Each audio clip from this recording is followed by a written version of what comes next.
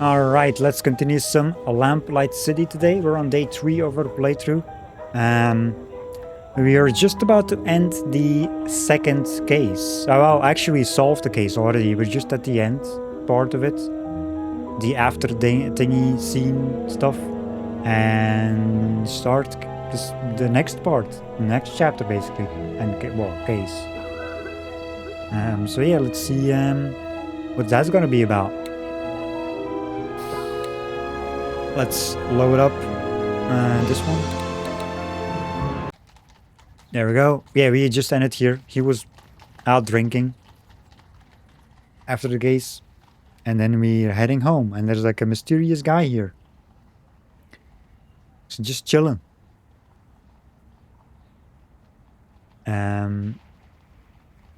We could talk to him? Sure, let's do that. Excuse me, sir. Could you spare a shilling? All of the coins.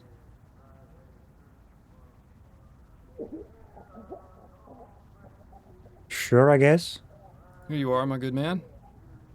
You always were willing to help the less fortunate, weren't you? But perhaps you should start thinking about helping yourself. I beg your pardon? Just look at yourself.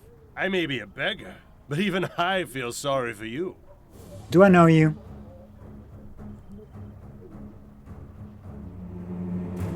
Sounds familiar, it does.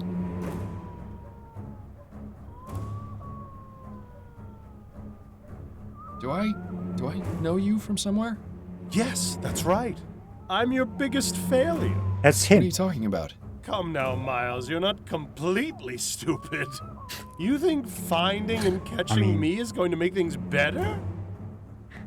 It's like the burglar?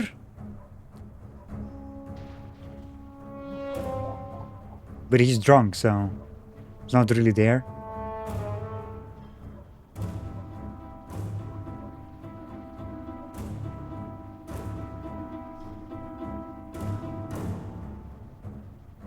I don't know. It might not, but at least I'll have closure. Again with the lying to yourself. Let's say you do find me, and this grand chase finally ends. What do you do the next morning? You still have a dead partner, no real job. Your wife knows you've been keeping things from her. Even if you solve 100 cases, it won't relieve that empty feeling inside. What's your point? I'm all you've got, Miles. Once I'm gone, there'll be nothing left. So just admit it. You don't want to find me. Not really.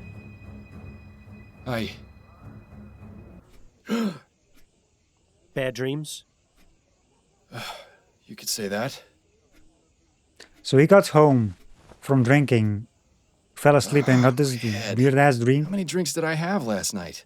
You're asking the wrong person. I was out after the first one. It seems Miss Maxwell was right about the effects of spirits. Go figure. Yeah, well, let's not make a habit out of it, all right? Well, that was interesting.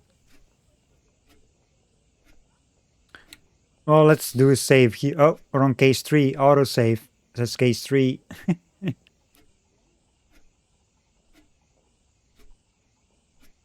Well, I have to...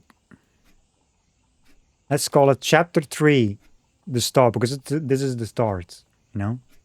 I call it chapter to just, you know, to have a different name. Because I use the other ones to... You know, if I make different like wrong choices, I can reload. Okay, that should be fine. There we go. Anything new here we can interact with? I guess not. Well, the nightstand. It's empty. Good riddance, I say. Okay. Remember before you started taking that medicine and you could actually read a book for more than 10 minutes before falling asleep? You were a lot more fun to talk to back then. So, you're up at last. Is something the matter, Addie? Oh, I see. You don't remember last night, do you? I guess I shouldn't be surprised. You do the same thing with your saves. I usually do this with adventure games.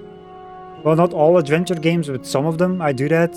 If it's choice-based stuff, I usually make saves like this. I make a save at the start of a chapter, and then like another save or 2 saves, like if in between, like during the chapter. It's like if it's a game that doesn't have like choice-based stuff that you cannot make mistakes, I don't care. Making more I don't need multiple saves.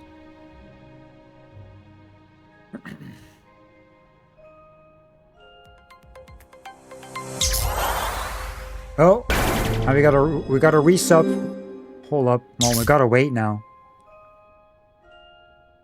Hello jellyf scream imudo bigrin patik love patik hi imudo mulala imudo bigrin imudo bigrin.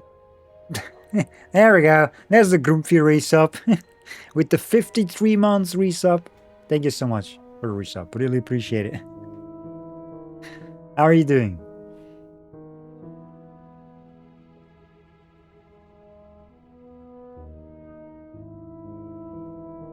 Didn't do anything stupid. Whatever happened, I hope you can forgive me. Please tell me I didn't do anything stupid last night. No, I wouldn't use the word stupid. Oh, thank God. Disgusting and shameful would be more appropriate, I think. Oh, what did I do exactly? It was nearly 2 when you burst in here, soused to the eyeballs from God knows where. I imagine you've probably forgotten that too. You were muttering something about peace and quiet and then proceeded to relieve yourself on my begonias before stumbling into bed. Charming. I salute you, O Vice Admiral of the Narrow Seas. Good God. How embarrassing. I'm so sorry, Addie. I don't know what came over me. I don't either. I've never seen you in such a state, and I pray that I never will again.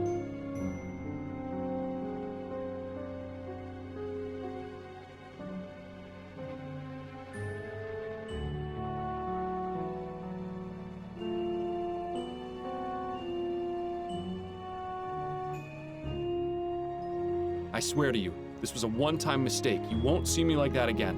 What possessed you to go out and get so drunk anyway? I decided to stop taking the soporific. It was interfering with my ability to focus on cases. I thought perhaps having a drink or 2 would help me sleep, and I got a bit carried away. I see. Well, I'm at least glad you've stopped taking that terrible medicine. But trading it for alcohol? This had better really be a one-time occurrence. Anyway, you got another message from Upton. It's there on the table, if you're feeling fit for the world now.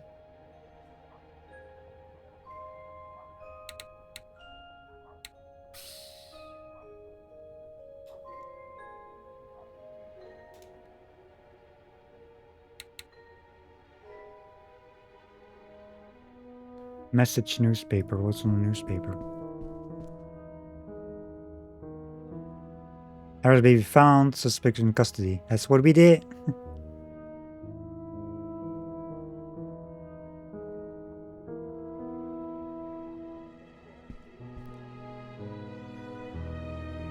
I can't read this,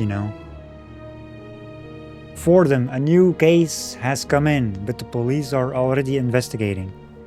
Details.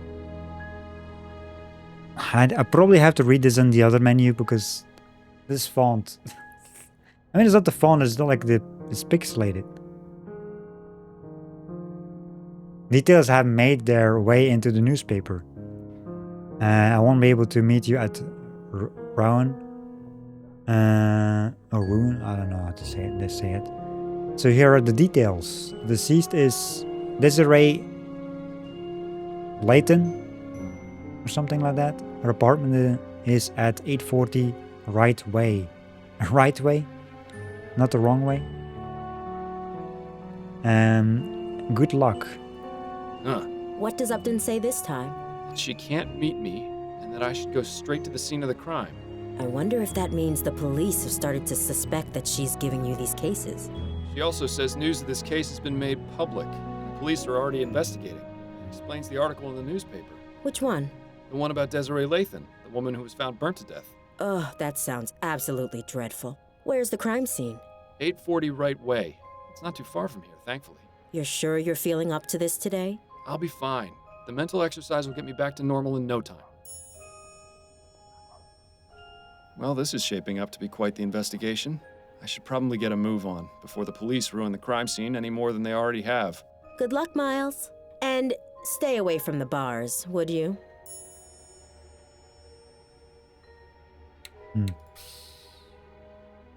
Stay away from the bars.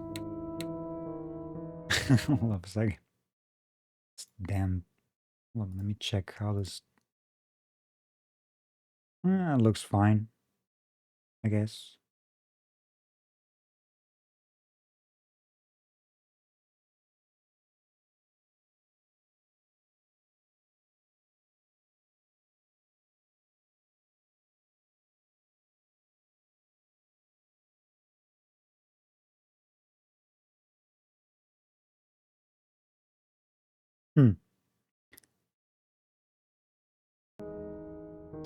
Let's talk to... Well, I don't think there's anything new here. If there isn't a pair of scissors or a hairbrush in Adelaide's hands, you can bet there'll be a book. Addie? What is it, Miles? Herself, apologize this lady. Compliment her? Do we want to do that though? What have you been up to lately? Nothing particularly exciting. My usual clients have been scheduling appointments, and I've been trying to get some new ones as well. In my free time, I've been catching up on my reading. Anything good? Yes, the conclusion to the dissembling mechanism was just published in Brentwell magazine last week. What's that? James Penstroke's latest serial. I wanted to read it to you, but you haven't been around much lately. Perhaps I'll take a look now that I can actually concentrate again. Yes, you could read it to me. I wouldn't mind hearing it again. It would certainly be a nicer way to spend your time than going out drinking. Yeah, because we've done this before already. This compliment thing. Apologize. Addie, please know that I'm deeply sorry for my behavior last night. I'll do everything I can to make it up to you. Would you like me to get some new begonias?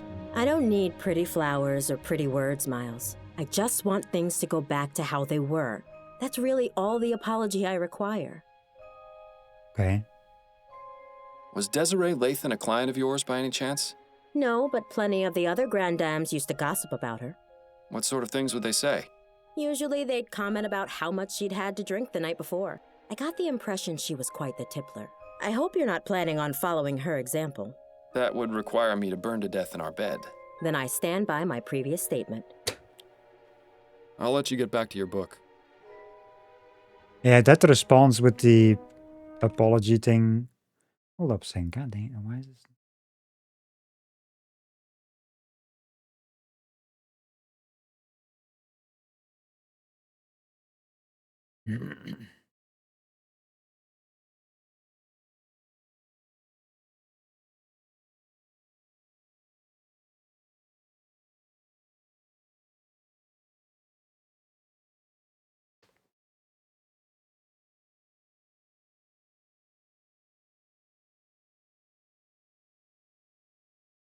Okay.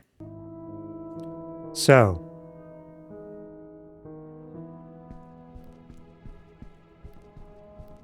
Enjoy your reading. I'll be back soon. I look forward to your return.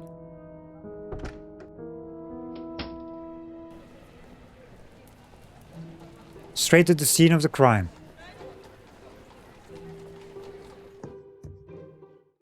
Looks as though we've arrived fashionably late. Excuse me, sir, but this is an active crime scene. We can't allow members of the public. Oh, this isn't just any member of the public, Kane. This is Miles Fordham. Used to be one of us until he got his partner killed. Wonderful. Officer Parsons is on the scene. It's a shock the apartment isn't in a shambles. Good day to you too, officers. Fordham? What are you doing here? Ah, Captain Snelling. What a pleasure. That's Chief Snelling now, Fordham. I don't expect you follow the workings of the department much these days, but I'd appreciate the proper address. So nice to see the power hasn't gone to his head. My apologies, Chief Snelling. You haven't answered my question. What in blazes are you doing here?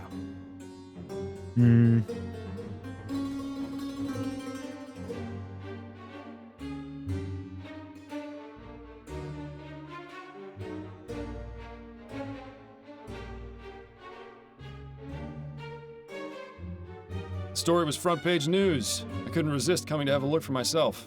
There's no respect for police business anymore. Damn meddlers. This is an active crime scene, Fordham. Leave the premises immediately.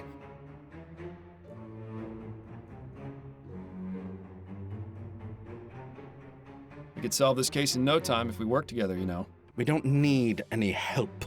Not even from former detectives. Parsons, I'm going back to the station.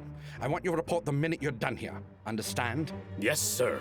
Now, don't get any funny ideas, Fordham. If you so much as breathe on anything in here, I'll have you arrested for tampering with a crime scene. Do I make myself clear?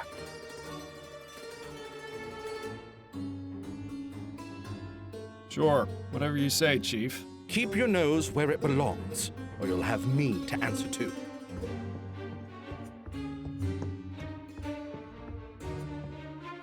I suppose it's reassuring that even in this crazy, ever-changing world, you can always count on Snelling to be a complete ass.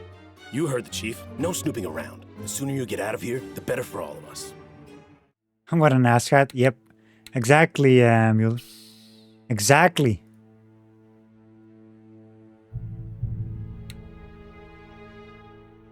Well, let's go snoop around then. Judging by these books, Miss Lathan was quite the fan of poetry.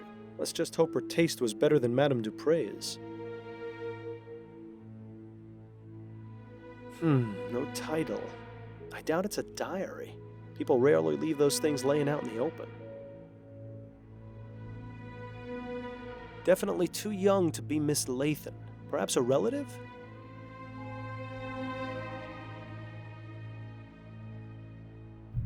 You have to hand it to her. Miss Lathan certainly had a unique taste in fashion. I bet you could see her coming a mile away.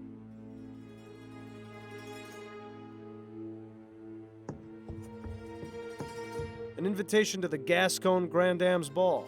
It seems it was held 2 nights ago at the Gascon Supper Club. Might be worth looking into, seeing as it's our only lead right now. Objective added. Let's see. Burning Desires. Desiree Layton was found burned to ashes under mysterious circumstances. Was it an accident or something more sinister afoot? Investigate Desiree Layton's apartment and the supper club. Oh, they got the message.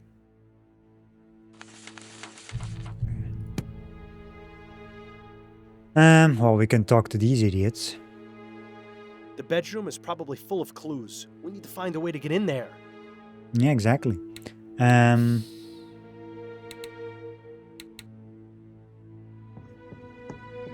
Excuse me, Officer Parsons. Clear off, Fordham. The chief doesn't want you here, and neither do I.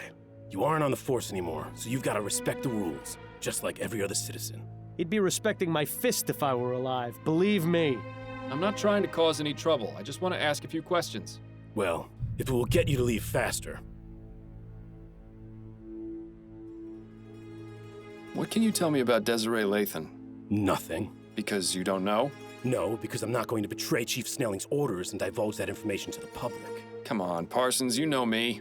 What harm would it do to tell me just a little bit? Do I have to state the obvious? If it were up to me, you'd be in jail for murdering an officer.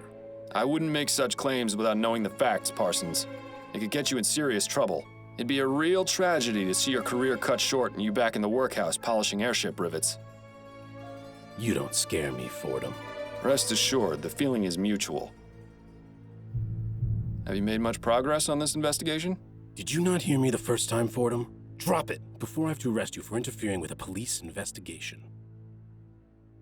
You're looking well these days, Parsons. What's your secret? Secret? I don't know. Maybe something about getting a good night's sleep without blood on my hands does wonders. How long has Officer Kane been on the force? I'm not one to gossip, Fordham. That's only the second most hypocritical thing I've heard today. Ask him yourself if you're so interested. Why was Chief Snelling here anyway? He's the chief of police, and this is an official investigation. It doesn't take a grand leap of logic. Yes, but the chief of police never bothers with a crime scene unless it's of great importance. Your point? Does that mean this crime scene is, in fact, of great importance? You're the investigator, Fordham. I'll leave you to work that one out. That's all I wanted to know. Good. Okay then. Talk to this guy. Begging your pardon, officer. Yes, what is it, sir? Is there anything you can tell me about Desiree Lathan? I'm afraid not. You don't have clearance in this investigation. And there's nothing I can say to convince you otherwise? My superiors would be very upset if they knew I was breaking the rules. I'm sorry. I think the operative phrase in this instance is if they knew. We need to find a way to get Parsons out of here. Maybe we should visit Upton at the station. How long have you been on the force, officer? 2 months, sir. And how's it treating you so far? This is where I was meant to be. That's good to hear. Parsons mentioned you used to be a detective? I was, yes, for 15 years. It wasn't always easy, but I loved every minute of it. Parsons goes on about how he's got his eye on becoming a detective, but I don't know if I'd be able to handle it. Is that right? Yes. He's up for review. I think he's trying to impress Snelling to improve his chances. Parsons wants to be a detective? Now I've heard it all. As if he needed more of a reason to be Snelling's lapdog. Do you enjoy working with Officer Parsons? I don't like to talk about my colleagues, sir. Especially when they're standing right over there. I understand.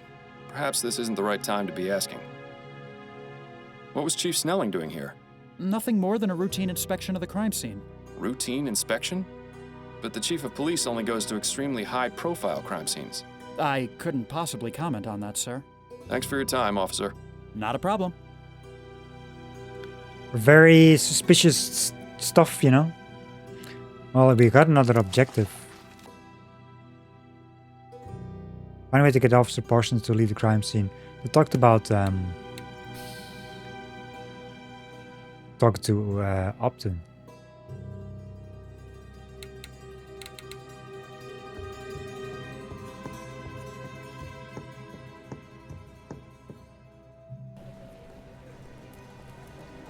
It's at the police station and supper club.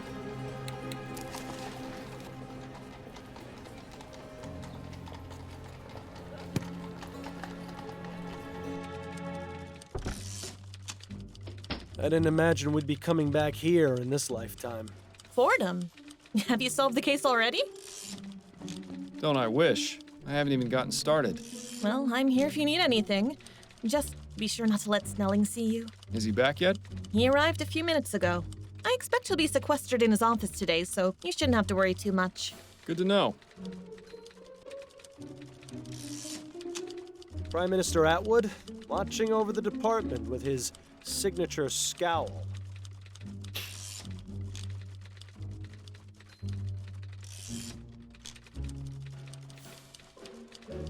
I don't think I've ever seen anyone reading those books. I'm half convinced they're purely decorative.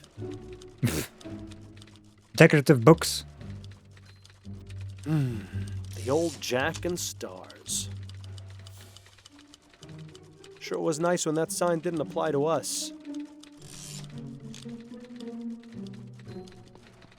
Pretty sure that connects Upton to everyone on the police network, including Giles at the jail. Lucky her. Got a moment, Upton? Yes, but let's make this quick.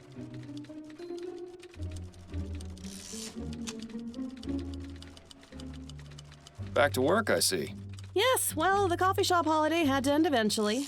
I'm gonna have to find someplace else to meet you. The higher-ups are getting suspicious. To be honest, it was a bit wretched there. I won't miss it. Well then, Mr. Big Bug, you can have the honor of choosing the next place. Under a bridge somewhere, perhaps. Under a bridge, really?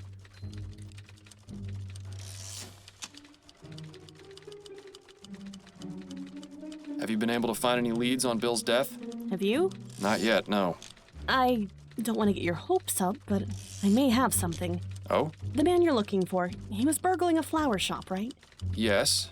I couldn't help but notice that in the last 2 cases you've had, plants have been used to drug people. It may just be a coincidence, but I also think it's something worth looking out for. If it becomes a pattern, there's a good chance it might be related. But 2 different people did the drugging. True, but in both cases, they learned from someone else. It's a stretch, but it's better than nothing. I'll take it into consideration. I'm having some trouble with Officer Parsons. You and everyone else who's ever met him. What's the problem? He's keeping me away from the Latham crime scene. Of course. He's one of the most loyal to Snelling. Any suggestions for how I might get him away so I can look around? I might have an idea. There are several reported crimes that haven't been assigned yet, and Parsons is itching to prove his investigative chops. He'd probably abandon his post for a good enough lead and a chance to impress Snelling. Up to no good. You impress me. Department politics are something of a specialty of mine. I love the name, though. I love the name of this person on the right here. Upton, oh good. Upton, oh good.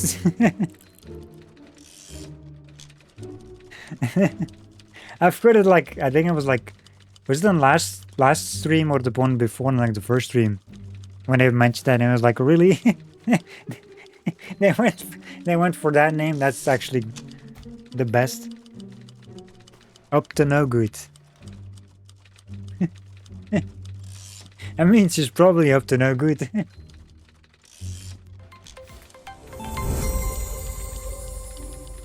Also, we got a raid from Interproductions, so welcome in the raiders. Welcome everyone. How is everyone doing?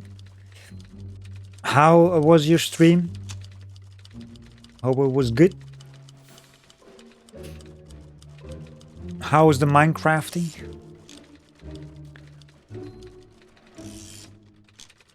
As you can see, we're solving cases again. You know, the usual.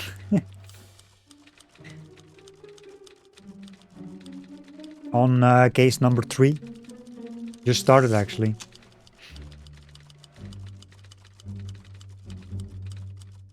Good. How's the murder mysteries? That's going well, actually. It's going well. Well, we solved the second case last stream. Now we're on like the third one. No. We haven't got much info yet. Why? We just started. Just started.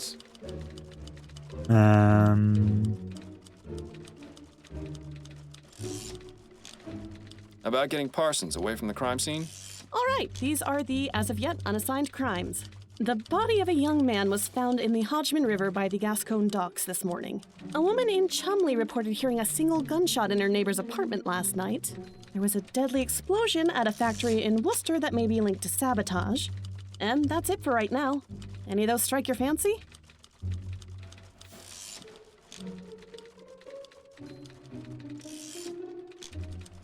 Tell me more about the body found at the docks. An unidentified man in his 20s was found in the river near the docks. The dock worker who reported it said that the body was bloated and decomposing. He must have been in the river several days. Dr. Edwards performed a post-mortem and determined the cause of death to be a blow to the head. I see. Certainly leaves a lot of questions. Do you think Parsons will be interested?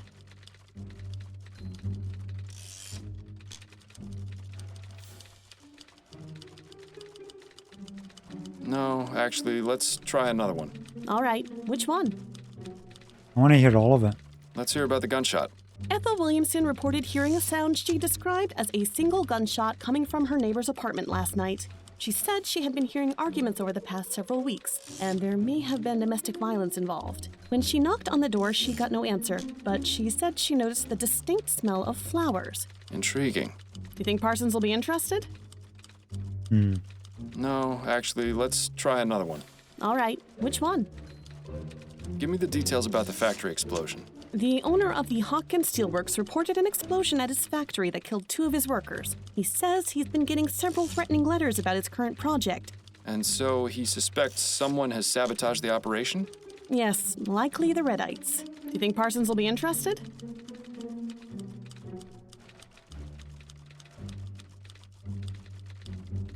No, on second thought, let's leave this for right now. All right. Let me know if you change your mind. Before we do any of that, Any updates on the Harris baby? He's back home and doing well thanks to you. I'm glad to hear it. You did an impressive job. I admit I was a bit concerned about how you'd fare after months of taking it easy.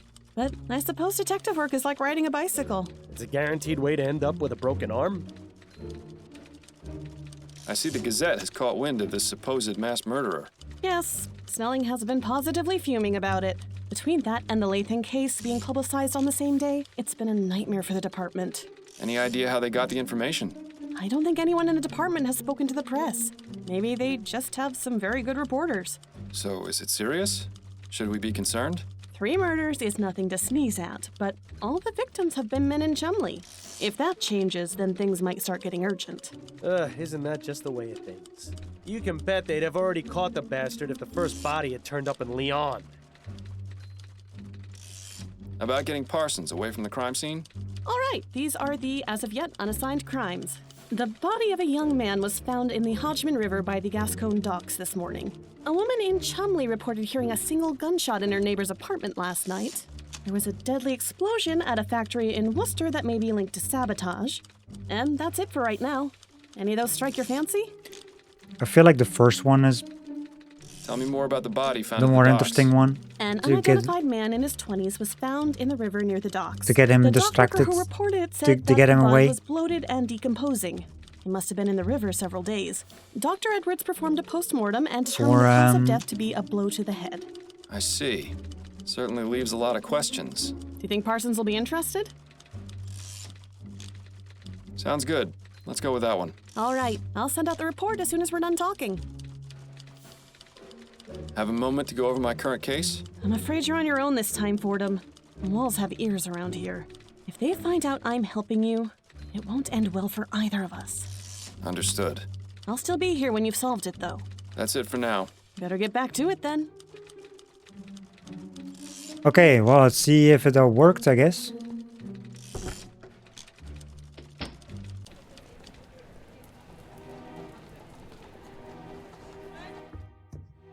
Damn, looks like Parsons didn't take the bait. He must not have considered that case enough to prove himself to Snelling. An invitation to the gas might be worth looking. Parsons? What is it, Fordham? I hear you're looking to become a detective, is that right? Yes, that's right. Shouldn't be a difficult bar to clear, given the caliber of some former detectives. The process isn't easy, you know. You have to prove you're the best of the best. Don't think I'm not aware of that, Fordham. I'm just saying, standing around here isn't going to do you any favors. I know that. First chance I get to shake this grunt detail for a shot at some real investigation, I'm all over it. Parsons' eagerness might be something we can use to our advantage. That's all I wanted to know. Good.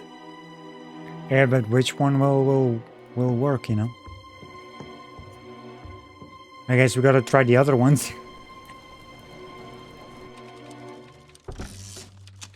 I guess we gotta try the other ones. On the cases. Hold up a second.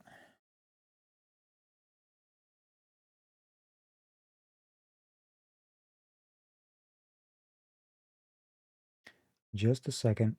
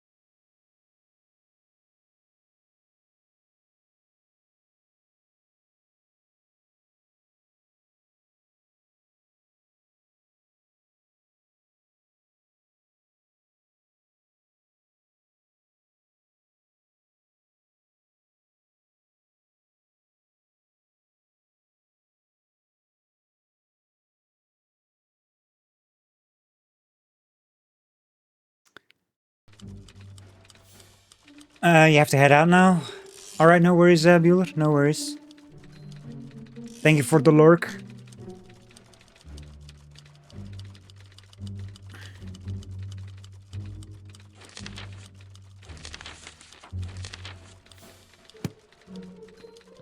Got a moment, Upton? Yes, but let's make this quick. Unfortunately, Parsons didn't take the bait. Nothing worse than a picky investigator. I wish more people were like you. Thank you? All right, these are the as of yet unassigned crimes. A woman in Chumley reported hearing a single gunshot in her neighbor's apartment last night. There was a deadly explosion at a factory in Worcester that may be linked to sabotage. And that's it for right now. Any of those strike your fancy? Well, I guess we're just going through the list. Let's hear about the gunshot. Ethel Williamson reported hearing a sound she described as a single gunshot coming from her neighbor's apartment last night. She said she had been hearing arguments over the past several weeks, and there may have been domestic violence involved. When she knocked on the door, she got no answer, but she said she noticed the distinct smell of flowers. Intriguing. Do you think Parsons will be interested? Sounds good. Let's go with that one. All right, I'll send out the report as soon as we're done talking. That's it for now. Better get back to it then.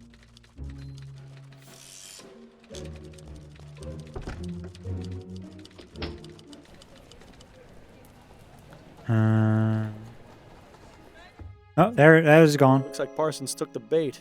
Now maybe we can finally have a look around the crime scene. And he's gone.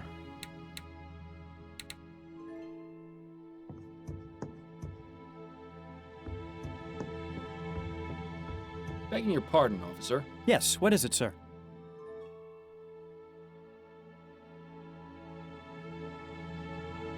Is there anything you can tell me about Desiree Lathan?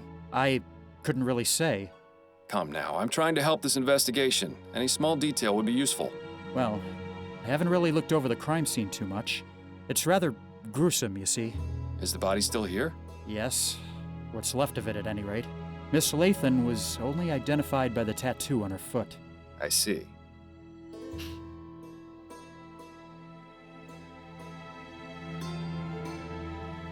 Has there been much progress here? Snelling and Parsons examined the scene, that's all I know. Do you think I might have a look, now that the initial investigation's been conducted? I'm afraid that's out of the question, sir. I have my orders.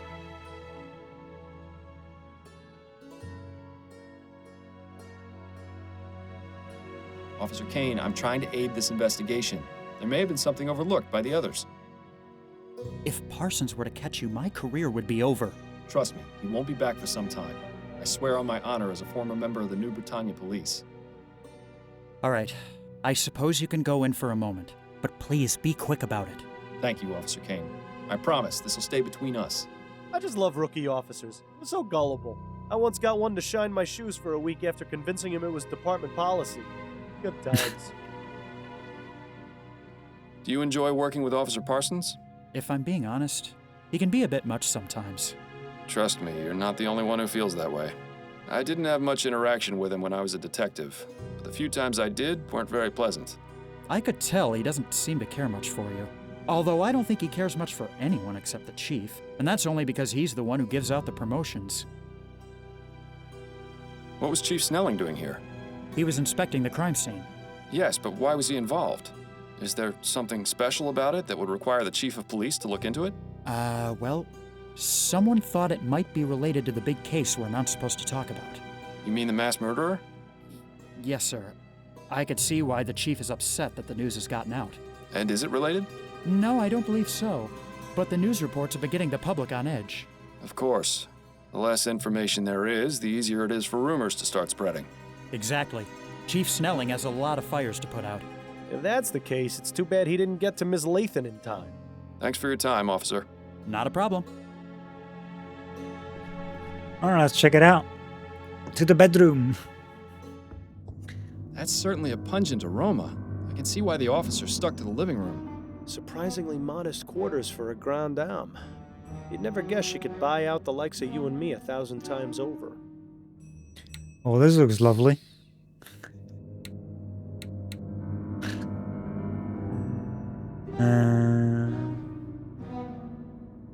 Fireplace, painting, typewriter. Ice bin. As much as I like this painting, this isn't the time for art appreciation. Doesn't look as though this fireplace has been used in a long time. I suppose we can rule it out as the source.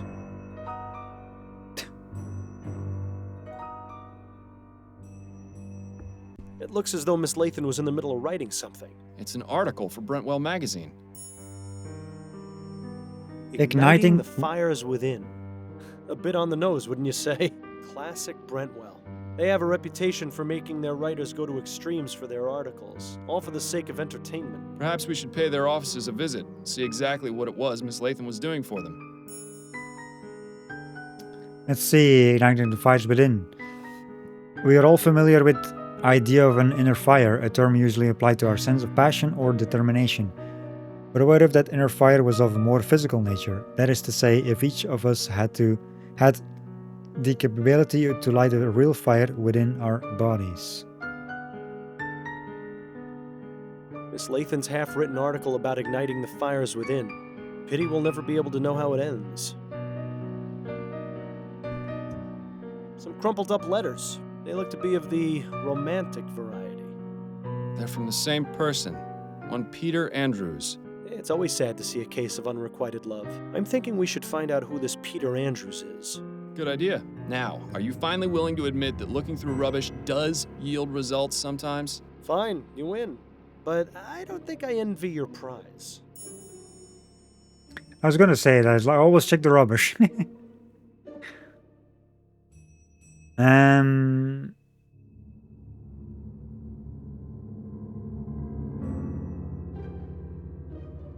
I'm gonna read that through here because that's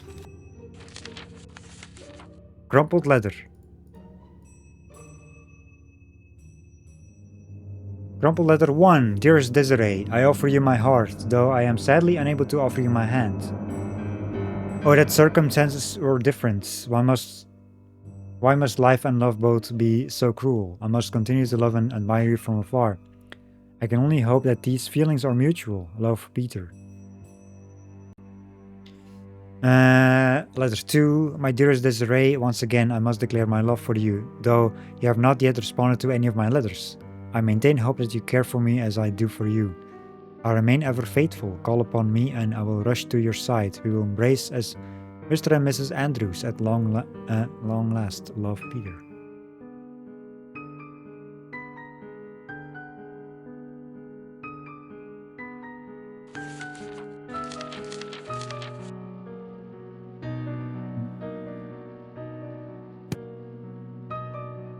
Nothing else of interest in there. That's a nice portrait of Miss Lathan. Too bad it was damaged by the fire. The area where the artist's signature should be has been singed and is unreadable. Too bad. But the date is still legible. It's from this year. That's a nice portrait of Miss Lathan. The area where the... But the date is still legible. It's from this year.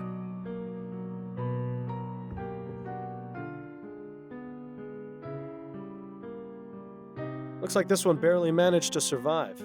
Pity. It looked like a nice work of art. The flames must have been fairly high to be able to stain the ceiling like that.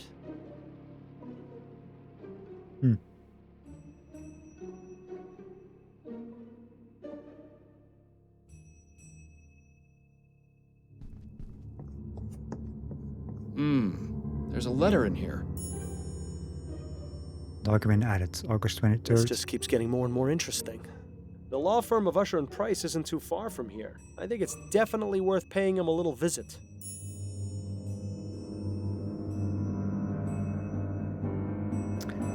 Dear Miss Layton, this letter is to inform you that we have received your request to make changes to your... What is... I'm gonna... Hold on, let me just read it. The documents.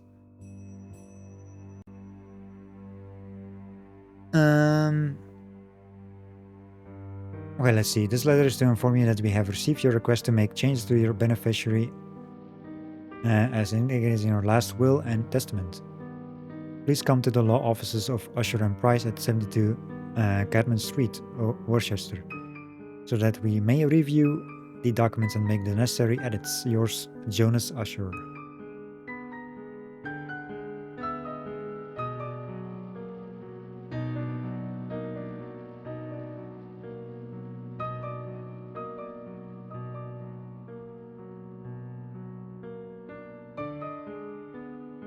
Hmm.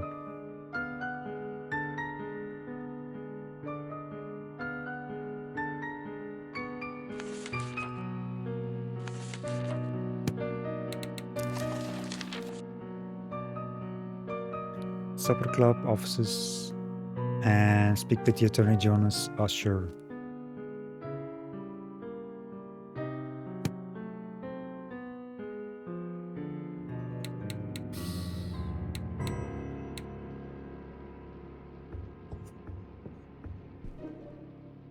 Ashes to ashes and all that. I'm glad I was buried. Cremation always seemed a bit too hot to handle. Now's not the time for jokes, Bill. Are you serious? Death is the best time for jokes. Otherwise, it's all just a bunch of boo-hoo-hoo this and wah-wah-wah that. And trust me, there's plenty of that in life. Hell, you'd know better than anyone. All right. Just shut it for a bit while I look over the crime scene, would you? I need to concentrate.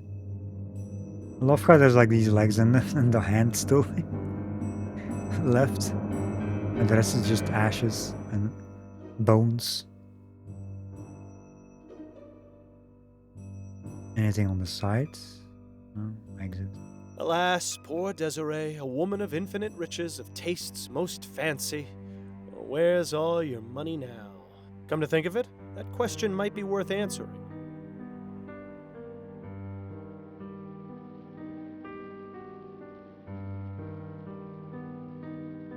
Ugh, greasy, fetid, stinking ashes. Who knew the human body was capable of producing such a disgusting byproduct? I'm surprised the coroner hasn't taken the body away yet. Probably because there isn't much of a body left to take. Either that or Dr. Edwards knows better than to deal with something like this. That's extremely unlike him. He'd jump at the chance to examine this body. Perhaps we should allow him the pleasure. I hope you're not suggesting what I think you're suggesting. We're taking ashes. I don't think Desiree will be able to give us a hand with this investigation. Bill? What? I thought it was funny. It is funny. This one's clean. Well, aside from the fact that the rest of the leg is burned off. There's a tattoo on her ankle. It says, "Dancing through life." Hate to break it to her, but that dance is over. This one's clean. This one's clean. I don't think Desiree will be... Bill? What? Miles, do you really want to go carrying around those stinking ashes in your pocket? It'll take ages to get the smell out. Good point. I'll need to find something to carry them in. Some pocket ashes.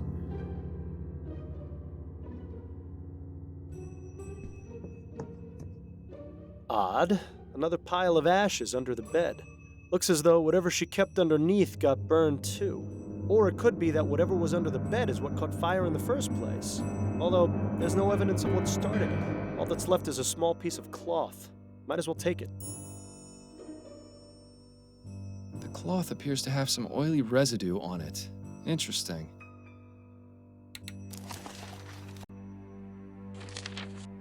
Burned cloth. The burned remains of a piece of cloth. It appears to have traces of some oily residue on it.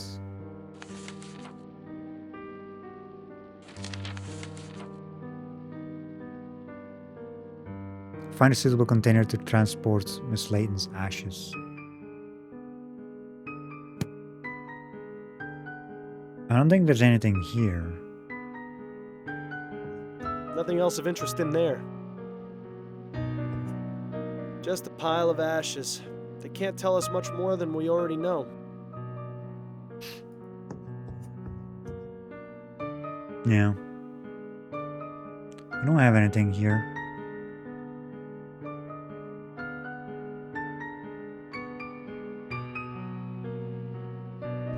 Nothing else of interest in there. No, not that.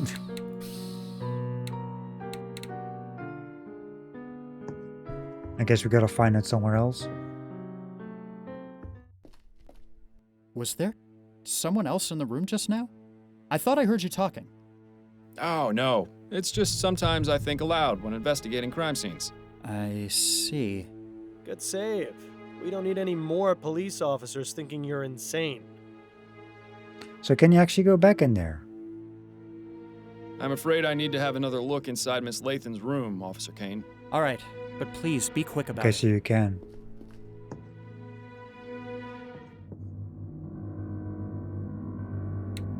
Let me just load this one, just in case.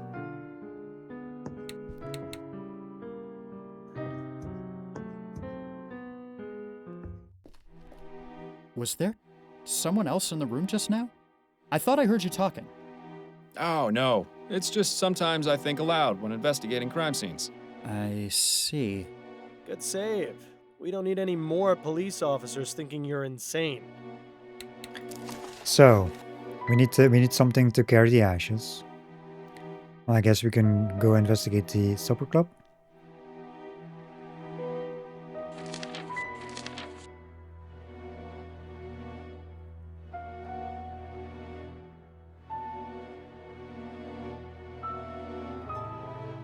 These are the offices from the letter.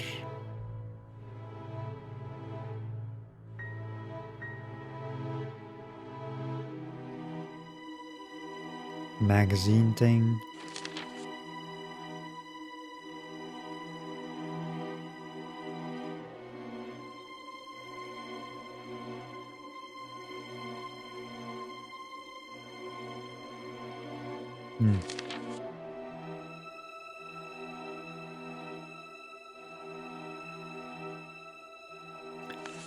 Where did I get this info from?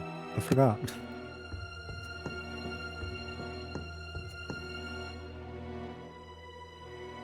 No title. I doubt it's a diary. People rarely leave those things laying out in the open.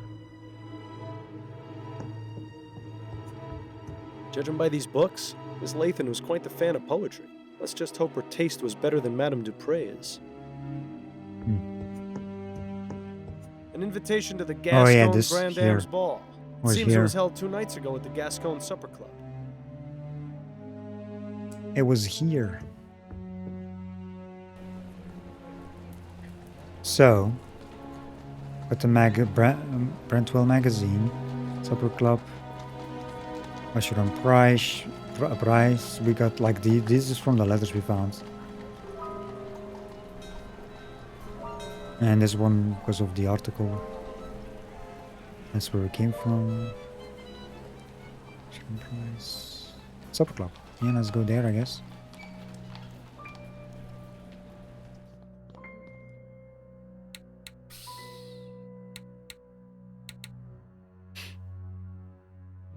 That painting depicts a hand dropping a bunch of blood-soaked silver coins into another hand.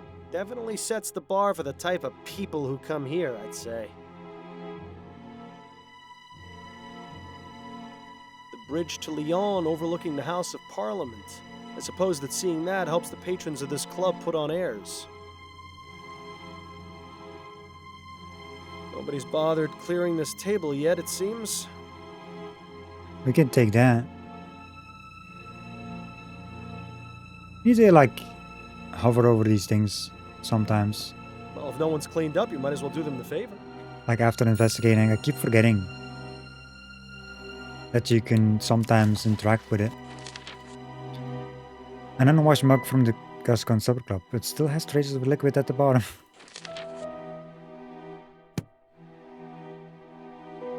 These are all high-end foo-foo liqueurs and cordials. You couldn't pay me to drink that rubbish. These are all high-end. Well, we got only one person chilling here. Excuse me, miss? Oh, well, hello there, handsome. I've never seen you around here before. Care to join me for a drink?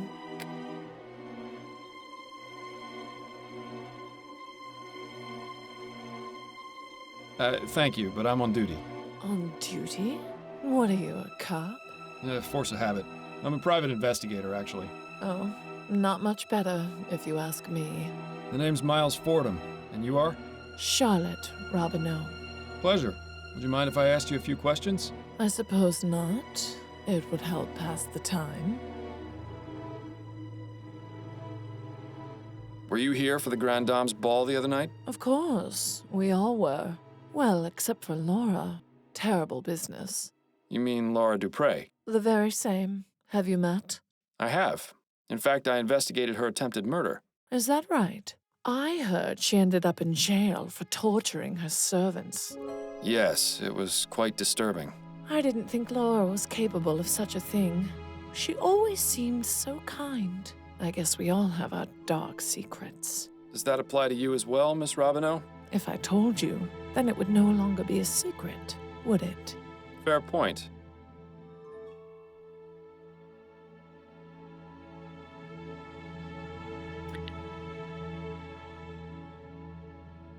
Now I want to try something. Hold up a second. Thanks for your time. Thank. We did save it, right? Yeah, here. We didn't take. Oh, okay. We saved it at the start. Okay, well. That painting depicts You a gotta hand interact with dropping a bunch of everything again, blood-soaked silver just to have coins the into another hand. information. Definitely sets the bar for the type of people who come here, I'd say. The bridge to Lyon overlooking the House of Parliament. Because there was like another option that I wanted to try. This club put on airs. So interact with the paintings. Was there anything else under the paintings and the bottles? Nobody's bothered clearing this table yet, it seems. Well, if no one's cleaned up, you might as well do them the favor.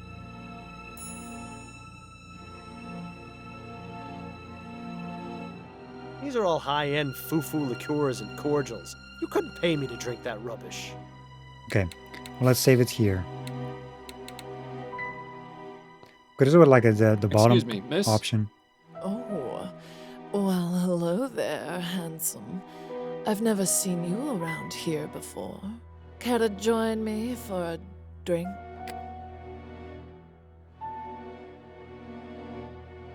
You're very kind to offer, but I must decline. My wife wouldn't appreciate it. Who says she'd have to know? Believe me, she'd know. She's very perceptive. Pity. Seems like all the good ones are already taken. Your name's Miles Fordham, and you are? Charlotte Robinow. Pleasure. Would you mind That's if what I I asked wanted you a to few check out. questions? I suppose not. It would help pass the time.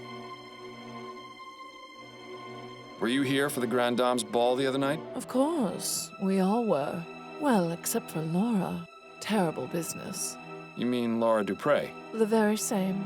Have you met? I have. In fact, I investigated her attempted murder. Is that right? I heard she ended up in jail for torturing her servants. Yes, it was quite disturbing. I didn't think Laura was capable of such a thing. She always seemed so kind. I guess we all have our dark secrets. Does that apply to you as well, Miss Robinow? If I told you, then it would no longer be a secret, would it? Fair point. So this conversation is still the same. Do you know Desiree Lathan? I knew her, yes. When did you last speak to her? Oh, it's been ages. She and I haven't had much to do with each other for a while. Why is that? It's really not important. We just didn't see eye to eye on a few things. Was she at the Grand Dame's ball? Yes, she was. Drinking up a storm as usual. Desi really knew how to enjoy herself. How much did she drink? Oh, I don't know. She used to outmatch me, and I can handle quite a bit. What can you tell me about Desiree's death? Just what I've read in the papers. She burned to death. It's horrible. She certainly didn't deserve to die in such a gruesome way. Did she have any enemies? Anyone who might have wanted to do her harm? No. Everyone loved her. Except you? Mr. Fordham, I said we haven't had much to do with each other. That doesn't mean I didn't care for her. Now please, let's drop the subject. Is the name Peter Andrews familiar to you? Peter Andrews? Is he still around? I'd be able to tell you that if you told me who he is. He's desperate. That's who he is. A lovesick fool who is obsessed with Desi. Sent her love letters all of the time. Would you know where I can find him? Why would you want to? Because I want to question him about Miss Lathan's death. Oh, I suppose that makes some sense. All I remember Desi telling me is that he worked at the Bank of Vespuccia, a clerk or some such. Imagine. Thank you. That's very helpful. Yeah, the love letters, that's why, you know, what we found. Tell me a little about yourself. Why, Mr. Fordham, I hardly know you. Well, that said, I'm always open to making new friends. Ooh, watch out, Miles. I think she's getting ready to pounce. Compliment her.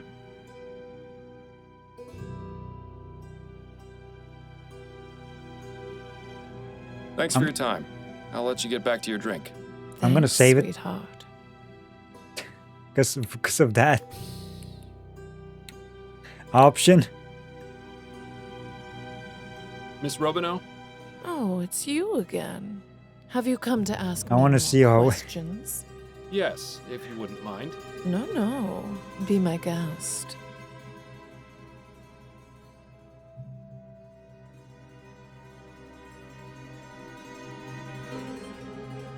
I must compliment you on your lovely hairstyle. Oh, how sweet of you to say. Though it is getting a bit ragged. I'm having it done this afternoon, in fact. My girl Adelaide is a treasure. You don't say. Well, she must be talented to improve on near perfection. Oh, such a flattering tongue, Mr. Fordham. So that's about Adelaide. Adelaide, you know, his wife.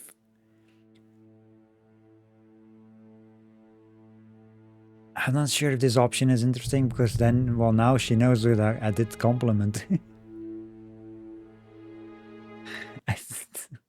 Where are the bar facts?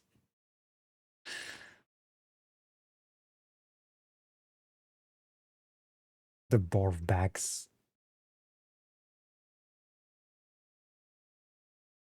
I mean,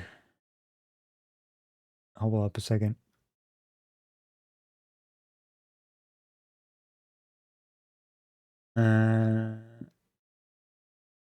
Just want to check something real quick.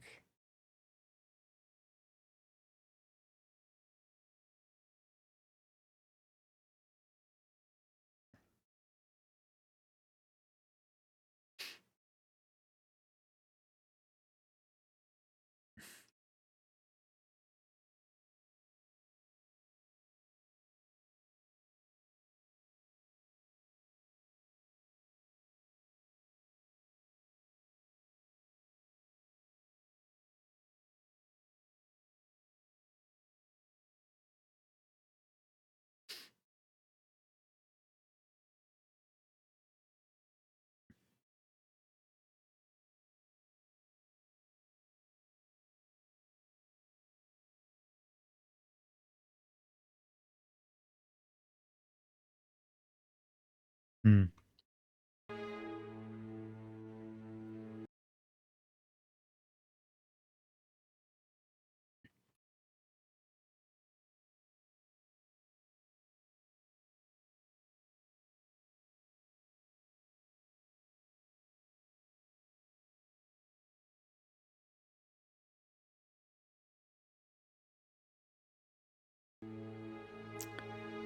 So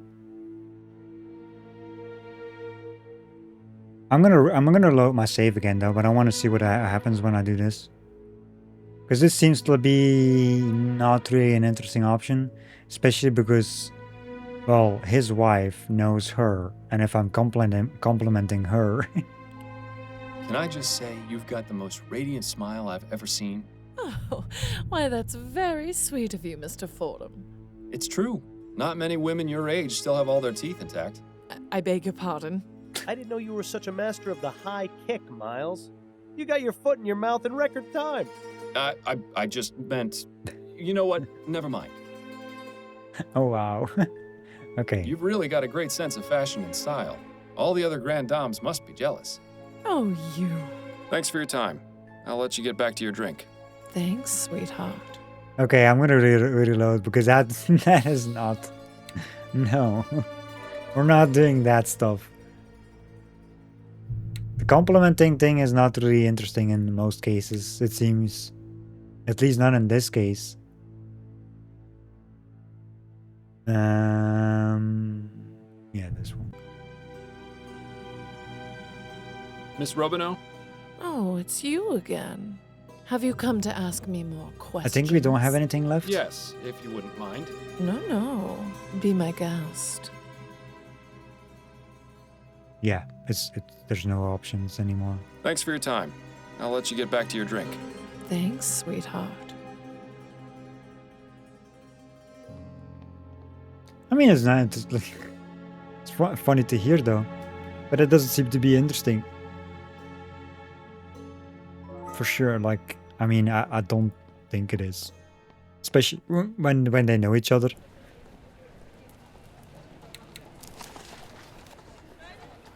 Just investigate the supper club. We did though.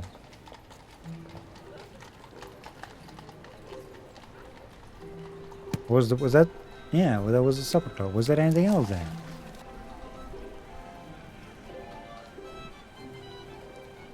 Well, I got information about the bank, about Peter Andrews, which was from, I think, yeah, these letters here.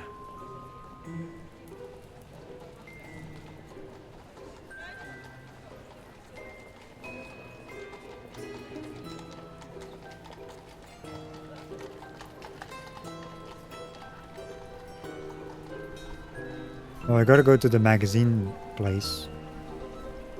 And this place here.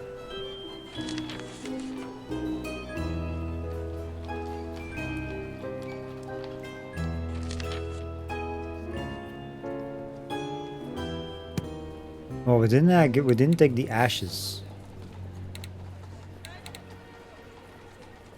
yet. Police station. I wonder if we can take that with, because there's still liquid in there.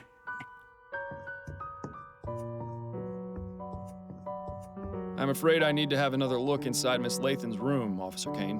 All right, but please be quick about it.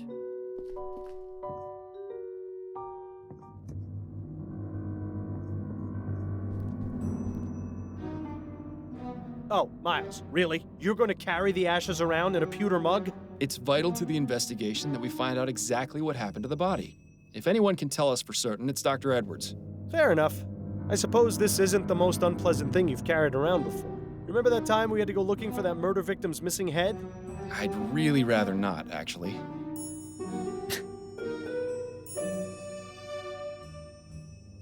Alright then, well, we got ashes in a mug. Stinking ashes of Desiree Layton contained in an unwashed pewter mug. Lovely. Have Dr. Edwards, the coroner, examine the ashes.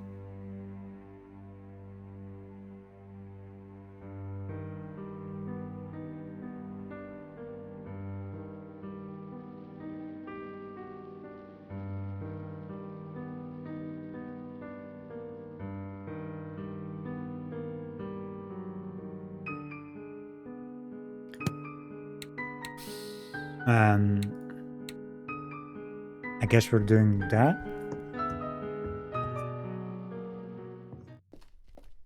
Ugh. The smell from the bedroom is getting worse. I don't know how much longer I can stand it.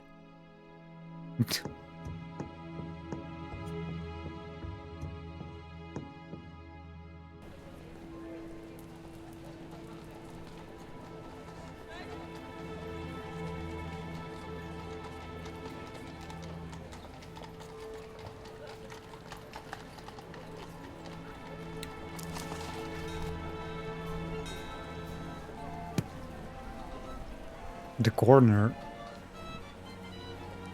That's at the police station. Dear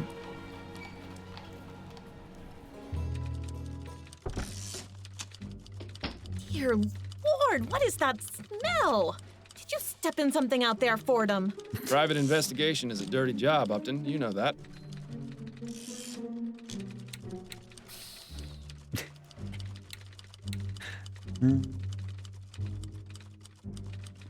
Got a moment, Upton?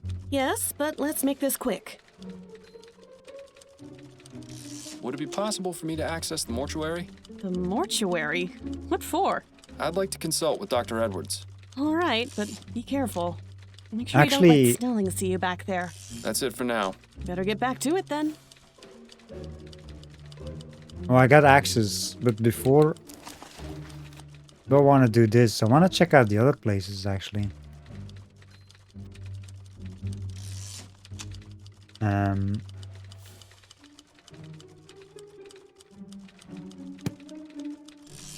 Because, you know, to get more info.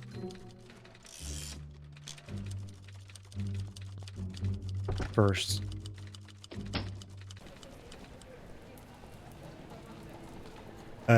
What's the next one?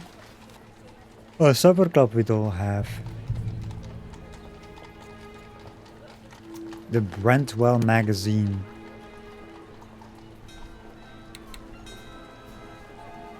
Sure. Ah, hello there. Are you here to drop off an article? No, actually, I'm a private investigator. The name's Miles Fordham. How exciting. You must have so many interesting stories. You could say that, yes. Please, come in, come in. I'm Alan Brentwell, owner and publisher of Brentwell Magazine. Pleasure to make your acquaintance. Goodness, what a stench. When did you last wash? Oh, that? No, I've just got these ashes of a burned woman in my coat. I see. I'm sure you've got your reasons for doing so. If you'd ever like to write an article about the experience, I'll be glad to take a look at it. I'm not sure that's a good idea, though. Running around with that.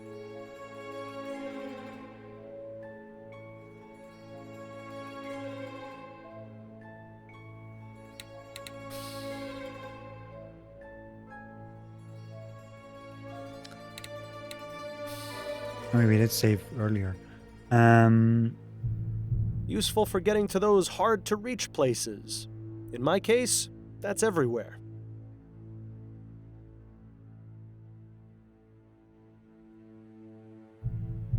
Maybe we actually should bring the ashes straight to the mortuary because of these. I don't know about this, yeah, because they respond to it. Confessions of a Steam Addict by Ezra Bartley. I think I'm better off not knowing. For Whom the Bell Almost Tolled by Suki Snobs. Fascinating stuff. For the publisher of a sensationalist rag, Brentwell is awfully well read. Assuming he actually has read all those books, of course. I mean, is that actually a thing? Hold up.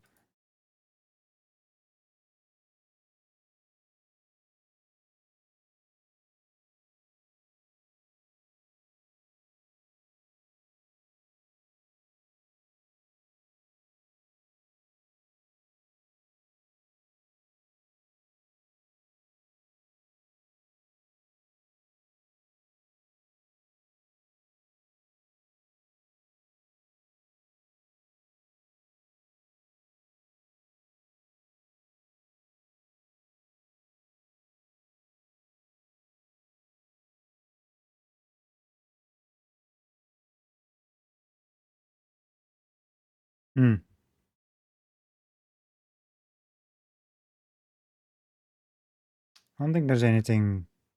It's just a fun thing. Running around with the ash. With the responses.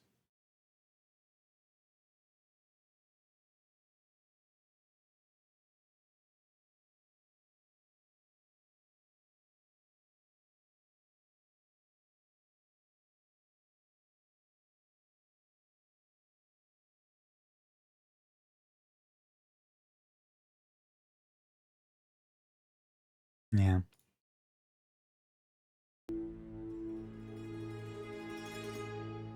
So we've checked this. This is a box. Empty. Too bad.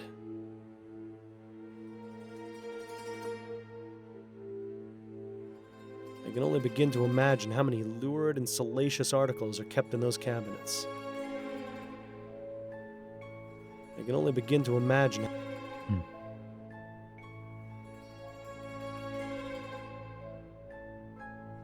Alan Brentwell.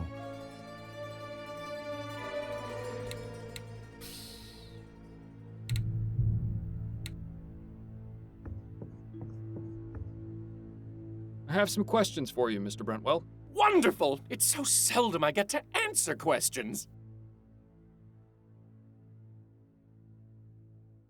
What can you tell me about Desiree Lathan? Desiree Lathan. Oh, why, she came to me a few weeks ago in response to an ad I took out requesting articles. She told me she had an idea readers would love. We agreed on 3 crowns per paragraph, and she was on her way. Come to think of it, I haven't heard from her in a few days. Were you aware that Miss Lathan is dead? What? No, I had no idea. What happened? I'm not exactly sure.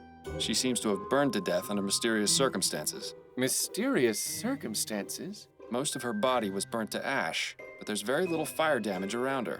It's as though she herself just caught fire. Oh, that sounds positively ghastly. Oh dear. Is something wrong? I just remembered. The article she was writing, dear God. I hope she didn't go too far with her research. Tell me about Brentwell Magazine. We're a monthly publication focusing on both fiction and non-fiction pieces. Ah, yes, you're publishing that serial, aren't you? The Dissembling Mechanism? You're a subscriber! Tell me, what did you think of the conclusion? Quite astonishing, wasn't it? I haven't had a chance to read it yet, I'm afraid. Ah, then I won't say any more about it. My dream was to have a magazine that was well-respected and educational. But sadly, it seems today's audiences are much more interested in reading about sightings of giant bat creatures or mysterious buried treasures. Such a pity.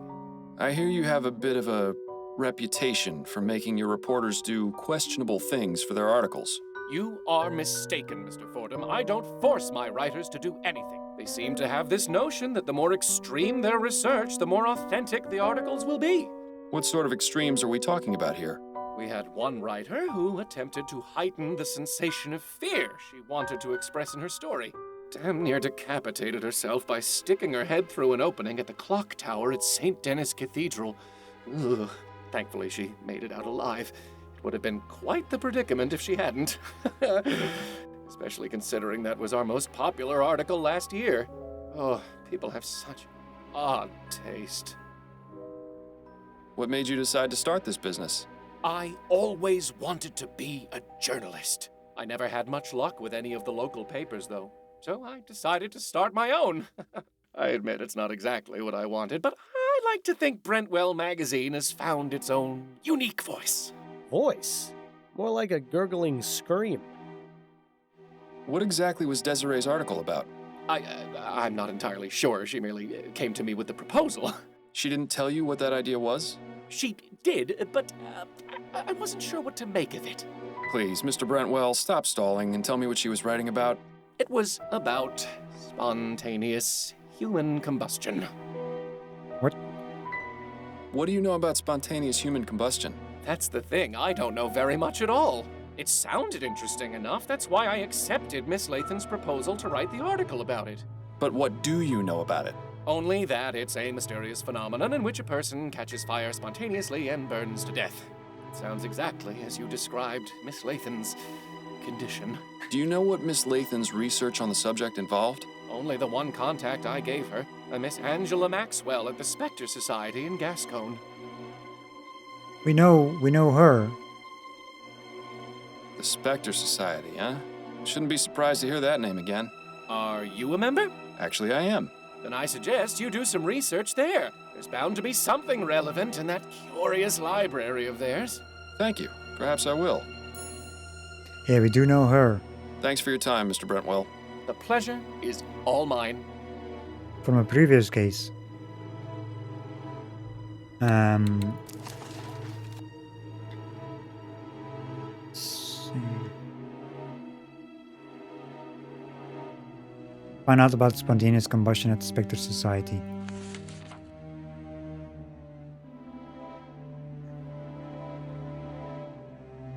Still not why we're getting the burnt cloth though. I haven't really gotten anything more out of this.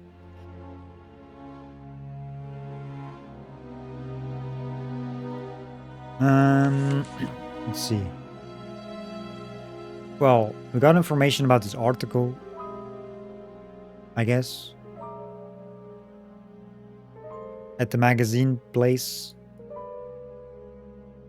You got the location, like, got more information about Peter. Some sort of information.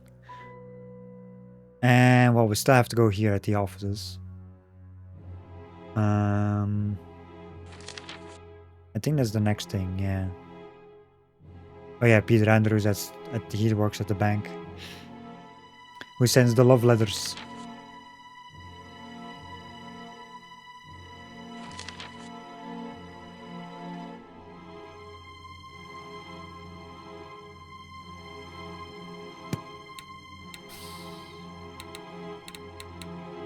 Cool. Let's get out of here, I guess. I think that there's anything else. For the publisher of a sensation, Brentwell has a front row seat to all the horrible things he might want to write about in his magazine.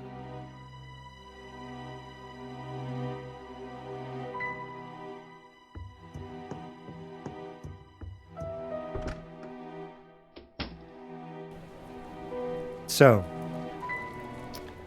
Spectre Society. Still wonder what this is. Like, why there's no... Okay, what's the next thing? Attorney Jonas Usher. So we did... Hold up a second. What do we have to investigate here? Oh, what is that? I think the water closet may need a cleaning. Like, what is needs to be investigated here? Excuse me. Ugh, get away from me, you horrid man. You smell like rotting flesh. You're not gonna make too many friends with those ashes in your pocket, Miles. Okay, let's load back. What am I saying? Well, Brentwell magazine, the bank, Usher and Price.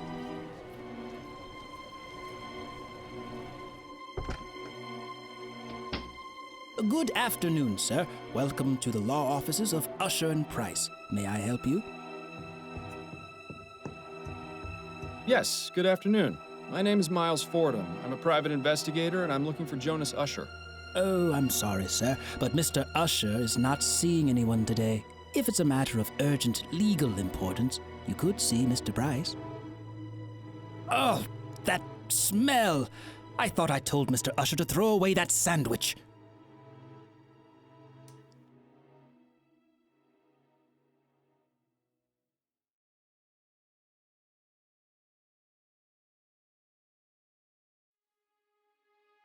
Well, you cannot interact with these doors. The plaque says it's a portrait of Thomas Usher. Looks like a real go-getter. That pipe really clashes with the rest of the decor in here.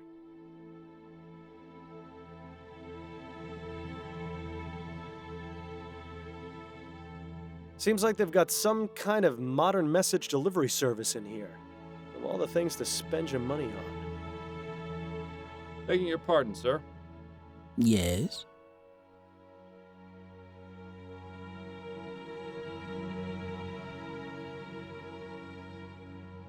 If I may ask, what is the reason for Mr. Usher's refusal to see anyone today? He has a rather important trial starting tomorrow, and doesn't want to run the risk of falling ill. Falling ill? And Mr. Usher is very particular about his health. Very particular. I see.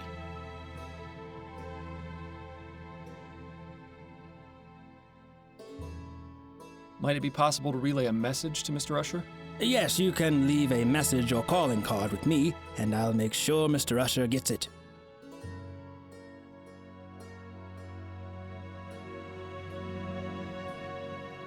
Perhaps Mr. Usher will see me when he sees this. Oh, what's that?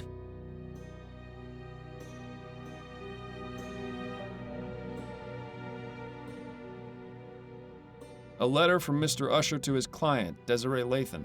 What? That's private correspondence. How did you get that? It was evidence I found at a crime scene. And how is it relevant? The crime scene in question was Miss Lathan's own bedroom, where she was found burned to death. That's quite a claim, Mr. Fordham. I can assure you that Mr. Usher deals primarily with facts. Right now, the only fact this letter proves to me is that you somehow rummaged through Miss Lathan's possessions and acquired it. He does have a point. We'll need something a bit more persuasive. I actually don't have anything to show. Right. Please stop wasting my time then. I'm very busy. Sir, it is of the utmost importance that I speak with Mr. Usher. And as I said, he isn't taking visitors today. But it's in regards to his client, Desiree Lathan. Or should I say, former client. Miss Lathan found another attorney? No, I'm sorry to be the one to have to inform you, but she's dead. Dead? I had no idea. No? It was in today's newspaper. I haven't read it yet. Mr. Usher forbids it in the office. But surely he's read it, just because he forbids you reading the paper in the office. No, I mean he forbids the presence of newspapers in the office. He fears they bring in outside germs. I see. In any case, if what you say is true, I'll need some sort of proof. I suppose just bringing in a copy of the newspaper is out of the question then. We'll have to find another way.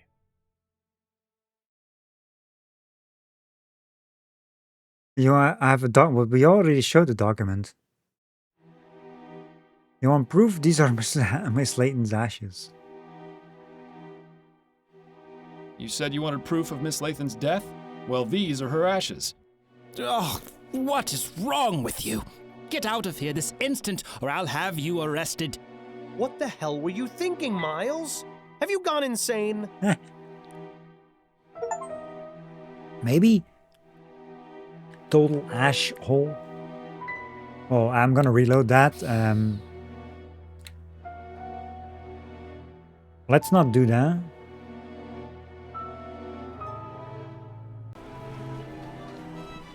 Because we have bring the leg with the tattoo, yeah.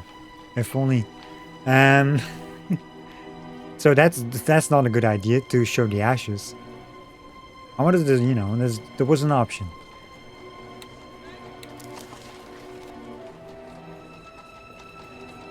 So I don't think it's a good idea to run around with his ashes like everywhere though. Maybe we should actually go to the corner now.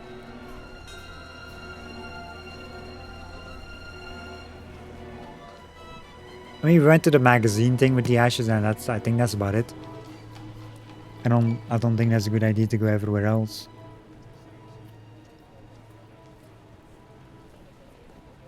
Would it?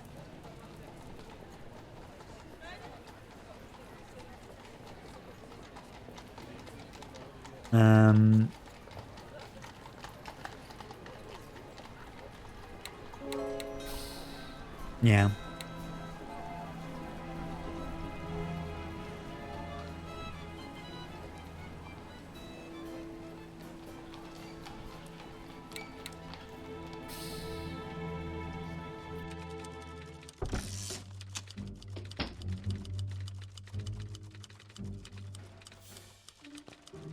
Keep up the good work, Upton. I might have some more questions later. I have no doubt you will. Oh yeah, we already did that.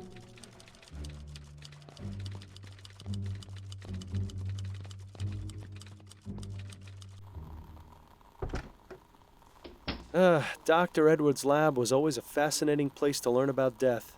A bit less so now that I'm quite the expert. Oh, did I miss cleaning up some bit of that last corpse? Oh, Fordham, what brings you down here? Hello, Edwards. I was wondering if I could pick your brain. Yes, of course. There's one in a jar over there, and I may have another one around here somewhere. That coroner humor never gets old, does it? Anyway, let me know what you want to discuss. This fellow's not going anywhere. I love the responses though when you go run around with the ashes. Like I think at the police station, Upton responded to it. Well, and the guy at the magazine place responded to it. Well, of course, the one at the attorney as well, but we loaded that to save back, so... Because it's not that a good idea to do that there.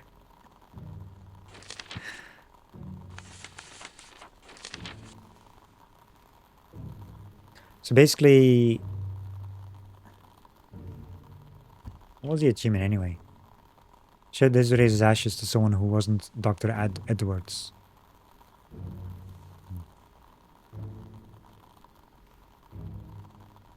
Reminds me of the one case where we got kicked out from the voodoo lady. Pick a bad response.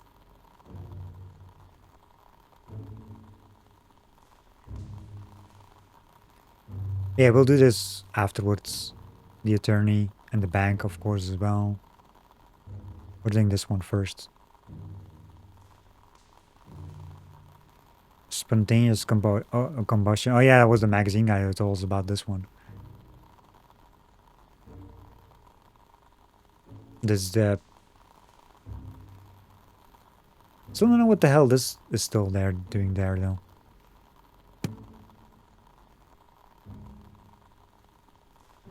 The brain is truly a fascinating organ, if only more people used it. A fine example of well-developed deltoids, latissimus dorsi, and gluteus maximi. Assorted lab equipment for setting things on fire or causing explosions. You know, the perfect way to pass the time. Workbench. It is all the same, I guess. I remember when Edwards used to keep his collection of preserved reproductive organs on this shelf. He must be getting soft in his old age. Or perhaps that's exactly what happened to his collection. I'm pretty sure I saw Edwards weighing his lunch on this once. I mean, why not, I guess? I remember when Edwards, or perhaps... Well, at least he died with a smile on his face. Sort of. Looks rather fresh. There's a plaque at the base of the jar that says H. Putnam. That collection of stains, fluids, and other repugnant materials almost makes me homesick for the chum. You've seen one dissected torso, you've seen them all. It sure is a lot of rubbish crammed inside our upper bodies, isn't there? I wonder if Edwards ever got around to fixing this typewriter. The letter E being out of alignment always made his reports a nightmare to read. It's important to keep your hands clean when dealing with dead bodies. After all, you never know where they've been. Until after the post-mortem exam, anyway. This provides the room with just the right amount of heat. Unlike the incinerators in the crematorium. Talk about overkill. I'd say being hooked up to that machine was the worst experience of my life. Except I was already dead at the time. Imagine a giant mosquito sucking out all your blood and then replacing it with formaldehyde. Not very pleasant. Edwards keeps assorted bottles and specimens in there. Nothing too remarkable that I can see. Nice pair of legs. Nice pair of legs. I feel sorry for the poor slob who has to clean that out. Seems to be empty for now. That's most definitely a good thing. Edwards must have some very good friends in the department who have gotten this custom-made table. It does suit the room, though. You got everything looked at? Not a stitch of clothing on him. As if having your torso ripped open and poked around inside weren't bad enough. There truly is no dignity in death. Pardon me, Edwards.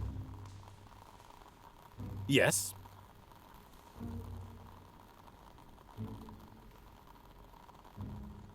I've got these human ashes from a crime scene. Straight to the point. I knew I liked you for a reason, Fordham. Who do they belong to? Desiree Lathan. She was a Gascon Grande Dame. Oh, of course. I heard about that case. She was found burned in her home, wasn't she? That's right. I meant to go over there later today. Well, then I suppose I've saved you the journey. Would you have a look at these? Does this mean you're officially on the case? Not as such. In fact, I'd appreciate it if you didn't mention I'd been here. Ah, clandestine operation. Sneaking around under Snelling's nose. I don't have much of a choice. I'm pretty much persona non grata around here these days. Well, you're always welcome in my mortuary. Preferably while still breathing, of course. Anyway, I'll just take those ashes off your hands. I'm sure your social life will soon improve. Yes, I was making quite the impression. This is an interesting choice of container. It was either that or carry them around in my bare hands. Well, I'm a bit busy right now, but I should have something for you within the next couple of hours. But you do realize the information won't be exclusive to you. I'll have to pass it on to the detectives on the case. Naturally. That just gives me more of an incentive to work quickly. found this piece of burned cloth at the crime scene. Could you take a look at it for me? This is from the Lathan case? It is, yes. What do you need me to look at exactly? It appears to have some oily residue on it. Interesting. I'm afraid I have my hands full right now, but you can feel free to use my workbench if you'd like. To do what exactly? Surely they taught you something about basic chemical analysis when you worked here.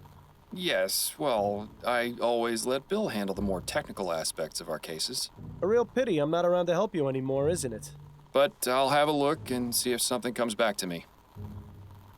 Keeping busy down here, Edwards? Oh, you know me. I've always got my hands in someone. Edwards always did have a way with words. This postmortem was just a formality, really. The victim died of a gunshot wound to the head. Last week, though, we had a real kicker.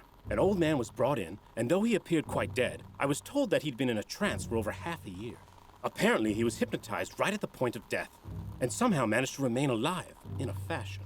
In any case, when I began performing the exam, his entire body decayed into a putrefied mess within minutes. It was fascinating. Should you really be giving me these details, Edwards? Oh, hell, I don't mind telling you, Miles. It's not like you're going to go tell Snelling.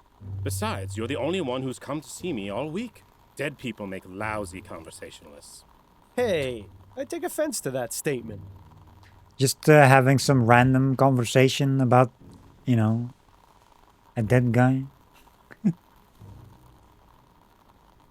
So, Snelling got promoted to chief, did he? Yes, not too long after you left. Personally, I think he took advantage of your situation to change things around here. Was it really that much of a shock? Bill and I weren't exactly the most well-liked detectives on the force. But you were respected. You two solved over 350 cases in 15 years. You were an institution. Damn right we were. It's so easy for people to resent their more successful peers. Ah, Edwards. Nice to know someone missed us. That's a lot of cases. You didn't examine Bill after he died, did you? Ha! He wishes.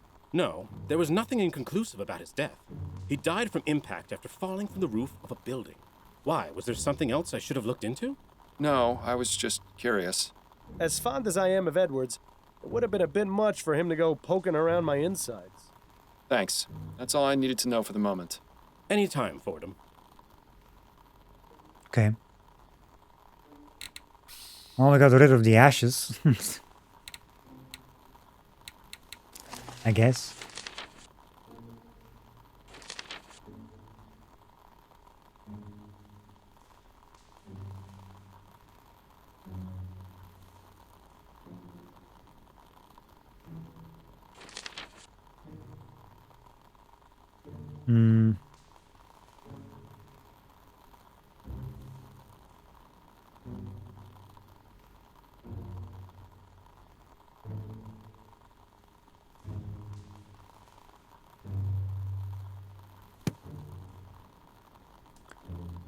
I guess we're doing the workbench stuff.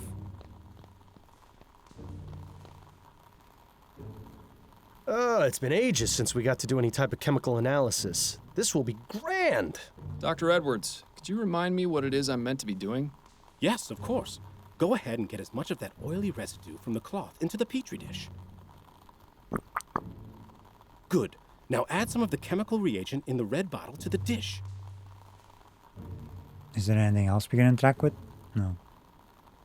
Good thing there was enough residue left on that rag to produce a decent sample.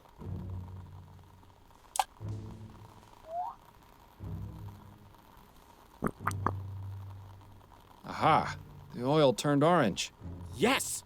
The reagent has caused a chemical reaction and changed the oil's color. Isn't science fun? Quite. But how does this help me? I have some samples of the most common types of flammable oils on the shelf. Go ahead and add them to the test tubes. Good. Now simply check each one with the reagent to see if you can find a match. And if I don't find one? Then I suggest going out and looking for more oil samples.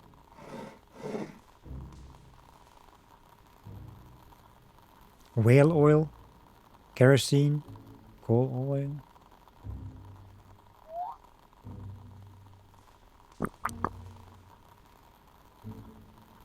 What is that? Looks like ammonium chloride. Won't be of much use to us in this experiment.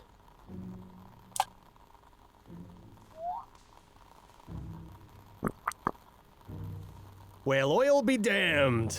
Looks like that's not a match. Really? Oh, you love it. We'll all be damned.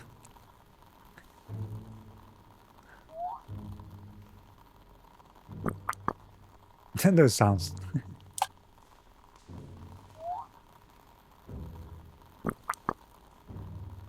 So much for kerosene being the culprit. I don't think there's gonna be any of these. It's gotta find some. Too bad. I would have bet on it being coal oil. Oh well. And before we continue though, I'm gonna be right back. Gonna take a quick bathroom break. So I will be back in a minute.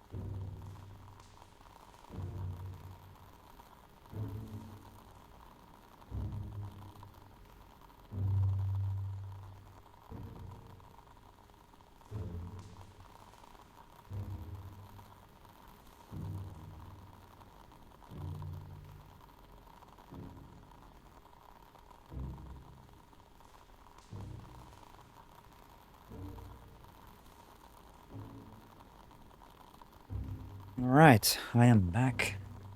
So, well, since we don't have anything to check, that we don't have the right oil to compare, you gotta find it. I remember when Edwards, or perhaps that's exactly. I don't think the good doctor has anything else to teach us right now. So he's investigating the ashes. Like, you know, examining. Gotta figure out the oil, eventually, from this cloth. That's about the only clues we had, like the ashes and the cloth. From the crime scene.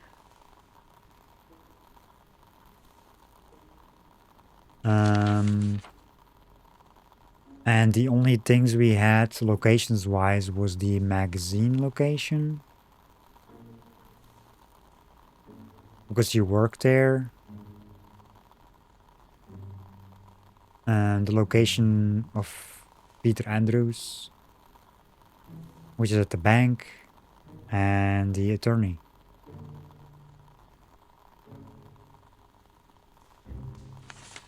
And of course we knew the location of the bank from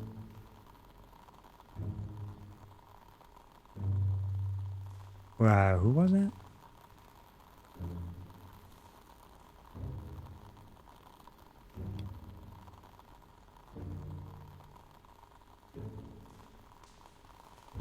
Oh yeah, the lady at the bar. The supper club, I think it was. Probably. I forgot already where we got that info from. Yeah, this one we got this info from the magazine guy. Because it was about an article. And somehow she has something to do with it. Well, not really, but like she knows information about it. So I guess we're out of here for now.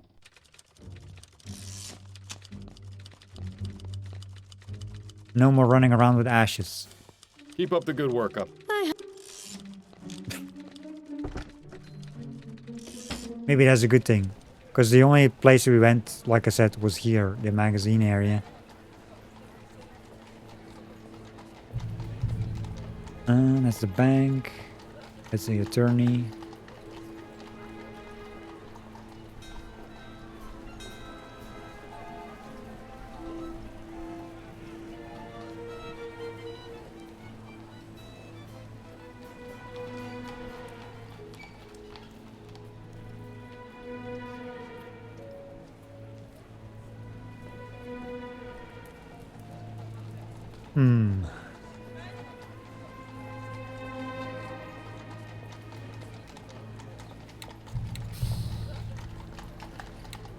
I don't think there was anything here. These are all... Just complimenting. Miss Robino? Oh, it's you. Yes. No. Yeah, just Thanks for your complimenting. time. I'll let you get back to your drink. Thanks. Not really anything I want to do.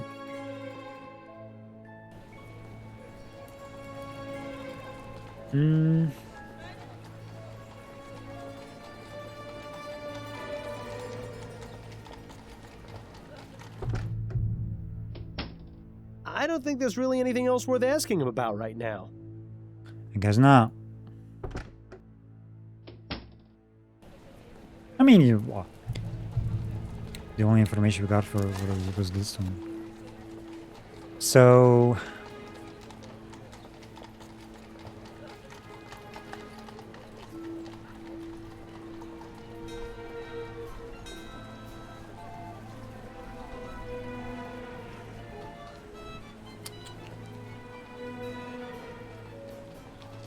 I guess we'll go here before we go to the two places here.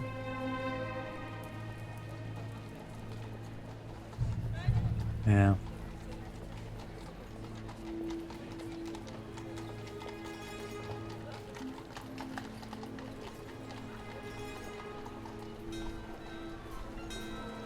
Yeah, let's go here first. Welcome back, Mr. Fordham.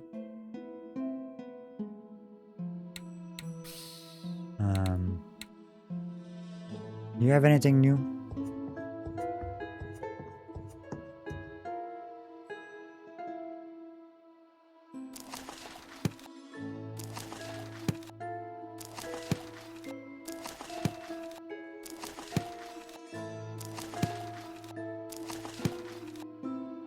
Mysteries of spontaneous combustion. This all sounds strangely familiar, but spontaneous human combustion can't be real, can it? Then again, sometimes the simplest explanation is the correct one.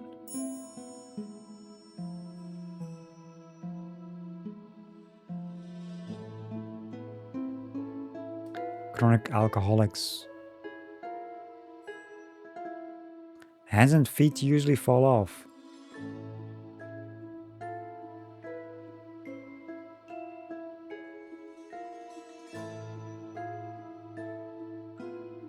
Where is the Evrisian? Someone has done the research.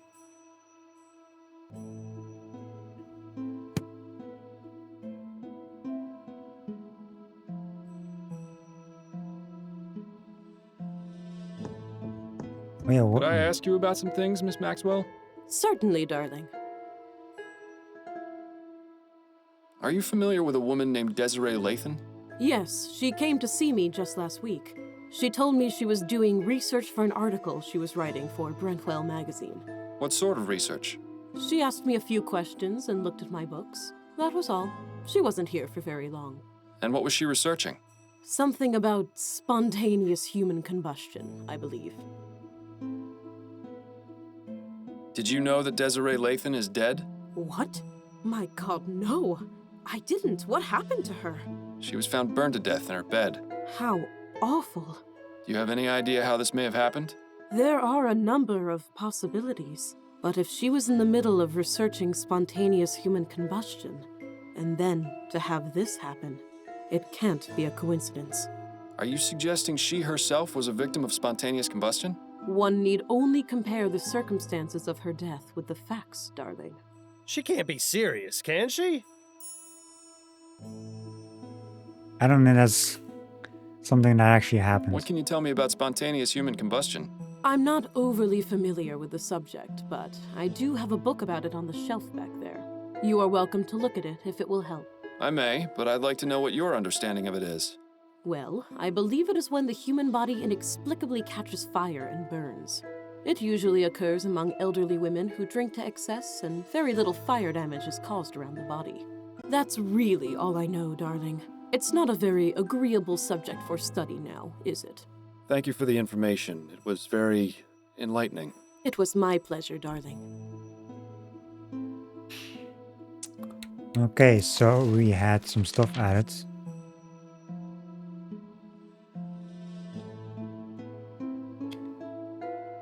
The report updated and declared Desiree Layton's death the result of spontaneous combustion. Really? You can already report that as solved in this case? Just probably the wrong solution. Because that's not someone killed this person. Angela Maxwell's testimony. Ms. Maxwell suggests that Desiree Layton may have been a victim of spontaneous human combustion. Yeah, no. No chance.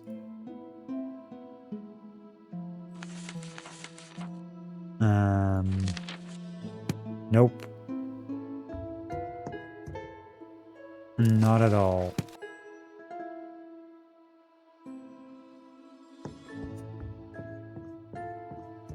There's quite a few members in this group. There's quite a... We cannot check it anymore. I'll be going now. May the spirits guide you to that which you seek. So that didn't help us much. So we got, what else do we have? Well, supper club, but I guess we go to the attorney.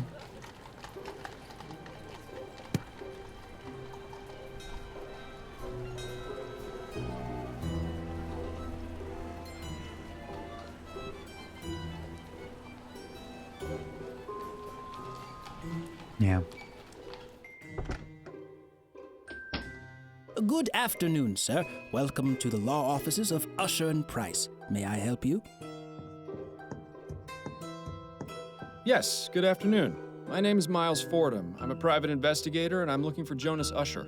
Oh, I'm sorry, sir, but Mr. Usher is not seeing anyone today. If it's a matter of urgent legal importance, you could see Mr. Price. And let's interact with all the things we can. The plaque says it's a portrait of Thomas Usher. Looks like a real go-getter. That pipe really clashes with the rest of the decor in here. Seems like they've got some kind of modern message delivery service in here. Of all the things to spend your money on.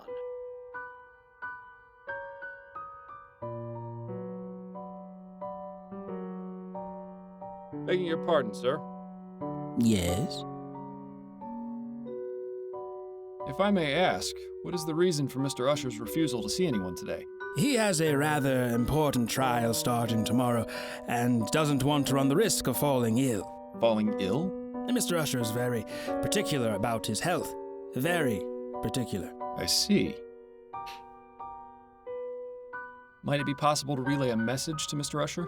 Yes, you can leave a message or calling card with me, and I'll make sure Mr. Usher gets it. Perhaps Mr. Usher will see me when he sees this. Oh, what's that? A letter from Mr. Usher to his client, Desiree Lathan. What? That's private correspondence. How did you get that?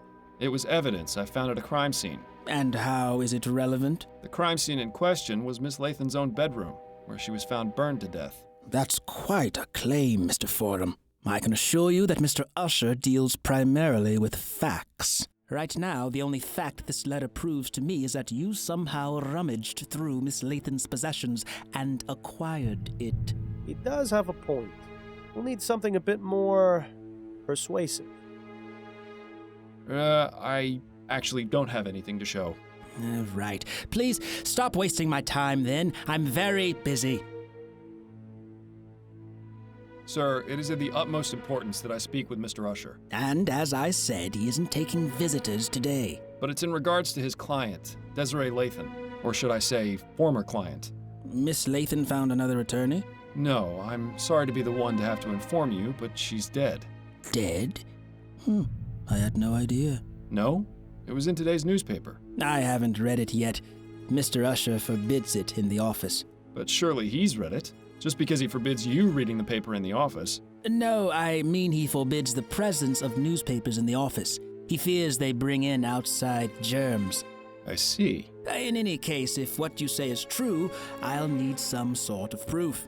I suppose just bringing in a copy of the newspaper is out of the question, then. We'll have to find another way.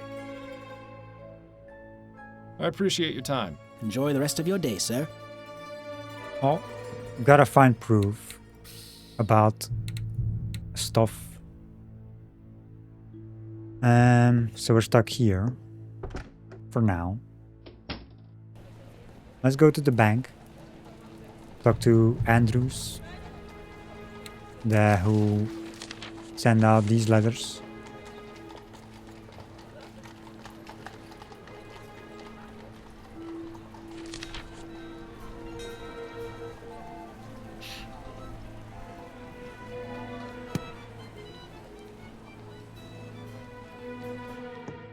Mr. Fordham.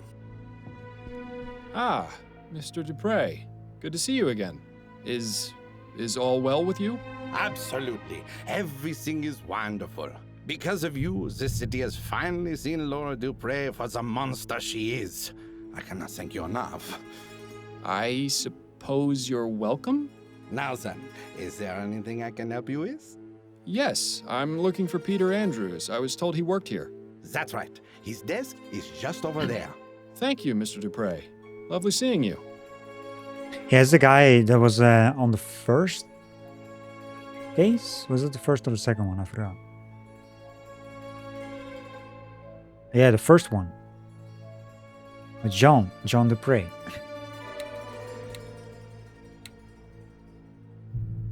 Which was... So wait a minute. You can, like, you come across well, actually the other one as well, Angela. I wonder if you fuck up with certain things in previous cases with those characters, these specific characters, will they actually help you in these cases then?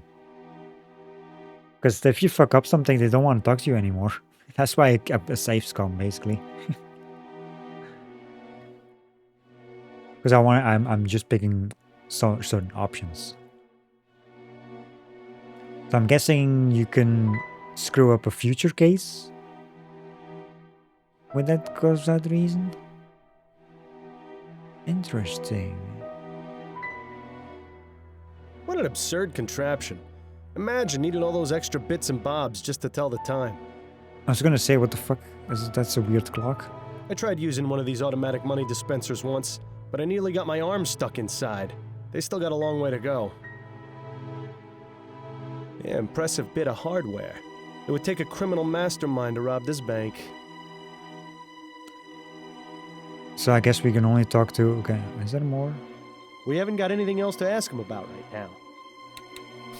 Let's do another save after, we didn't check it out. Mr. Andrews. Yes? Miles Fordham, private investigator. May I ask you a few questions? Yes, I suppose that would be fine. Have a seat. I'd rather stand, if it's all the same to you. Now then. Do you know Desiree Lathan? Desiree Lathan? No, I can't say the name rings any bells. Really? You say you don't know Miss Lathan. Would you care to explain these? Why are they crumpled up? Did she throw them out? And why do you have them? I just love catching people like this. Relax, Mr. Andrews. Let's take this slowly. Now, I can assume by your reaction that these are your letters? Yes, they are. So why did you lie about knowing Miss Lathan? I promised my wife I would cut off contact. But you clearly didn't. The most recent letter is from 2 weeks ago. Did she hire you? Your wife? No, that's not why I'm here. Ah, well, that's somewhat of a relief then. Were you aware of Miss Lathan's death? What? Desiree is dead? No. She was found burned to death in her bed. You're lying. You have to be. I'm afraid I'm not, Mr. Andrews. Oh, Desiree. Do you have any idea who might have wanted to kill her? No, she was a marvelous woman. Well, I'm sorry to have to be the bearer of bad news, but at least you won't have to worry about writing any more letters. That isn't funny, Mr. Fordham. Yes, it was. Don't listen to him. I mean, it's kind of funny. So your wife knows about your correspondence with Miss Lathan? Well, I don't know if you could really call it correspondence. Desiree never wrote back. But yes, Peggy, that is to say, Margaret found out shortly after we married. Exactly how many letters did this bounder send, I wonder? At first, I tried to make it out that she was just a friend, but she found one of the more intimate ones while I was writing it. I see. And what was her reaction? What do you think? I still have the scar from the glass that she threw at me. You're still married? Oh, yes. Margaret comes from a very strict Catholic family. They would sooner she die than divorce. It hasn't been easy.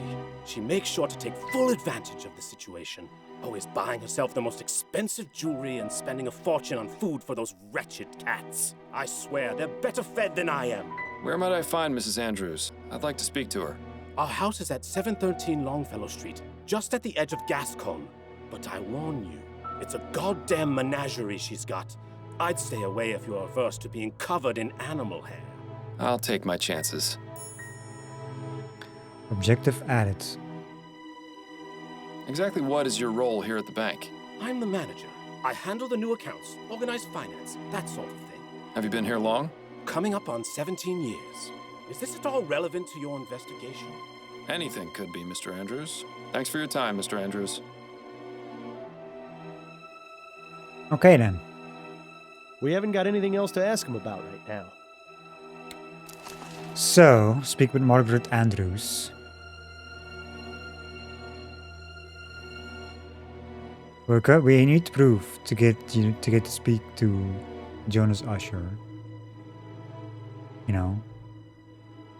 But I think we find that proof from the coroner. Probably.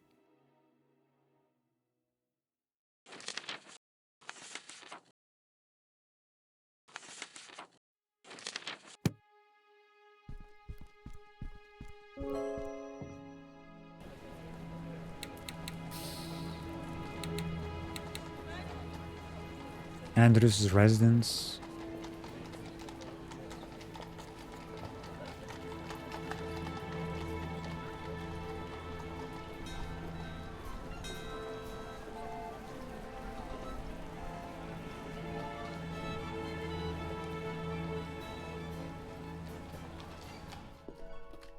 Nice house. It definitely screams, eccentric person lives here. Speaking of which, that must be Mrs. Andrews over there with those rodents.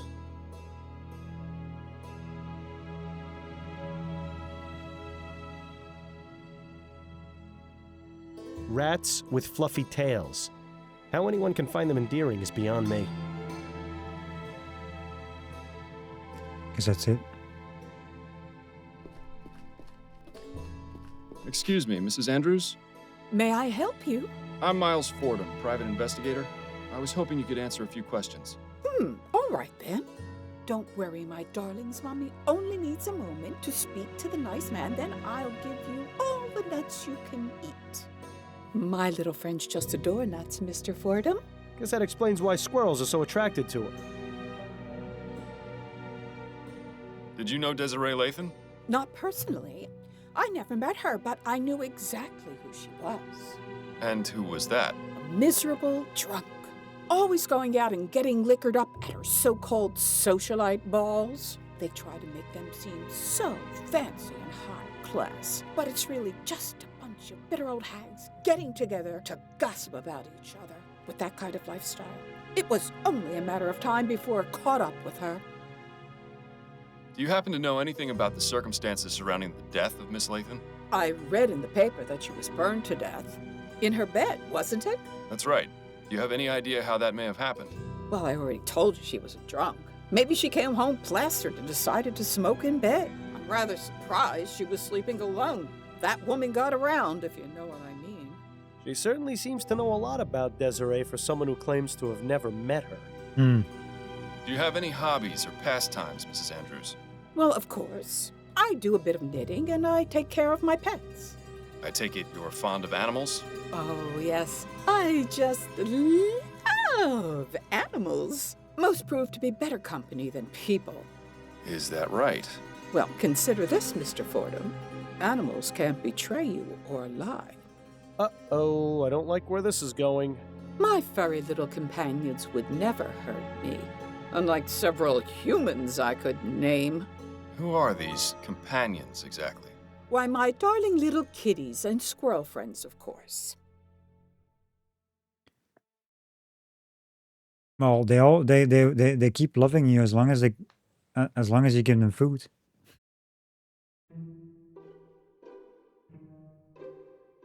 Tell me about your cats. They're the most wonderful little dears. Do you have any pets? Afraid not. My wife isn't too fond of cleaning up after animals. Pity. Cats make wonderful pets. They're good company and are independent, unlike dogs. Edgar and Hubert are my pride and joy. I give them only the best of everything, and they in turn give me their unconditional love. That's delightful. I used to have a wonderful cat named Tobias, but, oh, he had an unfortunate accident. That's why I never let my two angels out of the house. What happened to Tobias the cat?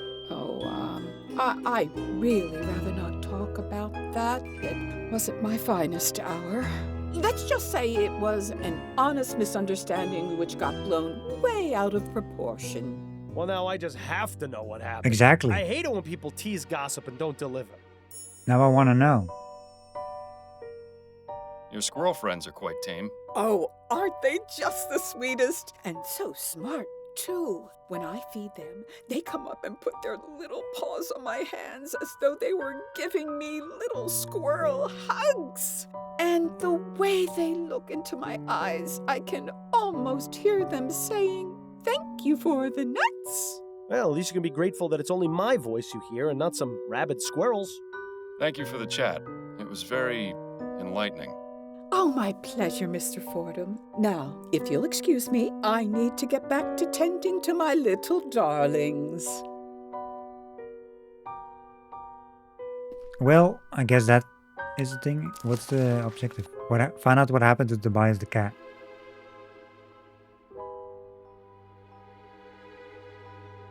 Which is an interesting objective. Because, you know, the only reason we talked to these people was because of these letters.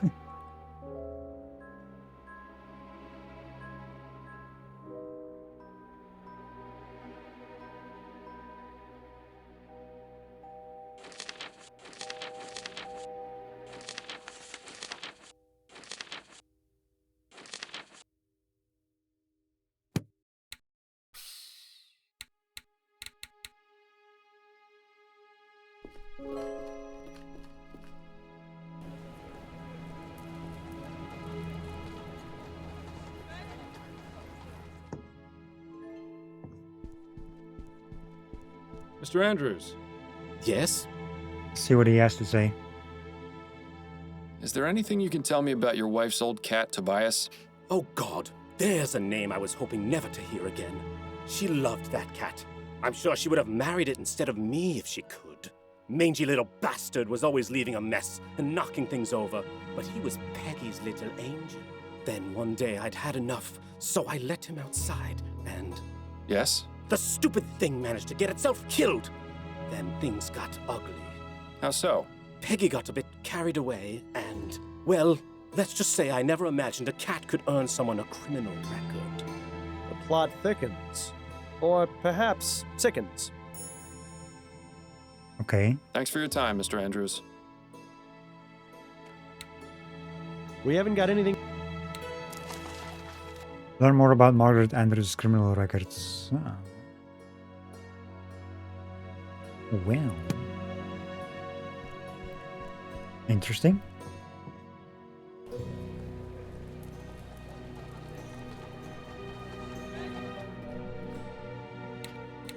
Let's do a save.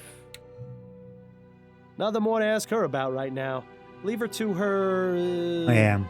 Friends. So we cannot talk to her about it. So I guess we get to go to police station. Let's do a save here on the map, actually.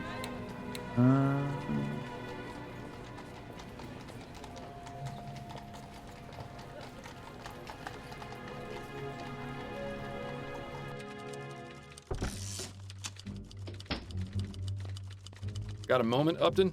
Yes, but let's make this quick. Wrap up? No. I need some information on one Margaret Andrews. Apparently, she has a criminal record. Margaret Andrews, eh? Give me a moment to look her up in the archives. Yes, here we are. Margaret Andrews was brought in for questioning 5 years ago in connection with a fire at a theater in Worcester. Oh? Yes. Nothing came of it, but she was briefly a suspect. Oh, there's more.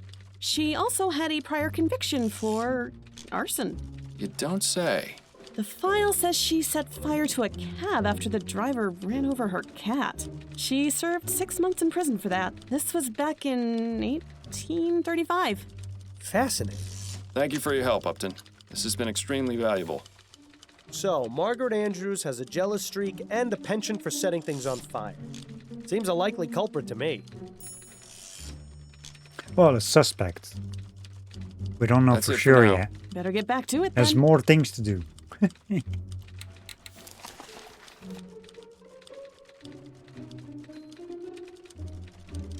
The attorney, for example. And like the information about the ashes. Actually, speaking of, while we're here,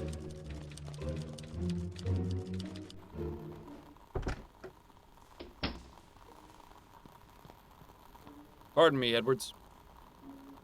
Yes? Have you had a chance to look at those ashes I gave you? Yes, I have. Unfortunately, there isn't much I can tell you. The victim burned to death at a very high temperature. These ashes are greasy and putrid because of liquefied fat from the body, which burned like a candle. As to what caused her to burn, I cannot say without more evidence. I'm sorry, Miles. It's quite all right, Edwards. I appreciate the information nonetheless. Well, just so you don't go away empty-handed, have a copy of my report. Maybe it will be of some use. Thanks. That's all I needed to know for the moment. Anytime, Fordham.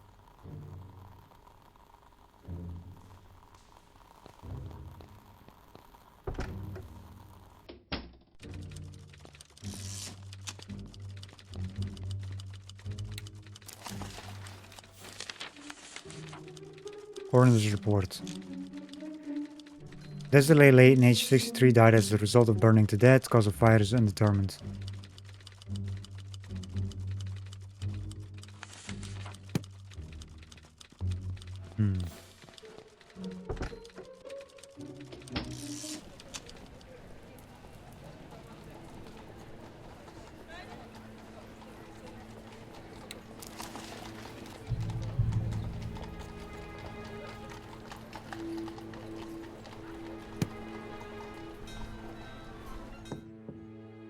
Nothing new to ask him about right now.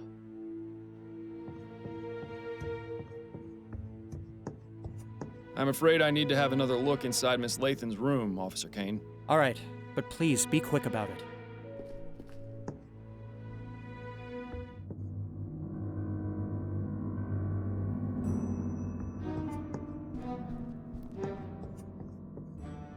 Just a pile of ashes. They can't tell us much more than we already know. Nothing else of interest in there.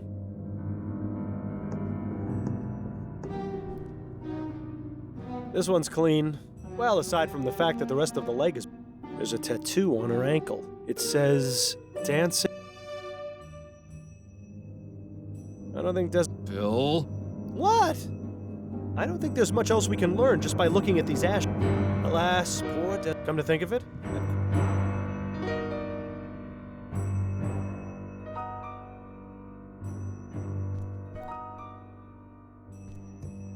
Doesn't look as though this fireplace has been used in a long time. I suppose we can rule it out as the source.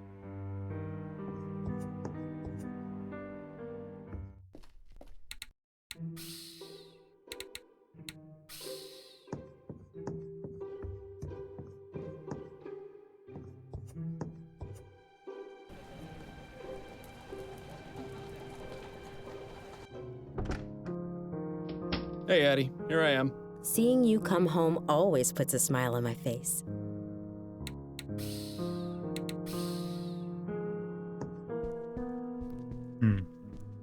Addie? What is it, Miles? Compliment her. I'll let you get back to your book.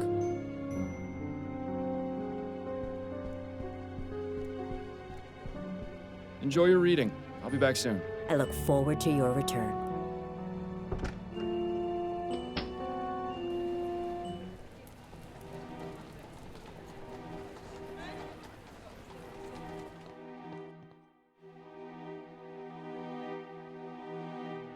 These are all hot. These are all.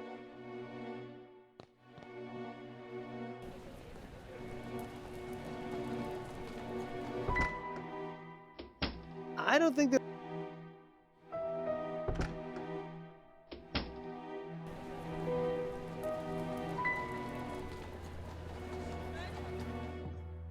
Nothing else to. We haven't got anything else to.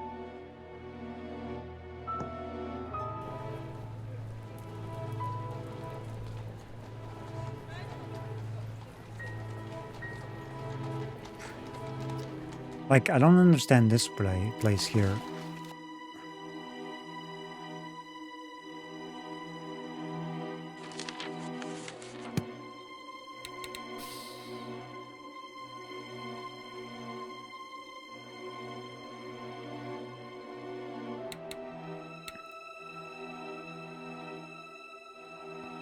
Like, do we have to compliment her? Miss Like, get Romano? through the dialogue? Oh, it's you again. Have you come to ask me more questions? Yes, if you wouldn't mind. No. Be Because my it says guest. investigate the area, this place. So maybe. Can I just say you've got the most radiant smile I've ever seen? Oh, why, that's very sweet of you, Mr. Fordham. It's true. Not many women your age still have all their teeth intact. I beg your pardon? I didn't know you were such a master of the high kick, Miles. You got your foot in your mouth in record time. I just meant... You know what? Never mind. I must compliment you on your lovely hairstyle. Oh, how sweet of you to say. Though it is getting a bit ragged. I'm having it done this afternoon, in fact. My girl, Adelaide, here. is a treasure. You don't say. Well, she must be talented to improve on near perfection. Oh, such a flattering tongue, Mr. Fordham. You've really got a great sense of fashion and style. All the other grand dames must be jealous. Oh, you. Thanks for your time. I'll let you get back to your drink. Thanks, sweetheart. I feel like the hair thing is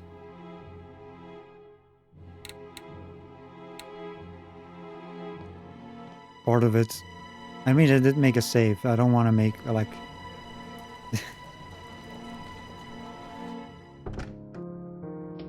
Ah. Seeing you come. Addie? What is it, Miles? I'll let you... Okay, so her name pops up now. Hold up, let me load the save and I'll do the other options. Just talk compliment about the hair. Miss Robino? Oh, it's you again. Have you come to ask me more questions? Yes, if you wouldn't mind.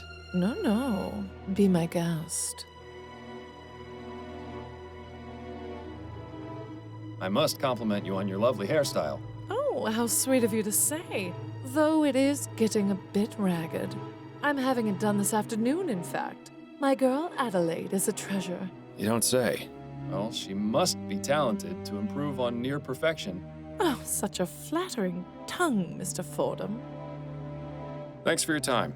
I'll let you get back to your drink. That's a trigger to get that dialogue option, it seems. Because I knew there was something about the hair thing here. I was like, wasn't sure about it. Hello, dearest. I have returned. Seeing you come. Addie? What is it, Miles? You've got an appointment with Charlotte Robineau later today, don't you? Are you using your detecting skills on me now? I spoke with her at the Gascon Supper Club, and she mentioned you. Turns out she knew Desiree Lathan. Makes sense. That social circle is tiny. She wasn't very forthcoming, though. Do you think you might try and persuade her to talk? Persuasion shouldn't be necessary. She usually just sits in the chair and starts gossiping up a storm. I think I know more about all the Gascon Grand Dames than anyone should. That's good. That's very good.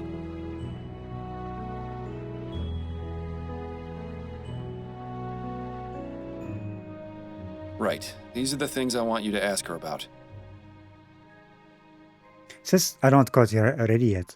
So you want me to take off about an inch, but keep enough for your curls?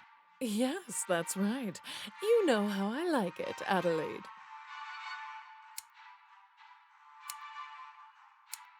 Any new suitors catch your eye? How's the grand angle? Has anyone special caught your eye recently? Ha! No, I think I'm getting too old for most of the young pups I see around these days.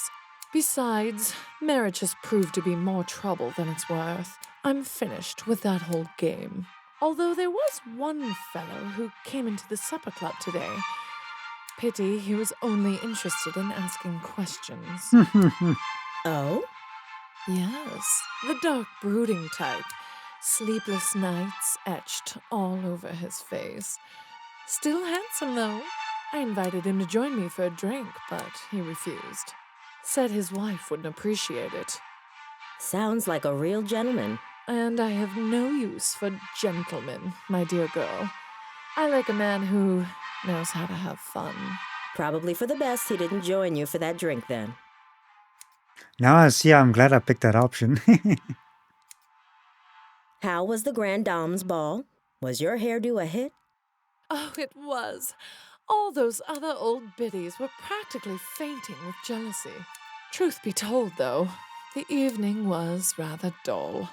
Just the regular crowd of wags and gossips. You know, sometimes I envy people like you, Adelaide. People like me? Yes, you know, ordinary people. Being a member of high society can be so draining.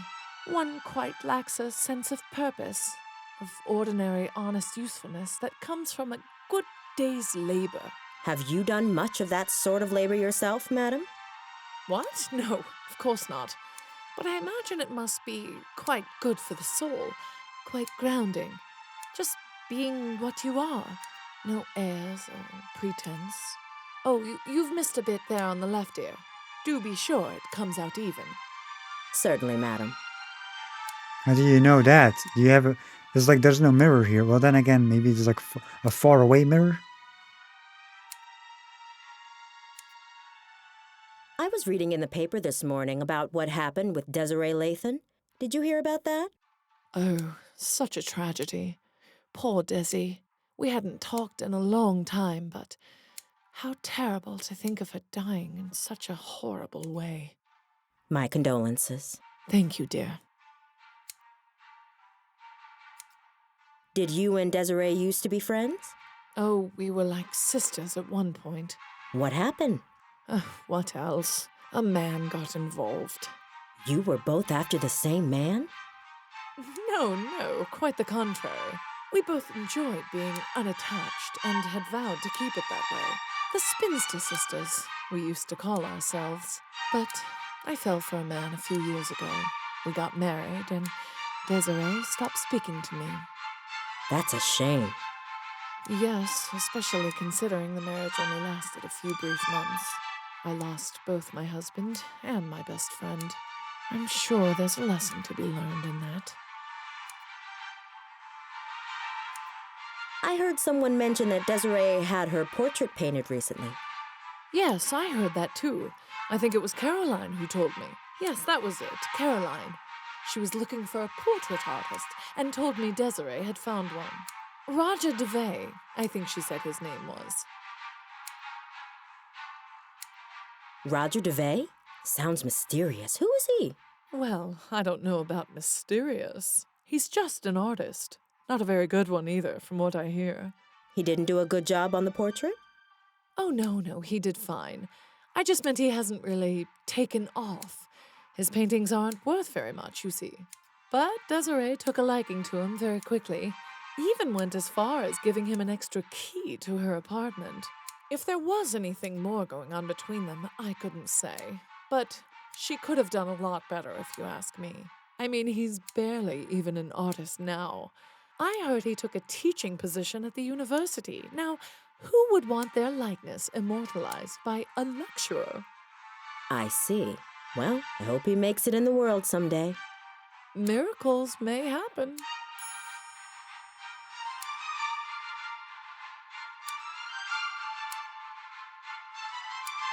I have to say, your musical selection for today is lovely. It's nice to know someone like you can appreciate some of the finer points of culture. In case you were wondering, the piece is the Fourth Symphony by a composer named Theophilus von Wagner.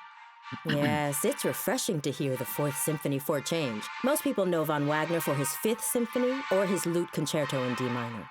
Oh, you know von Wagner? Although I admit he isn't one of my favorite Baroque composers, I can appreciate what he brought to the movement. I'm more in favor of Scaravaldi. His development of the Concerto Grosso makes for a much richer musical tapestry. Wouldn't you agree? Oh, well, perhaps so. Do you have any favorites among Scaravaldi's She was not works? expecting that. His First Symphony is quite riveting. Do you mean his Concerto for Mandolin? He didn't have a First Symphony as such. Well, yes, that's what I meant. As much as I enjoy chatting, perhaps you should concentrate on what you're doing, dear. I gave Charlotte Rubino a music lesson. That's an achievement.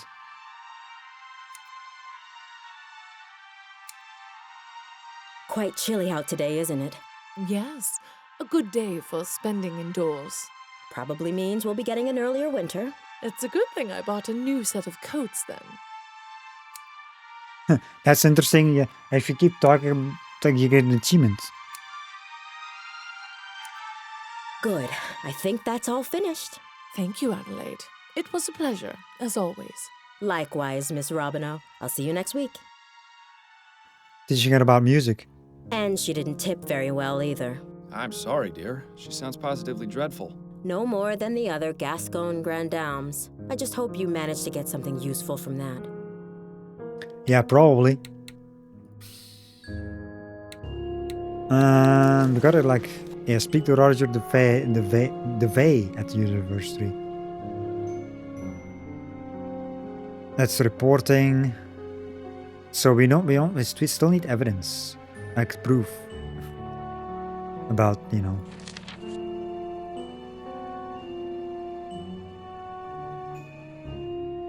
Oh, the coroner's report. I just noticed this.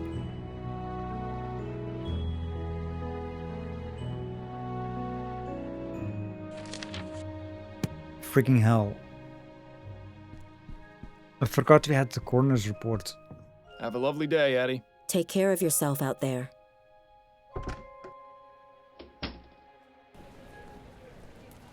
So we can...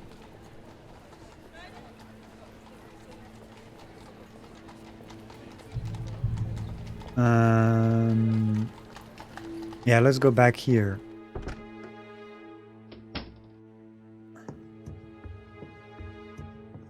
Begging your pardon, sir.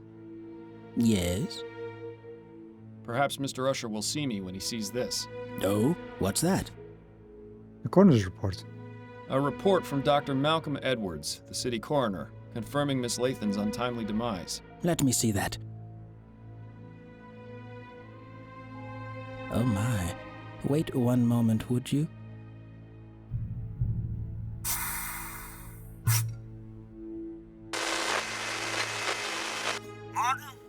What is the meaning of this?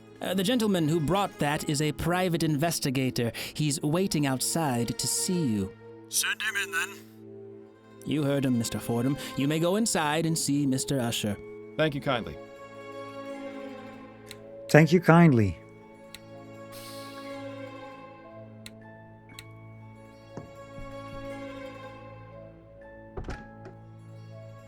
So, a private investigator, are you? That's right. Miles Fordham is my name. Jonas Usher, a pleasure to make your acquaintance. Pleasure's all mine. So, it would seem that Miss Lathan has shuffled off the mortal coil, as it were. I'm sorry to say that is indeed the case. Please come in, have a seat. Make yourself comfortable. I only ask that you kindly wash your hands in the basin first, and limit what you touch in here. This one seems a bit on edge, doesn't he? Adds a nice bit of color to the room. Wash basin. Is there anything more boring than books on law? Just reading the titles is making me drowsy. Is there anything more boring? Is there anything? Because it's all the same. Because even though there's like separate things, it's all the same dialogue. Usher seems to like keeping his guests at a distance. Stern-looking lady. Judging by how full these bottles are, Usher doesn't indulge much. What a waste. We still need to figure out that the thing here, though. The cloth thing.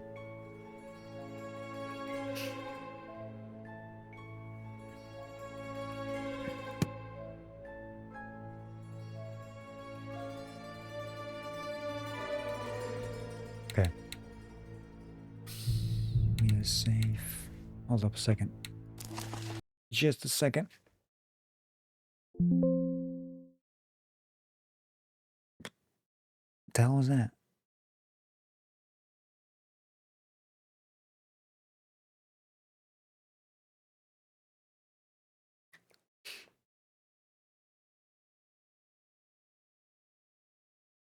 What the hell was that?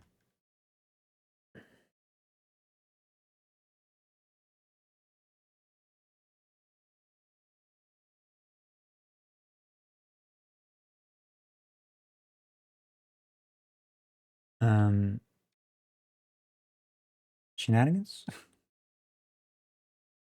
There's like a pop-up, but I can't find anything.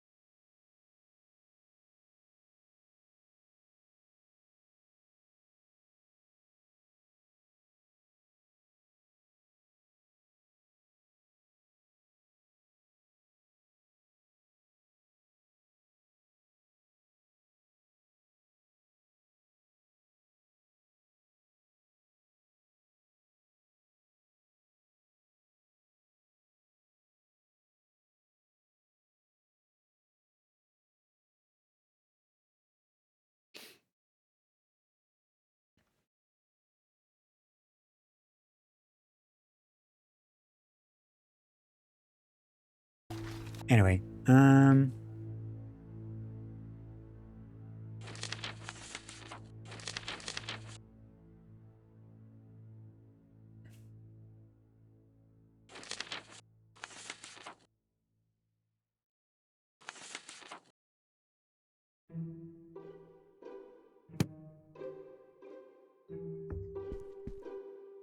Thank you, Mr. Fordham. I appreciate your cooperation.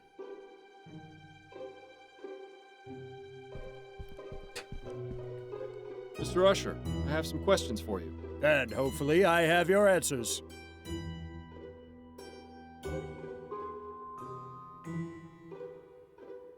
What can you tell me about Desiree Lathan? She was a lovely woman. I'm saddened to hear of her unfortunate passing. How long had you been her attorney? She retained me some 10 years ago, I believe. That's quite a long time. Yes, I remember I had just gotten over a bout of melancholia and been able to work in nearly a month. I didn't think I'd make it out of that. Luckily, things took a turn for the better. Miss Lathan came to see me, and I've served as her attorney ever since. Would you say Miss Lathan is a wealthy woman? Indeed I would. Her estate is worth a significant sum. Of course, you understand that this is confidential information, so I cannot tell you the exact amount. Yes, of course. Can you think of anyone who may have wanted to harm Miss Lathan? No, I can't. What makes you think that someone actually killed her? It seems the most plausible explanation. Miss Lathan was getting on in years. It's likely she may have developed a case of pneumonia. That's the most common killer of the elderly, you know. I had it when I was younger. Most unpleasant. Constant coughing, spitting up phlegm, rattling in the lungs. Thankfully, I made a full recovery. But supposing that was the cause of death, how would it explain the fact that her body was completely burned? She was a smoker. Perhaps she was having a cigarette when she died and dropped it on the bed, causing it to catch fire. I found no cigarette butts at the crime scene. I'm merely offering my opinion, Mr. Fordham. You can take it or leave it. I think we should leave it. I was gonna say, like, how I just got a catch fire from pneumonia.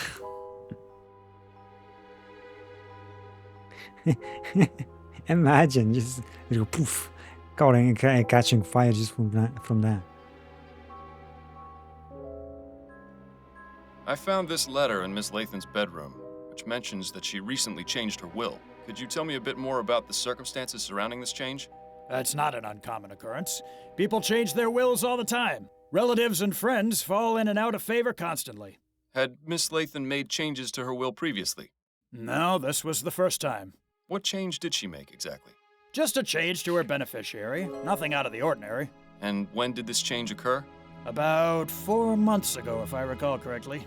Yes, it was definitely in June, because I'd been in bed with a nasty stomach flu at the end of May. That was no fun, let me tell you. I think I lost nearly 6 pounds from the constant trips to the WC. Couldn't keep a thing down, and whatever did stay down soon came out the other end, if you get my meaning. I'd say his meaning is regrettably impossible to avoid. Who did Miss Lathan name as her new beneficiary? Mr. Fordham, please! You know I couldn't possibly tell you that. There is such a thing as attorney-client privilege.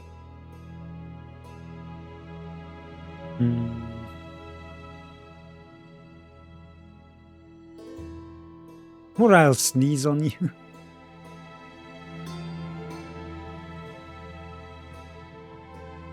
Do you not find it suspicious, Mr. Usher, that Miss Lathan died under such mysterious circumstances only 4 months after naming a new beneficiary? You said yourself she was wealthy. Does it not make sense that someone might have wanted her inheritance? I suppose it's not entirely out of the question. Right. So tell me the name of Miss Lathan's beneficiary so I can determine if this was, in fact, a murder. Very well. It was a man named Roger DeVay. Interesting. Do you know him?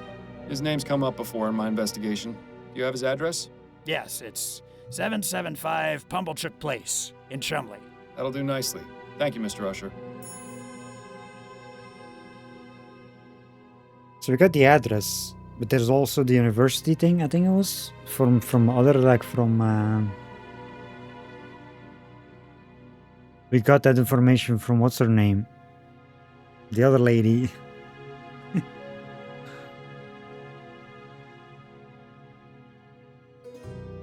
How long have you been practicing law, Mr. Usher? Usher & Price has been operating since 1805. I took over from my father 15 years ago. The stress hasn't helped my heartburn, I can tell you that. Why, just last night I was tossing and turning because I couldn't stand the burning in my throat. That's why I've got these bags under my eyes, you know. Ah, yes. And Mr. Price? He's still here, although I think he'll probably be retiring soon as well. But the law firm has done well over the years, and I have a feeling it'll do even better in the years to come. Oh? Why is that? We're currently beginning a group litigation against Royal Maverick for the Lygia disaster. I'm confident that we'll recover quite a significant sum for the families of those killed. You weren't by chance affected by the disaster, were you? Thankfully, I wasn't, no. Shame. You could have joined the class action and done quite well when we win. You know, I always thought we detectives made our living off human tragedy. Mr. Usher, I've noticed from your rules and habits that you seem to have a particular aversion to germs. Why is that, if I may ask? I've been ill most of my life, Mr. Fordham. I was a sickly child, and unfortunately my condition hasn't improved with age. It's a miracle I'm still alive. That's why I'm so careful about exposing myself to germs. I see. How's my color? Do I look pale to you? Not particularly. I saw myself in the mirror this morning and thought I looked a bit peaked. Also, my leg has been hurting more than usual, which has been cause for concern. Nah, you've really done it, Miles. Yes, well, moving on. Thank you for your help, Mr. Usher. The pleasure is all mine, Mr. Fordham. Okay. So.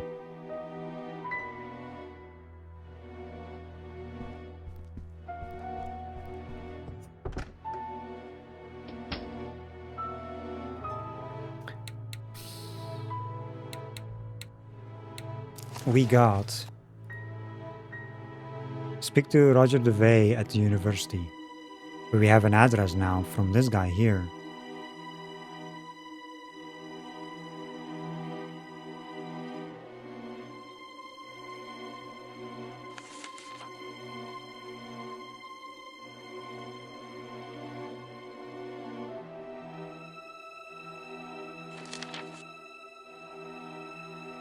Usher mentioned that Desiree Layton changed her will to name Roger DeVay as her beneficiary.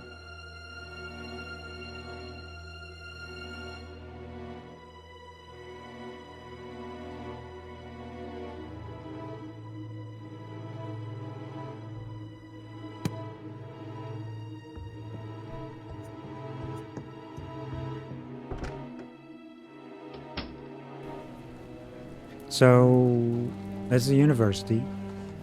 And is the residence. Now,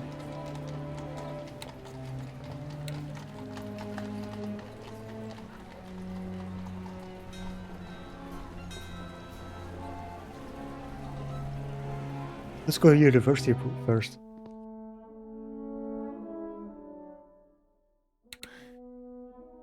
There's a naked dude standing here.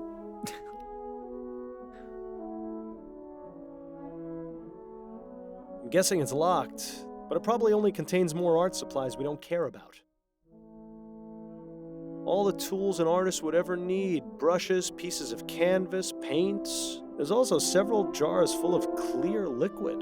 Interesting.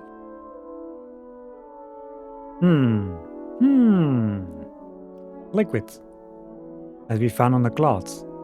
At, you know, the crime scene. We'll interact with this in a bit. Where dreams go to die.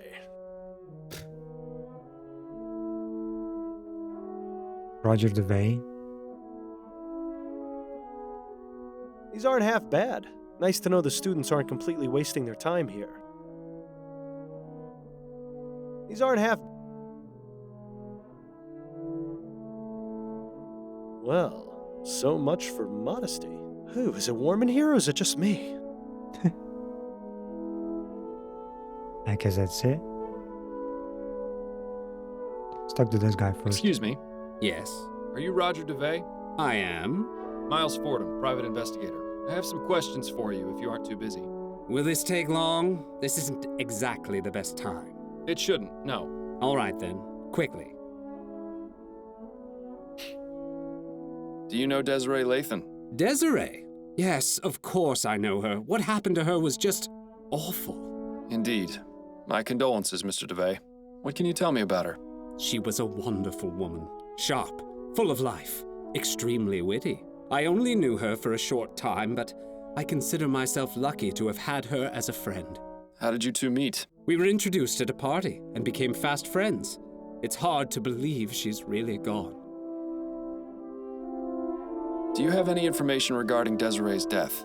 No, none at all. It came as a total shock. I heard she was burned to death.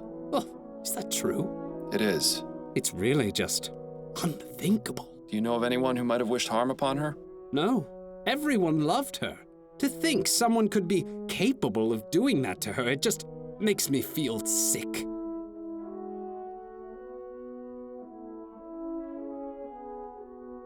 Is it true that Miss Lathan recently changed her will to make you her beneficiary? Yes. You can imagine my surprise. My understanding is she left you quite a significant sum. I don't see how that's any of your business, but yes, she did. I'm very lucky. Oh, I see what you're getting at. You're thinking I killed her for her money. Is that it? I never said anything of the sort, Mr. DeBay. No, but I can see it in your eyes. Look, Desiree considered me the son she never had, and she was like my second mother. I would never, ever even think of doing something so horrid. Oh, I'm sure he wouldn't. You painted Desiree's portrait, is that right? Yes, I finished it just a few months ago. Do you often do commissioned work? Sometimes, but this wasn't exactly a commission, more like a gift. You mean you weren't paid for it? No, I didn't do it for money. It was an honor just to paint her. I see. And did she like the result? Well, she had it hanging in her bedroom and not in her attic, so I assumed she liked it well enough. It was a rather nice portrait, I must admit. Oh, so you've seen it? Indeed I have. Regrettably, I can't comment on the likeness, never having seen the subject in life. Ah, yes. Well, she used to say that standing in front of it was like looking into a mirror. I tried my best to do her justice. How long have you been teaching at this university? About 4 years now. And do you also earn money with your painting? Not of late. I haven't sold a painting in some time. But my salary from the university is enough for the time being. Perhaps someday I'll be able to devote the proper focus to my painting. I'll let you get back to your class. Right. Okay.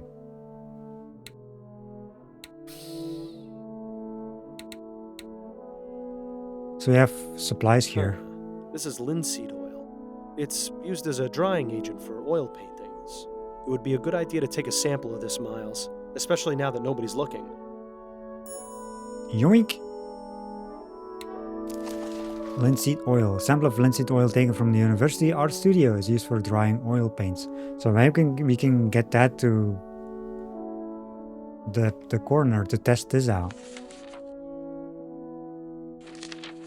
Still have to go to his place though.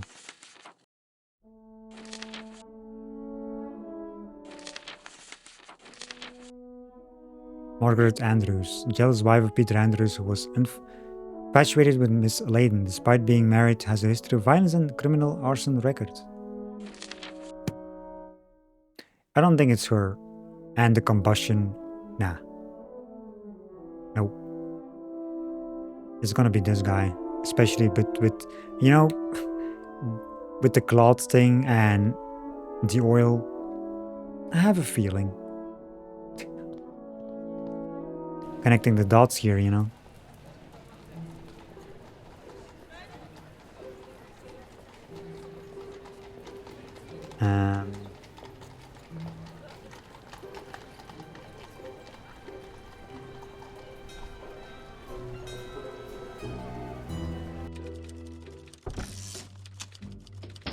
Feeling artifacts? Listen.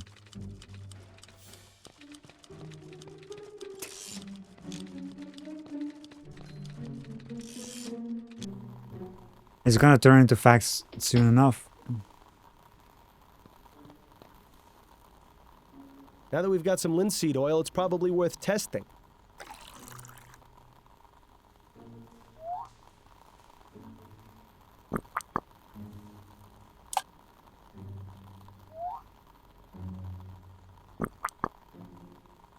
Well, I'll be damned. We've got ourselves a match. I wonder if Edwards knows anything pertinent about this stuff. Well... Pardon me, Edwards. Yes? What do you know about linseed oil? It's an oil made from flaxseed that has many uses. Most commonly, it's used to dry things like varnish or oil paints. Some people even eat it for health benefits. I hear it goes well with a bit of quark. And it's flammable? As most oils are, yes. Where are you going with this? The oily residue on that rag is linseed oil. Fascinating. But I found no trace of anything used to light a fire at the crime scene. Uh-oh, he's getting that gleam in his eye. Wait just a moment. Linseed oil? Of course! Anytime linseed oil is used, extreme caution must be taken to dry cure rags that may be soaked in it. That's because when linseed oil dries and oxidizes, it releases heat. A pile of rags soaked in linseed oil in a confined space runs the risk of spontaneously combusting. How long would this take exactly? A few days, at least. Interesting. It's a rather uncertain means of murder, but it's excellent for appearing accidental. It's certainly not the most far-fetched conclusion you've ever come to. Also, that rag That's all I needed to know for the moment. Anytime, Fordham. was under the bed. So, but there was a bunch of ashes under the bed. And we found that the rag with the oil on it under the bed. So, is what he is saying here, if it's you know, it catches fire under the bed, it makes sense. It's like the whole thing.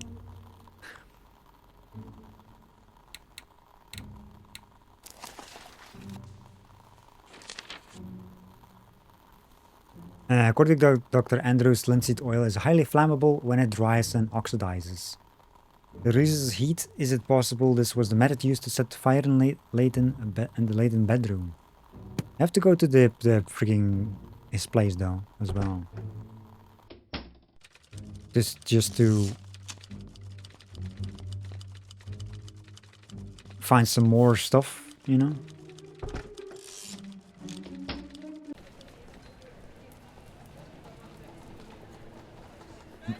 Did Usher give us the wrong address? This should be 775, but there's no building here. Interesting. Let me do another save here. Let's see. These aren't in such bad shape, really. As far as the chum goes, this is one of the nicer areas. Exits.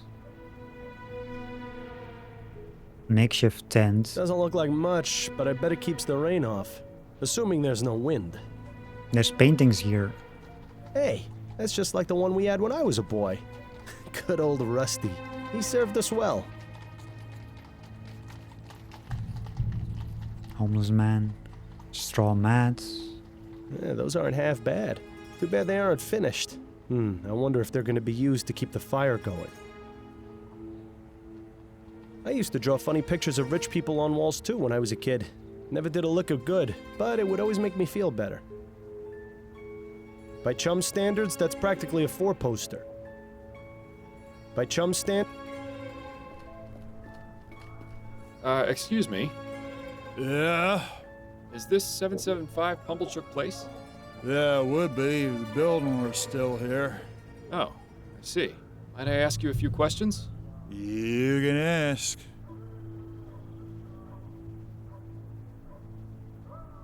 Do you know Roger DeVay? Know him? Of course I know him. He lives here with me. He does? Well, whenever he decides to come home, anyway. Rest of the time, I suspect he finds a way to sleep at his job. Me, I'd do the same, except I can't stand the smell of the horses. I suppose the university would have plenty of places for one to sleep. Oh, so he works at the university, does he? Well, I suppose that makes sense with him always putting on airs the way he does. Probably best not to mention me to him. He gets real testy when anyone asks about his situation. I'll keep that in mind. Well, well, well. Homeless. He needed the money. Tell me about Roger's artistic pursuits. Well, not much to tell, really. He used to paint all the time when he had his studio in the building that used to be here. He was good at it, too. Shame nobody ever bought his paintings. All that's left now are those 2 unfinished ones against the back wall there. We used the rest of his spare canvas to make the tent. How did Roger feel about his paintings not selling? Well, how do you think? Made him madder in the March air. Didn't do a very good job of hiding his displeasure either. Well, it's none around me. He always used to say he'd find some way or another to make the money he deserved. Odd. He told me he was content with the salary he got from his teaching job. That's a load of bunkum if I ever heard it. Truth is, old Roger's about as poor as Job's turkey. He'd do anything to make a quick crown. Well, now, that's certainly interesting. Do you know a woman named Desiree Lathan? Nah, I don't know many women. They're not too fond of my company. Well, I don't understand why. I always try to be a perfect gentleman. Guess it just don't got the charm. I've asked Roger to give me a few pointers. He's a big hit with ladies, you know. Is that right? Oh, yeah. He no sooner looks at them than they're falling at his feet. Real natural, that one. Never brings back here, though. Always winds up staying with him, getting a free meal and a soft bed out of it. Ah, well, the bohemian lifestyle ain't for everyone. Maybe someday my luck will change. I'm sure it will change the day he decides to take a bath. What's your name, sir? Me? I'm Herman Shaw. How long have you been living here? Oh, I've been here for ages. Since before the building got condemned and was torn down. They pretty much forced us out, you see, but a couple of us came back and set up here. Seemed like a good idea. I had nowhere else to go. That's not so bad, except for when it rains. And I guess we'll have to bundle up a bit more when it gets cold. But other than that, it's like the place was still standing. There's some of that classic chum ingenuity. Or maybe it's just delusion. What happened to this place? Why was it condemned? The building was old, in a pretty sad state, so the inspectors came by and said it was unfit for living. There was a whole lot of us here. Most were able to pick up and go, but a few of us stayed. Why don't you go to a workhouse? You wouldn't be asking if you'd ever been inside one. It's wall-to-wall people, children crying, sick folk coughing all over you. But there's plenty of that out here, too. Well, sure, but out here, there's freedom. Nobody telling you what to do except the odd copper. Not even many of them in this neighborhood. Besides, this is my home. Just 'cause it's missing a few walls don't mean I ought to abandon it. You look somewhat familiar. Didn't I see you protesting outside the Harris construction yard? Yeah, I was there. What of it? Were you affected by the Lygia disaster? Well, I don't remember, to be nobody I know honest. was killed, if that's what you mean. So, why were you protesting the construction of the Lenore? Well, that Devons fella promised he'd buy us a meal if we stood in the crowd. And for a free meal, I'd do just about anything.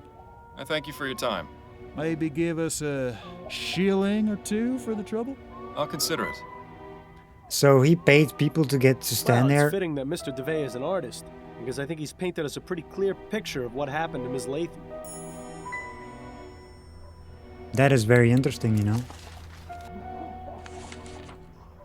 Roger DeVay, art professor at the University of New Britain, recently named Desiree Layton's beneficiary, likely murdered her for her money, using linseed oil soaked with rags placed under her bed to make it look like an accident. Exactly. That's what my clues were, you know. I had a feeling. I had a feeling, you know.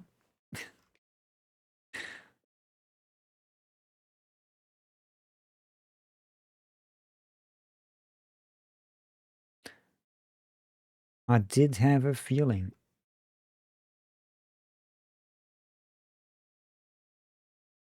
Just a second.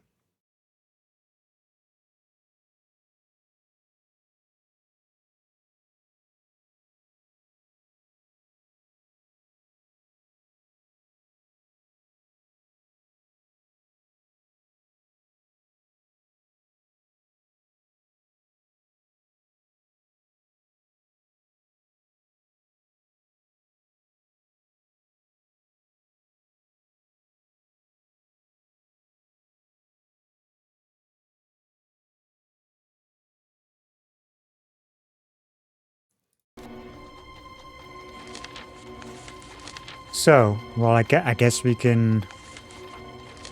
What's this one? Report to Upton? Okay. Accuse Roger DeFay.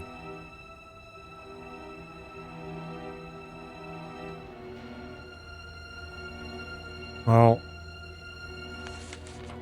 I think we know enough. I think we know enough.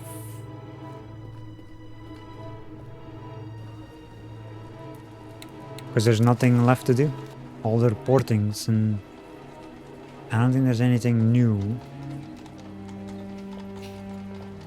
We can go to the police station, I guess.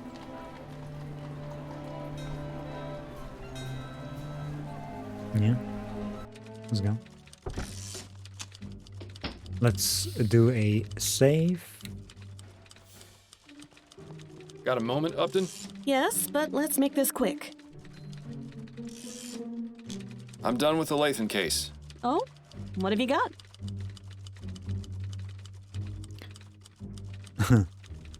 I love how there's like you can still pick unsolvable when you have like already 3 options. You know? She was murdered by Roger DeVay, a professor of art at the university, in order to claim her inheritance. DeVay befriended Miss Lathan and even painted her portrait, but his failure to establish a name for himself and earn a living from his art was driving him mad. Miss Lathan cared for him as a son, and recently changed her will, naming Roger as her sole beneficiary. Roger knew of this, and decided killing Miss Lathan was the best way to solve his financial troubles. And how did he manage to do so?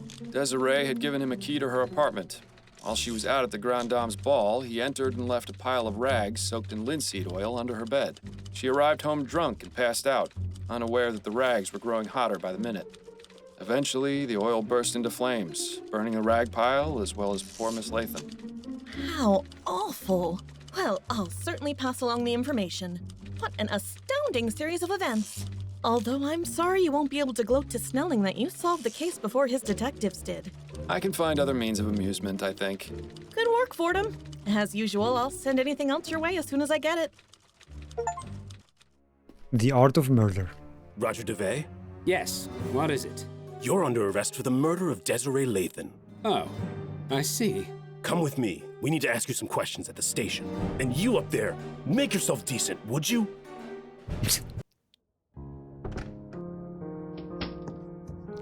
Another case solved. I'm back. There you are. I was starting to get worried you wouldn't make it home in time. In time? In time for what? For dinner at the Rutherfords. I told you about it the other night, don't you remember? I'm terribly sorry, dear. It must have slipped my mind.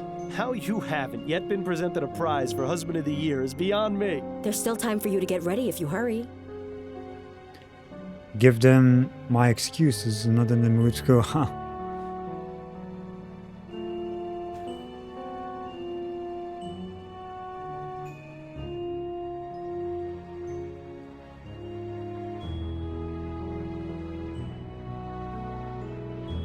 Why not just reschedule? I'm sure they'll understand.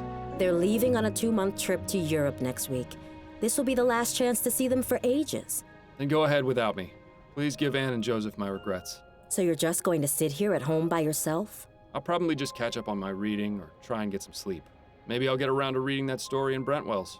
All right, suit yourself. I shouldn't be home too late, but don't wait up. Have a wonderful time, my love.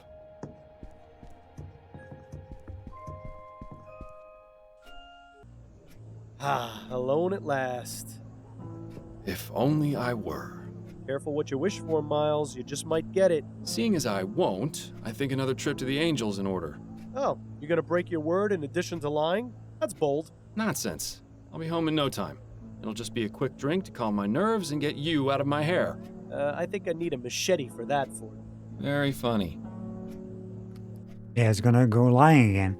So, that last case was really something. Classic example of murder for money. Such a shame. Perhaps with Roger in jail, Miss Lathan's riches will go to a more worthy cause, like feeding the poor. You're not listening to me, are you? Oh, right, you've had 2 drinks already. Fine, I'll just see myself out. Copper for your thoughts, Miles? Oh, I was just thinking about a story I read tonight in Brentwell magazine. It's called The Dissembling Mechanism. Are you familiar with it? Afraid not. Brentwell isn't really my type of magazine. It isn't mine either, but my wife suggested I read it, and it struck a bit of a chord. Go on then. What's it about? He's the greatest mind of his age.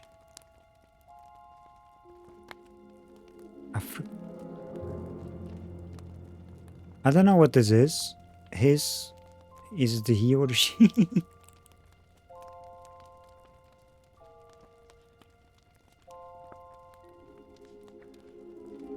Did we actually, could we ever actually check that stuff before? I don't remember that. Hold up.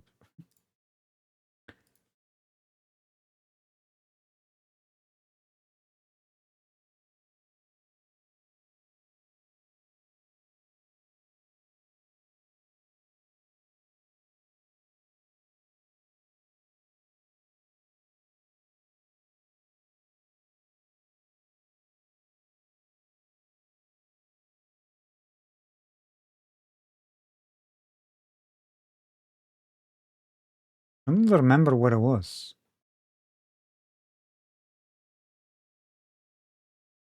Now I want to know.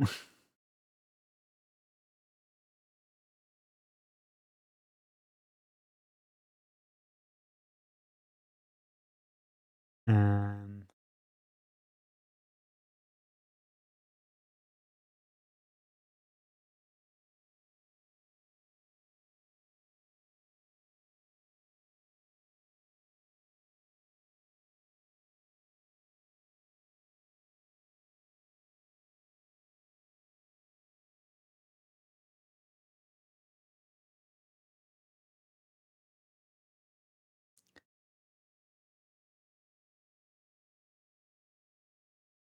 let me look that up.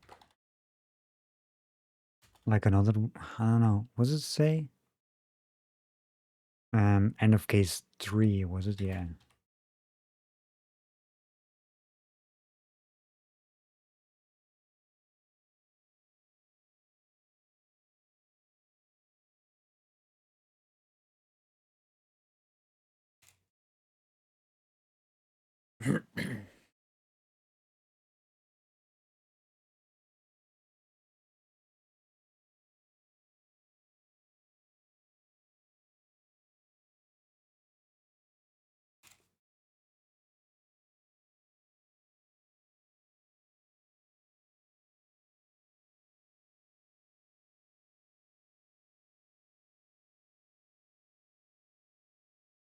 Huh. What was this thing? And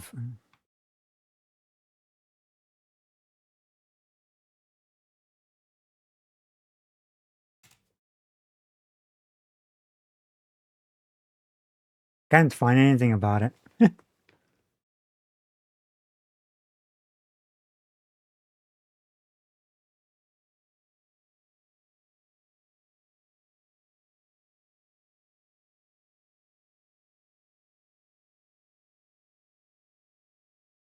About this dialogue option.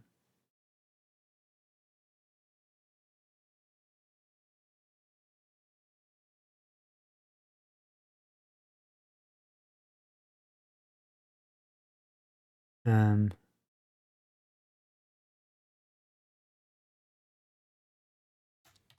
seems to be that's part of an achievement as well. Interesting.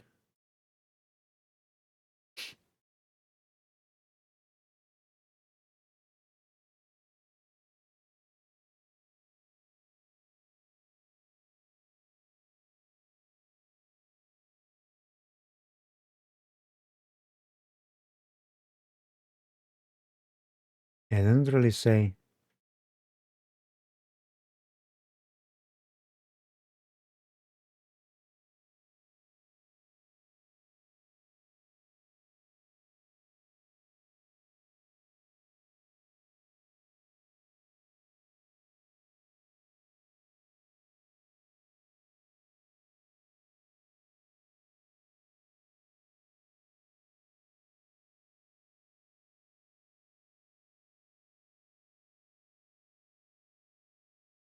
Well, that sucks.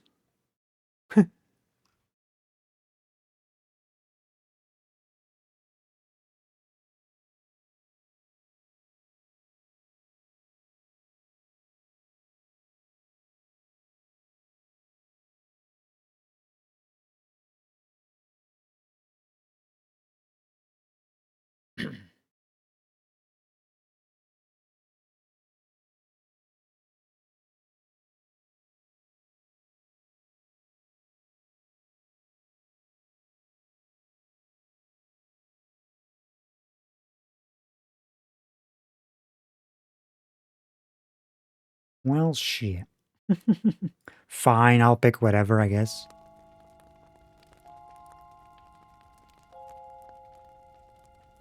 The story concerns an inventor, a man who's the greatest mind of the modern age. In this story, ethericity's been discovered, and the inventor understands and uses it in his work. Ah, one of those fantastic speculative stories. Anyway, this inventor spends his time creating mechanical wonders, the likes of which the world has never seen.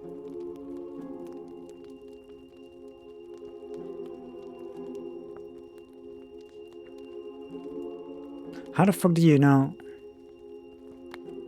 these options? It's just random, like it's just... I don't think they even tell you about all this. It's just a random choices. Unless there actually is a way to know this.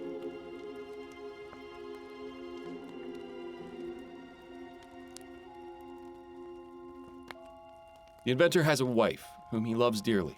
One day, she meets a tragic end in a carriage accident. The inventor is devastated. All too common in these types of stories. Yes, well, as I mentioned before, the inventor is the greatest mind of the modern age. He spends weeks researching a way to bring her back. He toils for hours, forgetting to eat, neglecting his duties, forgetting his friends. Finally, he finds a way to repair her broken body with mechanical implants. Once that's done, he harnesses the power of ethericity and revives her from death. Why would he go and do something like that?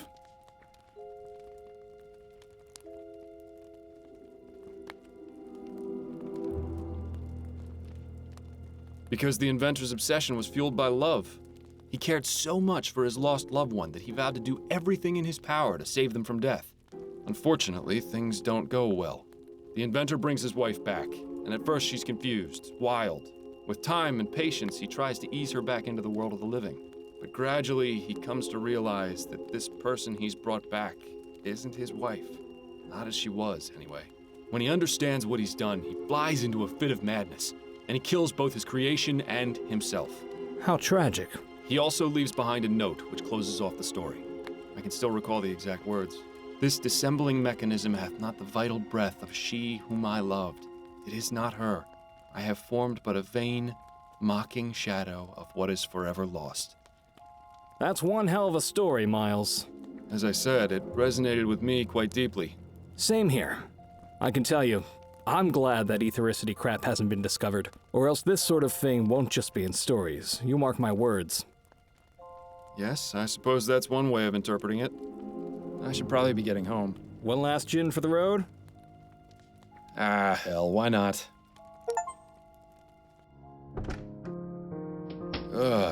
It's later than I thought. Addie must be asleep. And of course she's drunk. Miles, I thought you said you were staying in tonight. What happened to you? Nothing. I went out for a bit and lost track of time. Miles, you're dead drunk. No, of course I'm not. Don't you dare keep lying to me, Miles. It's obvious. I can smell it on you. But I'm not drunk. I only had 2, I think.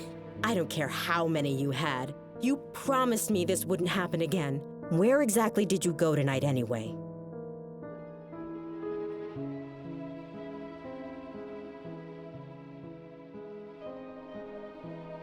I was at the Angel. The Angel? But why would you go there? I suppose I was just trying to relive the old days. So why didn't you tell me you were going? I don't know. Miles, this has to stop. First it was that sleep medicine, now you've started to go out drinking yourself into a stupor after you explicitly promised me you wouldn't again. It's clear that you've been keeping something from me and using drugs and drink as a way to avoid dealing with it. No, really, it's just... No, Miles. I'm tired of the lies. I heard what you said when I came home from my appointment with Mrs. Lefebvre. God forbid Adelaide ever find out about something. I wanted to think I'd imagined it, so I let it go. But I've come to realize just how wrong I was. Addie, please. Enough. No more excuses, no more lying. I just want to hear the truth. What is it you're not telling me? Hey, Apex, how are you? It's going well. Just doing some adventuring, you know?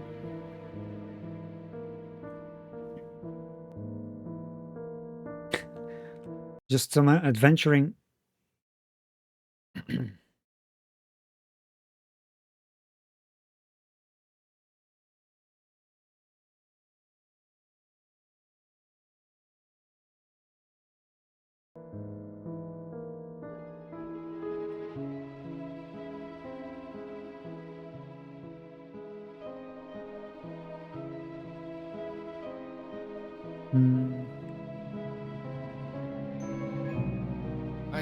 I can't tell you, Addie. I'm sorry, but if I do, you'll never believe me. Do you know what I really don't believe, Miles? The fact that you think it necessary to lie to your own wife. Am I to believe that for all these years you've never felt you could trust me? Of course not. It's just that this is different. A lie is a lie, Miles. And the bottom fact is you've been lying to me for months. Perhaps I was too naive or too distracted to see what was really going on, but you finally opened my eyes. This can't go on. I refuse to let it go on. What are you saying? Get out, Miles, and don't come back until you're ready to tell me the truth. Addie, you don't mean that. I do mean it, Miles. I don't care where you spend the night, but it's not going to be here. If you ever decide you want to tell me what's going on, I'll listen. But until then, just go.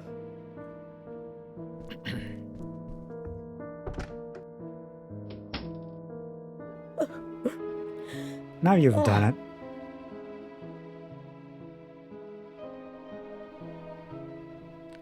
Just lying, you know, and go drinking.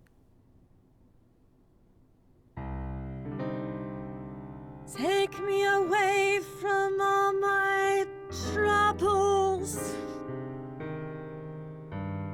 So far away from all the worries in my life. Who in the ether is calling at this time of night? Oh, Miles! Please come in. It's so nice to see you outside of work. Oh, I get a hug and a kiss? Is that how it works now? You put up your rough and tough attitude, but I know deep down you're really a kitten. Upton, are you drunk? I was gonna say, is she drunk? No, of course not. I admit I like to have a glass of wine or 6 to unwind after work, but I can hold my own. Well, I'm glad you're not, because I am. Wait, what's going on? Is everything all right? No, I'm afraid I've made a mess of things at home. Addie threw me out. Oh, Miles. I'm terribly sorry to hear that. Not as sorry as I am, believe me. What happened? It's really not worth getting into. Let's just say I need to figure some things out about my life. Don't we all? Constance, I hate to impose, but... Of course you can stay here, Miles. As long as you need to. Thank you. I won't need much space. That chair in the corner should do nicely.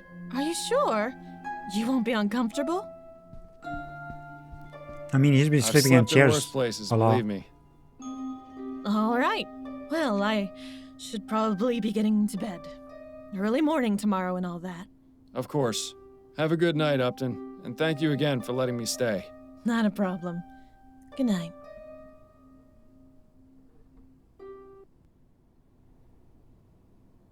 One week later, I guess it didn't matter what you chose in that scene with Addie. Election night. The perfect opportunity to switch out one rich swindler for another. Don't know why you're wasting your time. It's not as though the Prime Minister actually does anything. It's oddly quiet in here. Maybe my mustache drawing campaign had an effect after all. Good evening, sir. Are you registered to vote? Yes, I am. Here's my registration card. Very good, Mr. Fordham. You've come at an excellent time. Go ahead and step inside a booth. Take as long as you need. Thank you, young man. This is still case 3.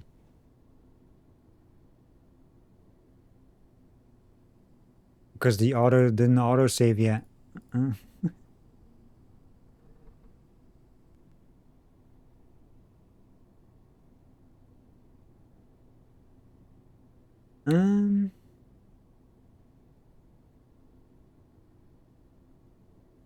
Well, let's make a save here, chapter 4. There. I thought they were trying to encourage people to vote. With all these rules, it's a wonder anyone bothers. An ad for a brothel. At least they seem to know their audience. Yeah, at least you're already registered to vote. Having to go through that bureaucratic nightmare tonight would have just added insult to injury.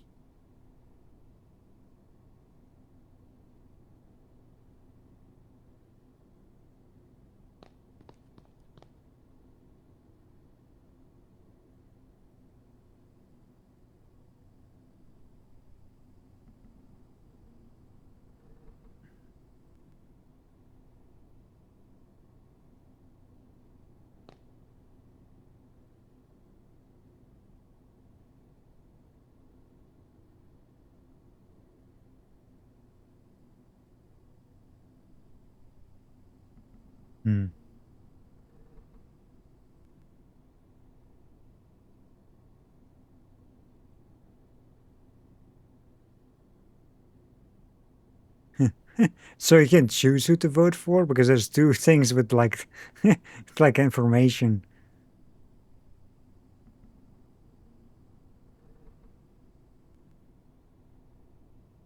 A list of fools who think their opinion will actually make a difference. Excuse me. Yes, how may I help you? Atwood seems quite fond of advancing steam tech, doesn't he?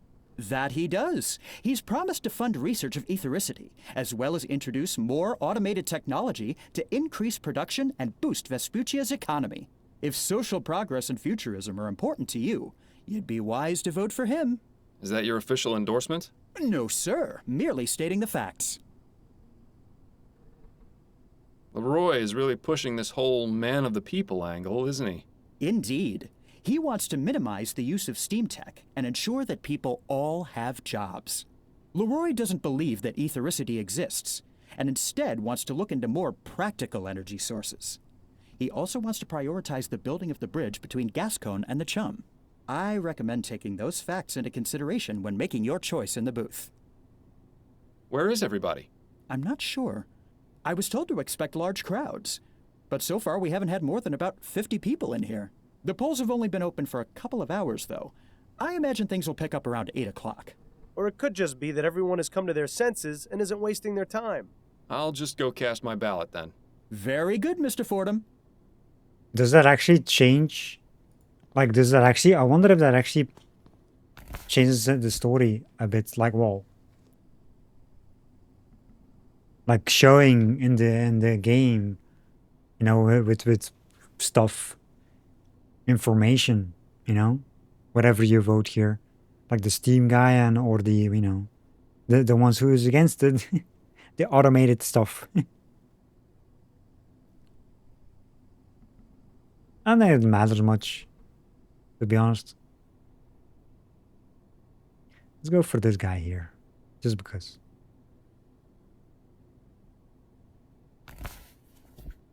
Well, that's taken care of. Automate Thankfully, everything. the Angel No, isn't a polling place, so we can still have a nice quiet evening. just because it's you enter. I picked the other option.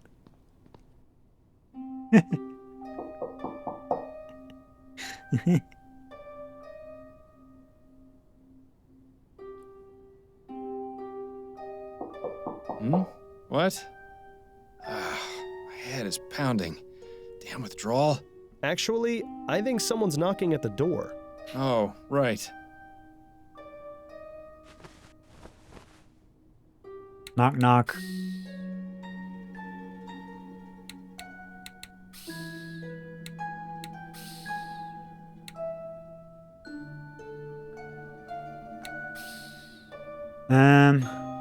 Not a very inspiring piece.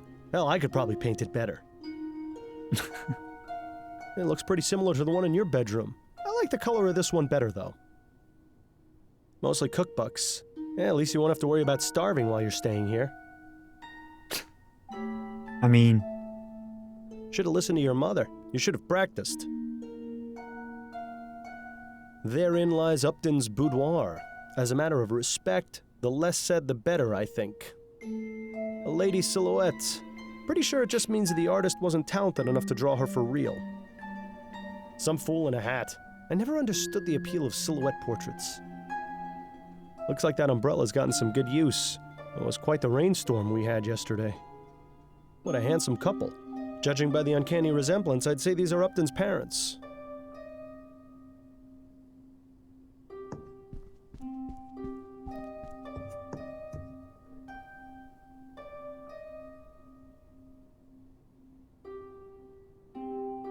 That one we voted for.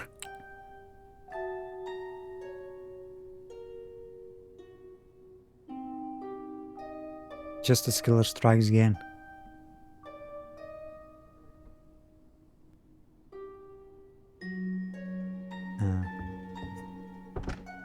Good afternoon, miss. If you're looking for Miss Upton, I'm afraid she's not in right now. No, I've already spoken with Miss Upton. I'm looking for Mr. Miles Fordham. Oh, I see. Well, I'm Miles Fordham. What can I do for you, Miss... Mrs. Emily Morgan.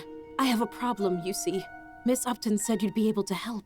I suppose you'd better come in.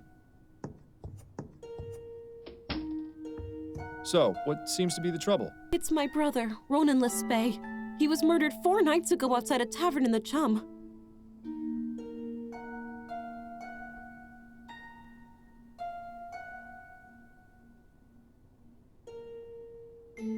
How unfortunate. Please, go on. The police took his body to the mortuary and investigated the crime scene, but they're out of ideas. I've been down there at the station every day, but they don't seem to care enough to look into it any further. All they've been able to determine was that it wasn't a robbery, and that the clothes he was wearing weren't his. My brother was a good man, Mr. Fordham.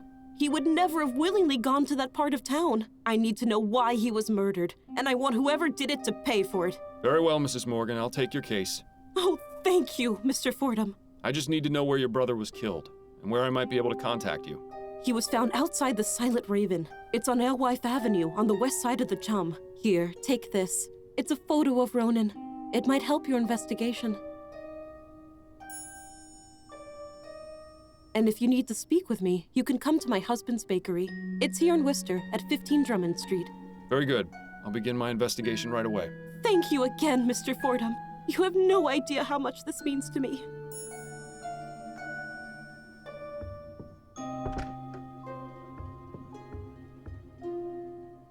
Well, this case has our names written all over it. Maybe it'll be good practice for finding the man who caused my death, eh? Still mad. Anything we can interact with still? No. I'll accept the papers, but... Case 4. Oh, that's the start of case 4 then. Let's make a manual save. Case 4.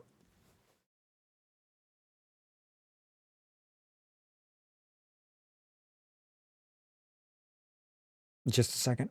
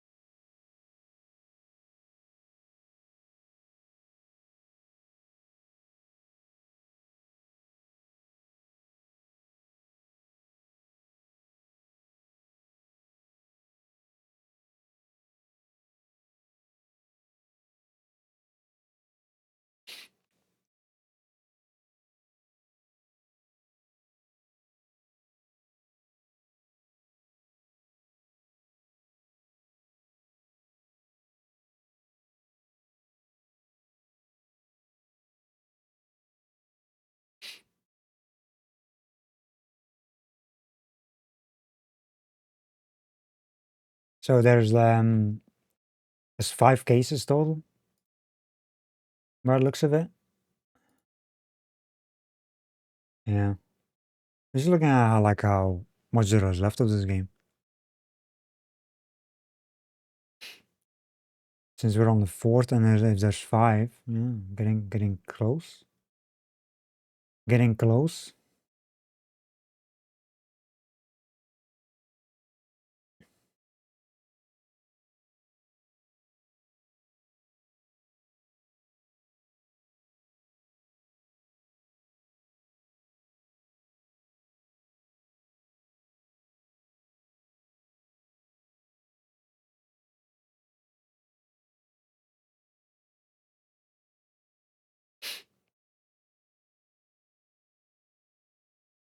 Well,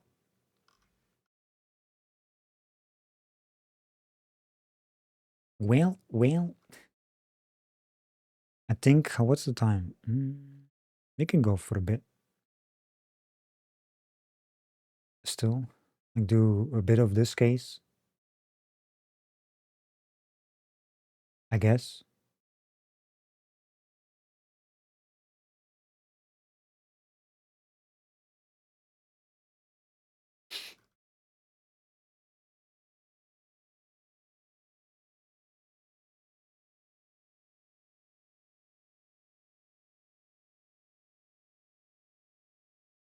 Yeah, let's do that.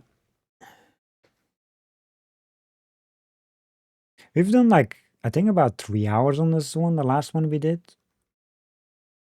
Last case. I think they're about around 3 hours every time. Or just a bit over. Because they have the in-between things as well. And let's see, the good man. Ronan Lespay was found murdered in a part of town he never went to in clothes that weren't his. Was he leading a double life? Investigate Ronan Lespay's murder site. Photo. Photograph is of a young man and a remarkable looking man. Okay. Well, let's get out of here, I guess.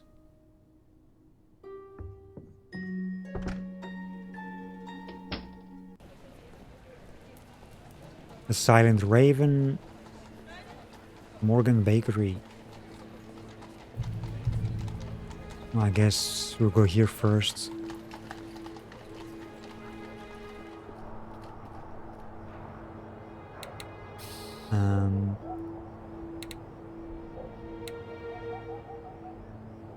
Let's see, what do we got? These advertisements are all at least 10 years out of date.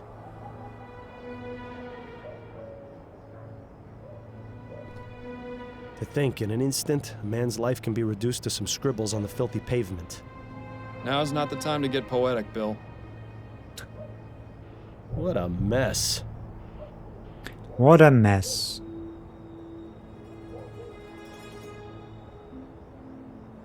It's an ad for whiskey. Or perhaps paint thinner. Sometimes it can be hard to tell the difference. I suppose you could do worse, as far as bar names go. Your mascot seems to be a raven with a glowing red eye. Is that meant to attract customers or to scare them off? It is a interesting sign. Let's get in, I guess. My, this grog shop looks pretty rough, even by chum standards. Best keep a low profile while you're in here, Miles. Alright, let's look around. Corner? Doesn't look like cleaning up is high on the list of priorities around here. Isn't this the guy who we saw in the other bar? It looks the same. This guy.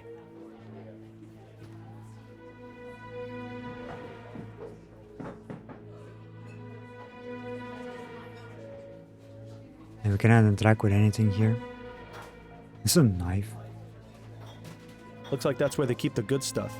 Of course, around here, good is an extremely relative term. They don't seem to have much variety in their beer selection. Well, I guess we talked to the barmaid.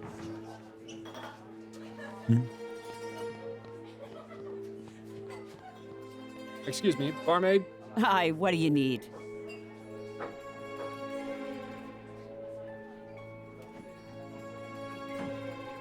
You know a man named Ronan Lespay? Nah, never heard of him. He was killed here 4 nights ago. The man in this ferrotype. Oh, that one. Well, I never saw him before that night, and I didn't talk to him. You with the police or something? No, not at all. I'm just trying to help his sister find out what happened. So are you done with the questions? Can I get you a drink or what? Yeah, she's a shrewd businesswoman. You at least have to give her that. Were you working on election night? Pal, I'm here most every night. So that's a yes, then? Christ on a cracker, you ain't too bright, are you?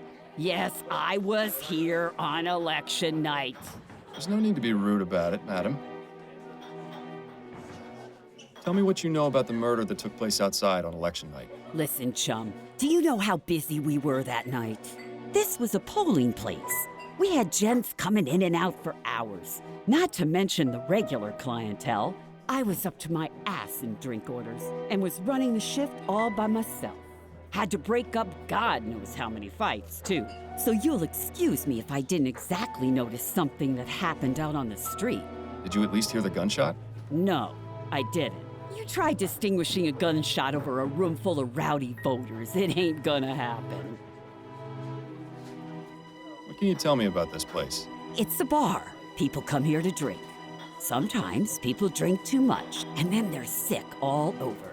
I get the honor of cleaning up the mess. Sounds like you're not too pleased with your job. I never said that. There may be rough days, but there's a lot worse I could be doing. Here, I get a place to sleep and a bit to eat and a few coins in my pocket if the customers are pleased. And you are pleased, ain't you, sir? Oh, yes. Yes, of course I am. Good. You mentioned regular clientele. Who are they? Oh, we get plenty of regulars in here, too many to name. Which of them were here on election night? Let me think. I remember seeing 3 of the usual crowd. There was Darius, up to no good as always. Then there was Singin' Tom, but he wasn't around for too long. And how could I forget old Cormac? He'd have talked my ear off if I'd let him. Sound like an interesting bunch of folks. Where might I find the landlord? You won't find him anywhere. He doesn't come around here more than once a month. What can you tell me about Darius? Hey now, bucko. You've come in here asking me all these questions, but I ain't seen nothing from you. You want more information? You're gonna have to earn it. Right. Give me a gin, then. Coming right up. Get carried away now, Miles. There you are. 1 gin. That'll be 2 shillings. There's 3. Now then, about Darius. Now that man is trouble. I've had to throw him out a few times. Why do you say he's trouble? His mind's affected by the poppy seed. He can be gentle as a kitten or fly into a rage at a moment's notice. When he gets rowdy, he gets chucked. I see. Any idea where I might be able to find him? Don't know why you'd want to find him. But I hear he spends his day at a smokehouse nearby. I believe it's on Crisparkle Lane. Just look for the door with the oriental symbols above it. And could you describe him to me? He's a rough-looking sort, about 55 years old, has a scar on his left cheek, grayish hair, medium build. Excellent. Thank you. Who is Singing Tom? Ah, Tom. Not sure what his surname is, but he's in here about twice a week. We call him Singing Tom because he leads the church choir. Is that right? Which church? Oh, I haven't a clue. Never really cared to ask. Does he associate with any of the other regulars? I've seen him talking with Darius a few times. They seem to be on friendly terms. Tell me about Cormac.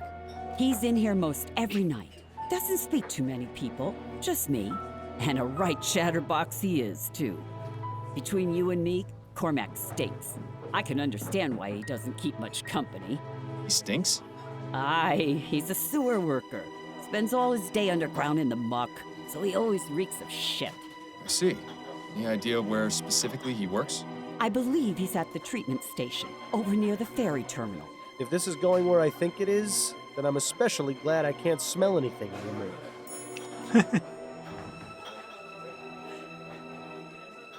Have you worked here long? 13 years. I see. Anything else you can tell me about yourself?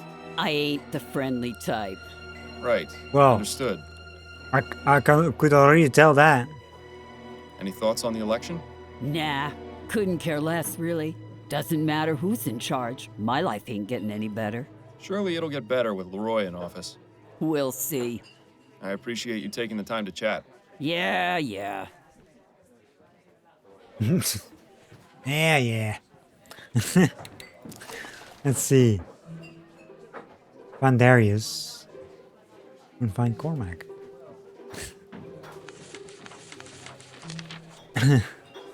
This damn... Like, I noticed, like, I was paying attention to my connection. Like, my connection has been unstable, like, the whole stream. It's been fine for, like, a short moment, and then it goes back to unstable. It's just a pain in the ass.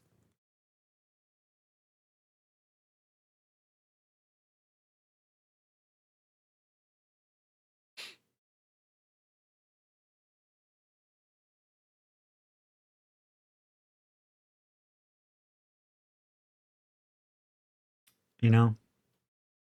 Pain in the ass.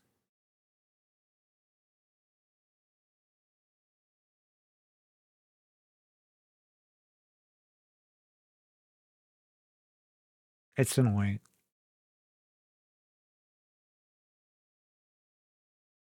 It's annoying.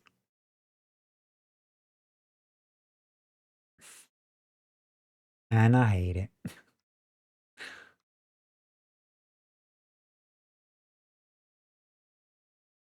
Yeah, it just doesn't wanna... Well, it's fine now again, but it's gonna go unstable again. It's such a...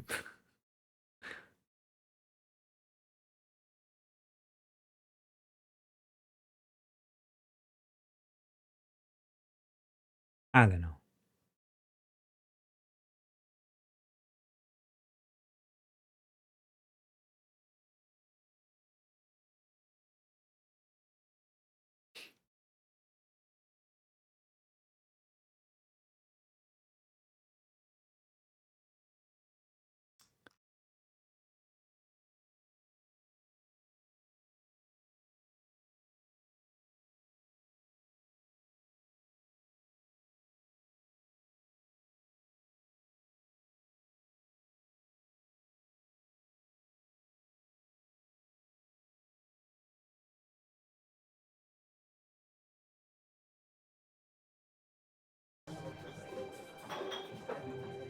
And see, there it goes again.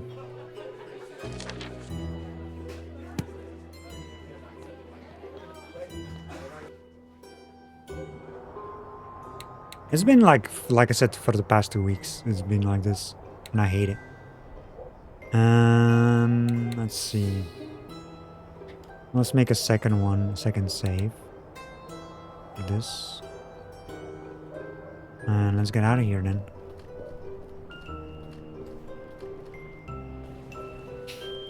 So, we got the water treatment station and the opium den. We'll get the bakery.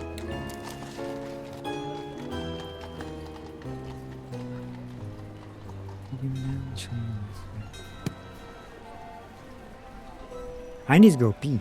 That's what I'm gonna do. So I'm gonna be right back real quick. Back in a minute.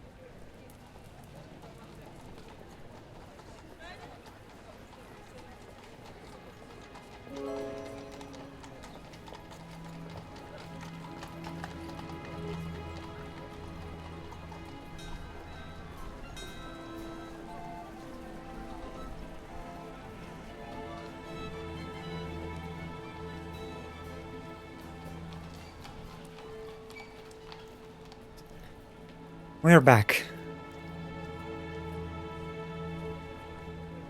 And I see the ad breaker is done as well. Let's see, I think... Let's go to the opium then, I guess. First thing.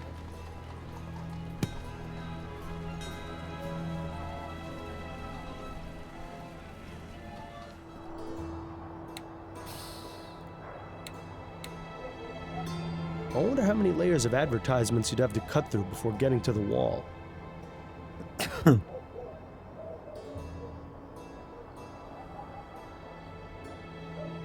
Crisparkle Lane. Nothing crisp or sparkly about it. Nope. No sparklies over here. Sign. I can't make heads or tails of it, but I'll bet you 10 crowns it doesn't say welcome.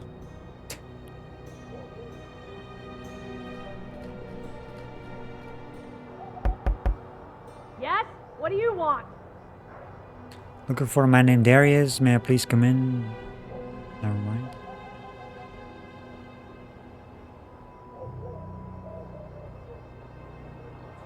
I'm looking for a man named Darius. I believe he may be inside. Yeah, I don't know anybody with that name. So if that's all you wanted, get lost. Private investigator to open up in the name of the law. I'm not gonna do that. It never ends well. Might I come in, please? This is private property, and I don't know you, so no. Nothing. Never mind. Stop wasting my time. So hold up a second. I wonder how... Crisp... Let's click these things again. Just in case we got all the information. What if I pick only the other option? What do you want? Might I come in, please? This is private property, and I don't know you, so no.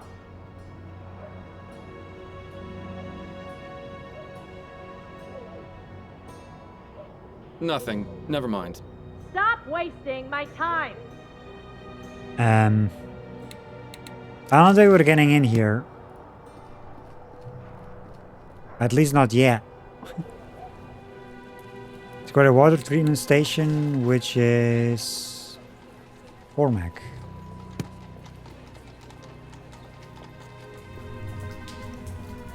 So this is what it's come to, eh? Braving the stench of human waste in hopes of finding a lead? Just make sure you stay away from the edge.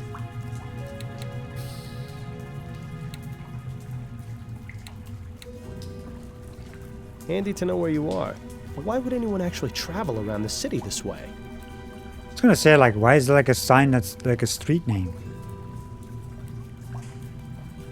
Does this look like a street to you?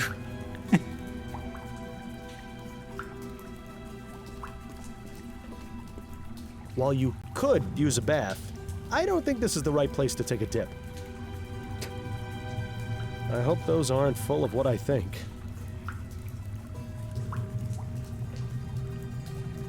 Another mysterious machine. Who knew dealing with human waste involved so much technology? Another mysterious device. I was happier not knowing all this went on after I used the commode. Some sort of water treatment device would be my guess. For all I know, it could just be a fancy boiler for tea. Begging your pardon, sir. What? Who are you? What are you doing down here? My name's Miles Fordham, and I'm a private investigator. I'm looking for a sewer worker by the name of Cormac. We needn't look no further. But what is this about? I just have a few questions for you. All right. Cormac will answer them, but don't dally for too long. It can be dangerous down here for anyone who's not trained as Cormac is. You know a man named Ronan Lespay? Cormac knows few men. People don't much like talking to a man who spends his days in the sewers. Can't really blame him for it. It's hard to get a stink off, so why bother even trying? You didn't answer my question, though. Do you know Ronan Lespay or not? Could you describe him? Cormac's got a better memory for faces than for names. I have his portrait. Here, have a look. Ah, yes. Cormac saw this fellow recently. On election night? That's right. He come into the bar, voted, went out. Looked drunk to Cormac, but then everyone at that place usually is. Do you frequent a pub called the Silent Raven? Yes. The Raven is where Cormac goes to forget about the day's work. The barmaid, Nicole, she's a good sort. We likes talking about the ponies down at the track. Nikki loves her some racing. She gives Cormac drinks for cheap in exchange for odd jobs. Nice to have your own personal sewer man, I suppose. She's really the only one Cormac talks to.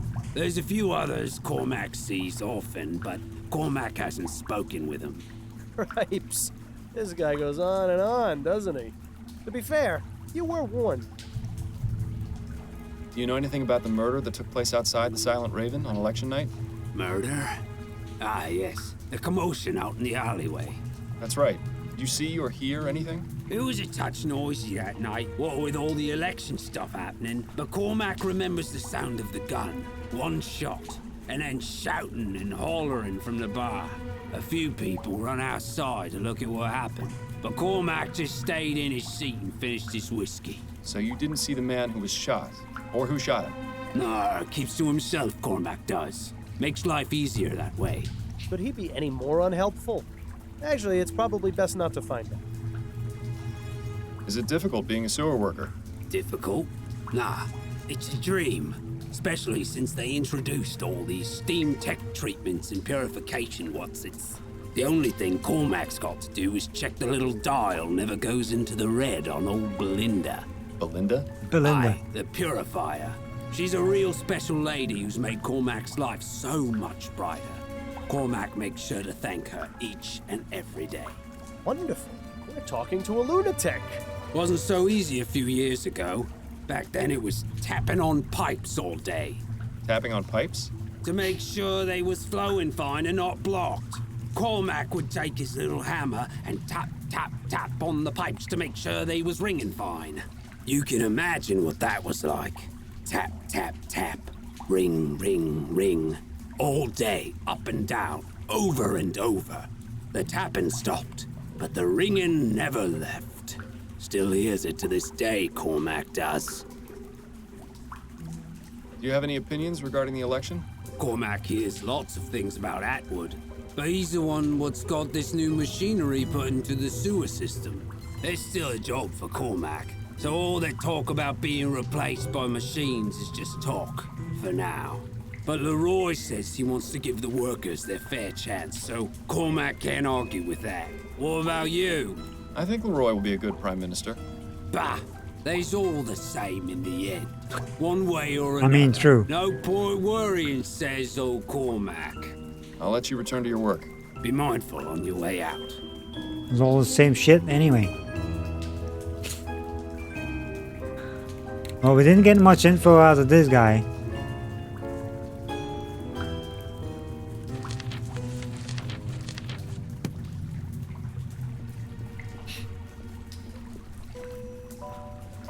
The only place we can go to is this bakery.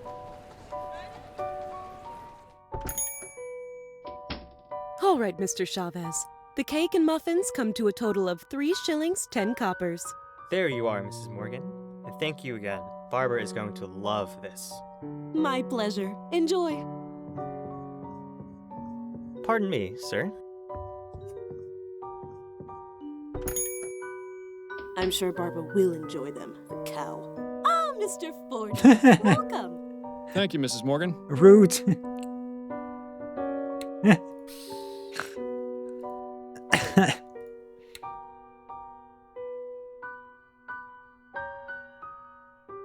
Those look nice, Cakes. but given the choice, I'll always side with pie over cake.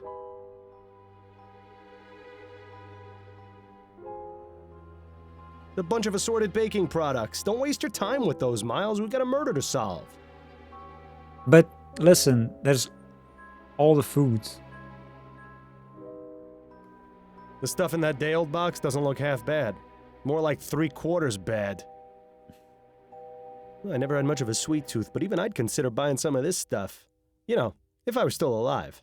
Minor detail, I know. A very wise man once told me, never go poking around the back rooms of bakeries. I think you'd do well to heed that advice. Sure. Anything else around here? Nope. I guess not. Have you got time for a few more questions, Mrs. Morgan? Yes, of course. What can you tell me about your brother? Ronan was the best brother anyone could have asked for. He took care of me after our parents died. Carriage accident. I was only 9 and he was 13. Ronan went out and found work and managed to support the both of us. He was just a child himself, but he kept us out of the gutter. Or worse, the workhouse. How did you hear of his death? Ronan comes by to visit me every day after he finishes work. When he didn't come for 2 days in a row, I got worried. I went to his apartment, but he wasn't there. So I made a report to the police. Yesterday, they contacted me and asked me to come to the mortuary. I'm terribly sorry for your loss, Mrs. Morgan. Thank you, Mr. Fordham. Please, find whoever did this to him. Ronan deserved so much better. What do you know about your brother's murder? Only what the police told me. He was shot at close range outside that pub in the Chum. Nothing was missing, and his wallet had money in it, so they said it wasn't a robbery. I didn't recognize the clothes he was wearing. I had never seen them before, and they were far too big for him. I still can't believe he's gone. He was the only family I had left. Dr. Edwards at the mortuary might be able to give us some more detailed information. The only thing we'll get out of this one is more tears. What sort of life did Ronan lead? You know, just normal. He'd go to work, come visit me afterwards, and go home. He didn't have much of a social life. At least he never mentioned any friends to me. I always hoped Ronan would meet a nice girl to settle down with, but he was so shy, you know. Where did Ronan work? At the Grips Home Taxidermy Shop in Gascone. I always thought it was rather macabre work, but he enjoyed it. Bit lonely, though.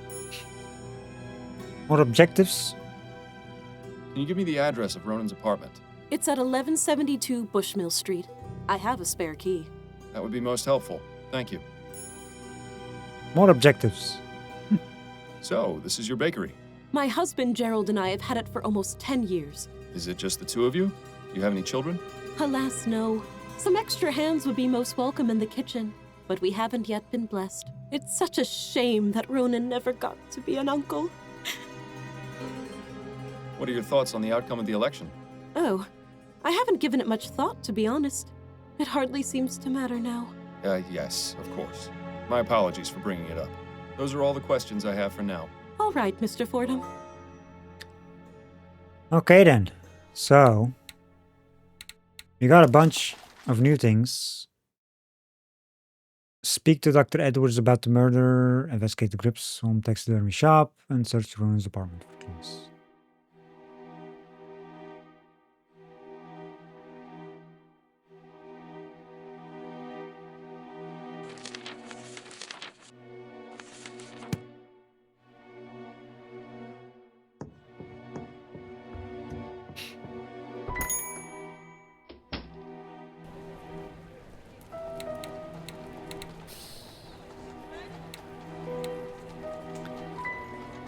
Police station, apartment, and this one. I think let's go to the police station.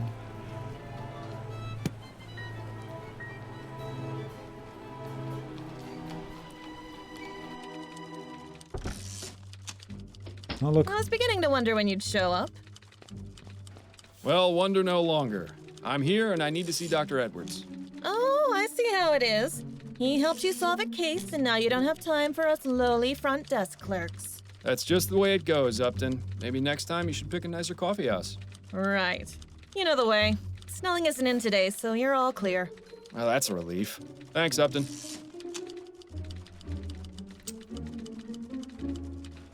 I don't think I've ever seen anyone reading, though.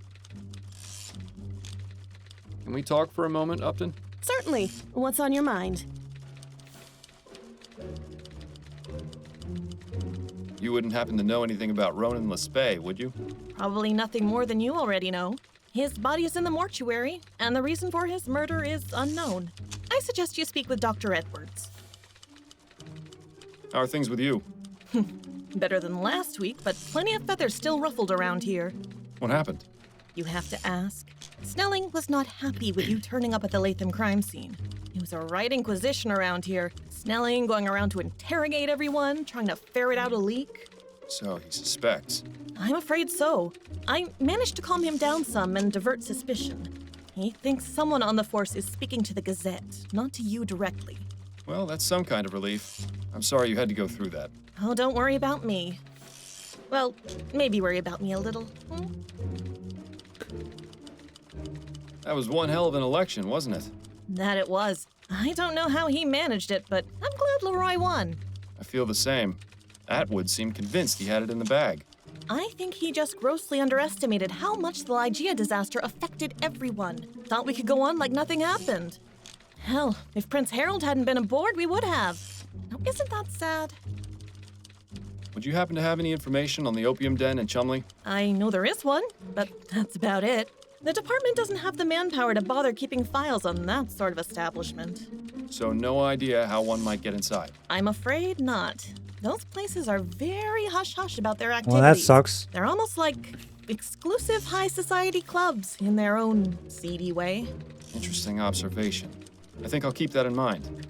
Gotta find our way inside, you know? I'm guessing you can't go over this case with me either. I have to distance myself completely from this one. So when you figure it out, you'll need to speak directly to Mrs. Morgan. I can still try and help you if there's something specific giving you trouble, though. I'll let you get back to work. And you'd better do the same. I bet it help me if I need help. God dang it.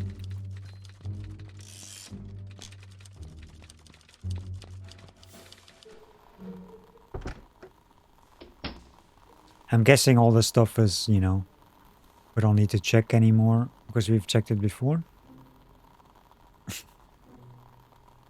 You know? I don't think there's anything new. Assorted lab equipment for setting... No. Let's see. Well, talk to Dr. Edwards. I hope I'm not interrupting anything, Edwards. Ah, Fordham. Always a pleasure. Have you got time for some questions? Of course. So what can you tell me about Ronan Lespay? Caucasian male, approximately 27 years old. Died of blood loss as a result of being shot at close range. He was brought in 4 nights ago. I performed the postmortem the following day. After that, his next of kin was contacted. I believe his sister came to identify the body. Any personal opinions on what might have happened? Well, the fact he was shot at such a close range would suggest it was done by someone he knew. And robbery doesn't appear to be a motive, since his wallet was found on the body with money in it. Beyond that, your guess is as good as mine. Better, I hope. Did the postmortem reveal anything? Quite a few things, actually. Mr. Lespay was extremely inebriated when the shooting took place. There was enough alcohol in his blood to presume he had been drinking for hours before his death. I also managed to remove the bullet from his heart. It's a .36 caliber lead ball, standard revolver shot. It shouldn't be too hard to match to a weapon, provided you can find it. Got a clue. Did you notice anything unusual about the clothes Mr. Lespay was wearing? Unusual? Not really. They seemed a bit big for him, but that's all. His sister seemed convinced that they didn't belong to him. That's a distinct possibility, but I couldn't say for sure. He could have just been a sloppy dresser. So no murder weapons been found? That's right. Either the killer still has it, or the police just overlooked it. If you happen across any weapons in your investigation, be sure to bring them to me. I can tell you if it matches the bullet. Thank you, Edwards. I'll be on the lookout. How's the coroner business? Things have been pretty dead around here lately. Don't quit your day job, Edwards. God dang it. What are your thoughts on the election? There was an election? I think our friend Edwards needs to get out a bit more. I'll be going now, Edwards. Take care, Fordham. And remember, not everyone gets to leave the morgue alive, so consider yourself lucky that you can. Every place seems to be dead around here, you know? Well, everything seems to be dead. Gee, I wonder why. So, we have to find a murder weapon.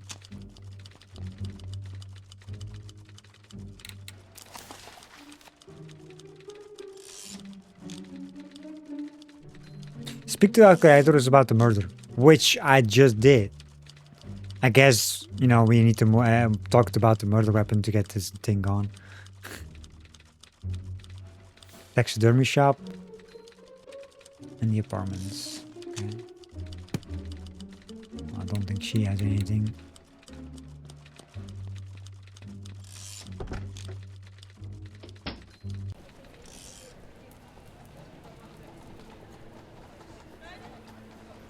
So,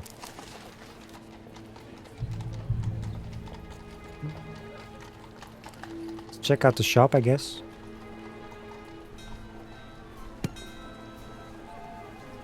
And then the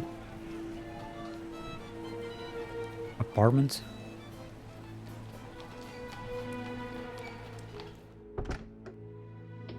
Hello and welcome to the Gripsome Taxidermy Shop.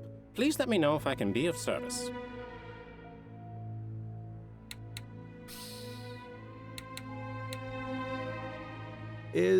Is that supposed to be a lion? That's such a derp face, though. Derp face lion. The fuck? I wonder how many people it took to bring down this brute. There's a small button on the base. I can press it. Everything has a button. Reminds me of the one in the Dupre house, except that one actually looked alive. There's a small button on the base. There's a small button. Exotic dead fauna from every other continent. You never even need to leave Vespuccia. Exotic dead fauna. I thought owls were supposed to be wise. How'd this one let itself end up on display in a place like this?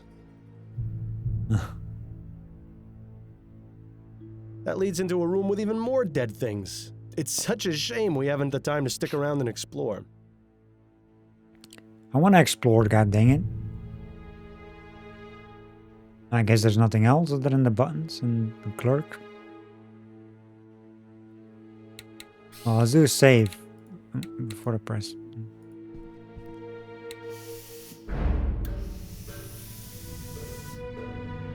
Just when I thought I'd seen it all. What will they think of next?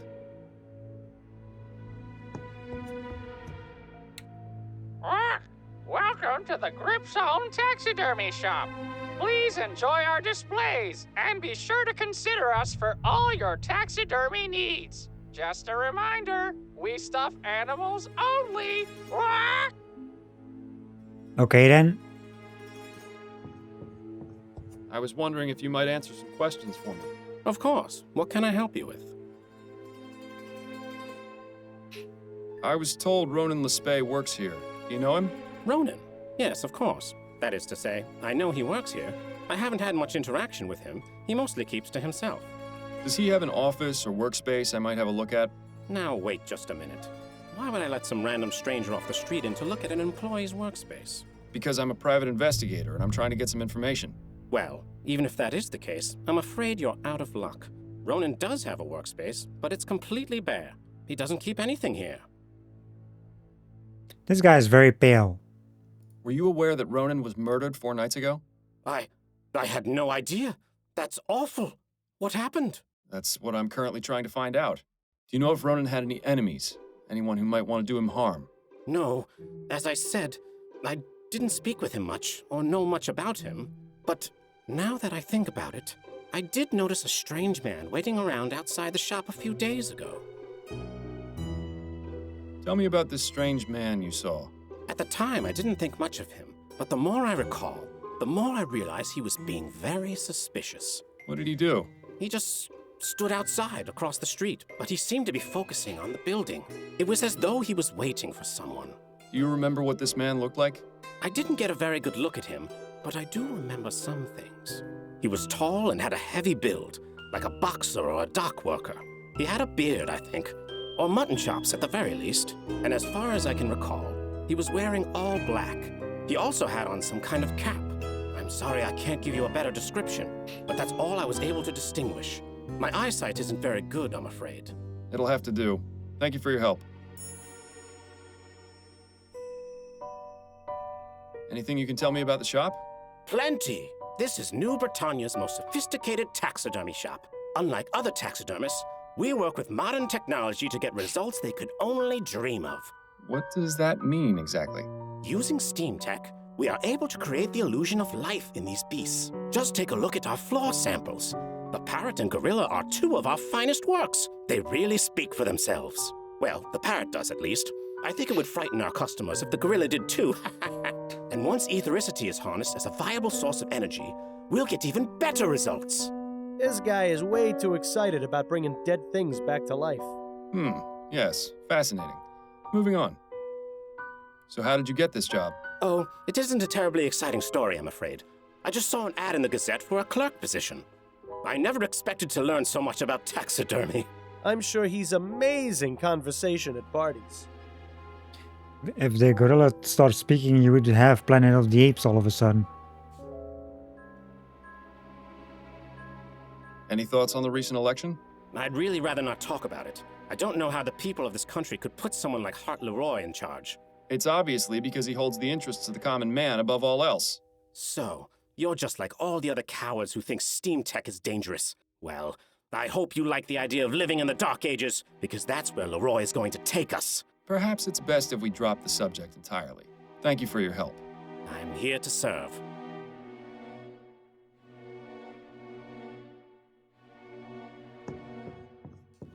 Well,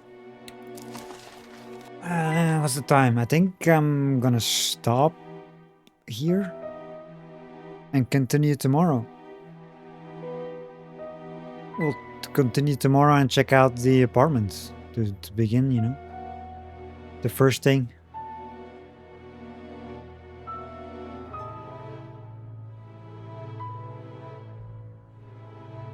Because that's the only place we haven't checked yet. That we could actually check, because the rest we have to figure it out. Description of, oh yeah. Tall man of a large build like a boxer or a dock worker. Had a beard or mutton chops and was dressed in all black or a cap. Postmortem results. Runner was shot at close range with 36 caliber pistol. He was extremely inebriated at the time of death.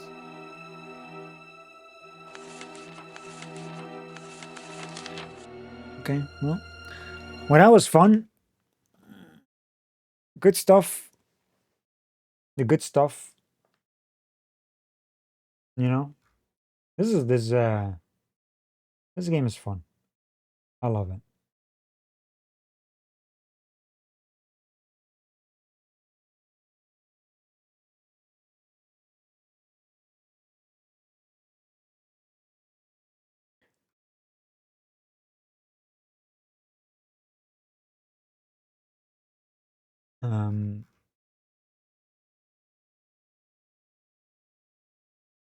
Yeah, we solved like another full case in like just over 3 hours. And we started like a bit of the fourth case. We didn't get much out of it, of course. It's just like a tiny bit. We had like an in-between thing and two, so yeah.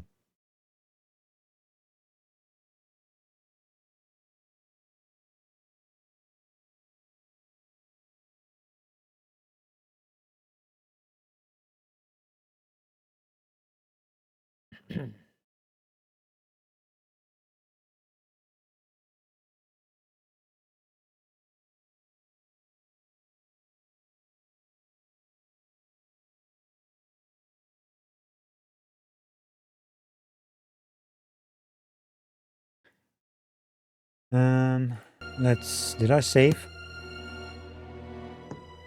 We gotta get the back on the. So.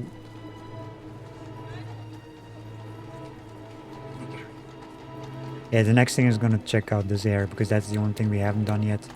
So let's make a save here. Let's pick this one here. Confirm. This should be. And quit out. Back to the main menu. Back to the main menu.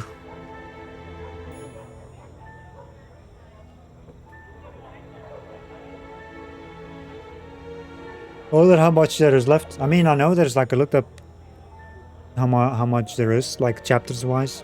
Seem to be 5 cases and stuff.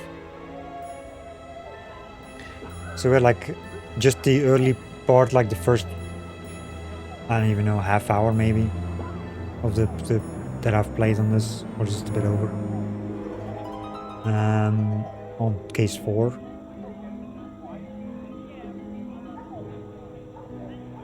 And then we have the last one. I'm not sure if he'll finish it tomorrow or not. It all depends, really.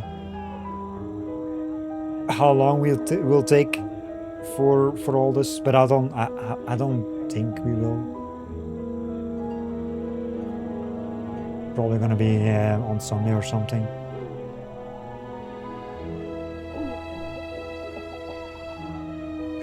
I have a feeling like it's gonna be like that, because they take a bit usually, like around 3 hours usually for each case that I do.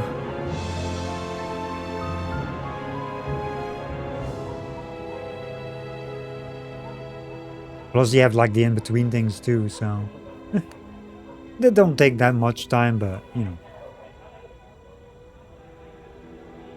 Yeah, this was fun. This was a lot of fun. But yeah, this is gonna be it for Lamplight City today. As I said, I will be back tomorrow with more Lamplight City. So make sure to stop by.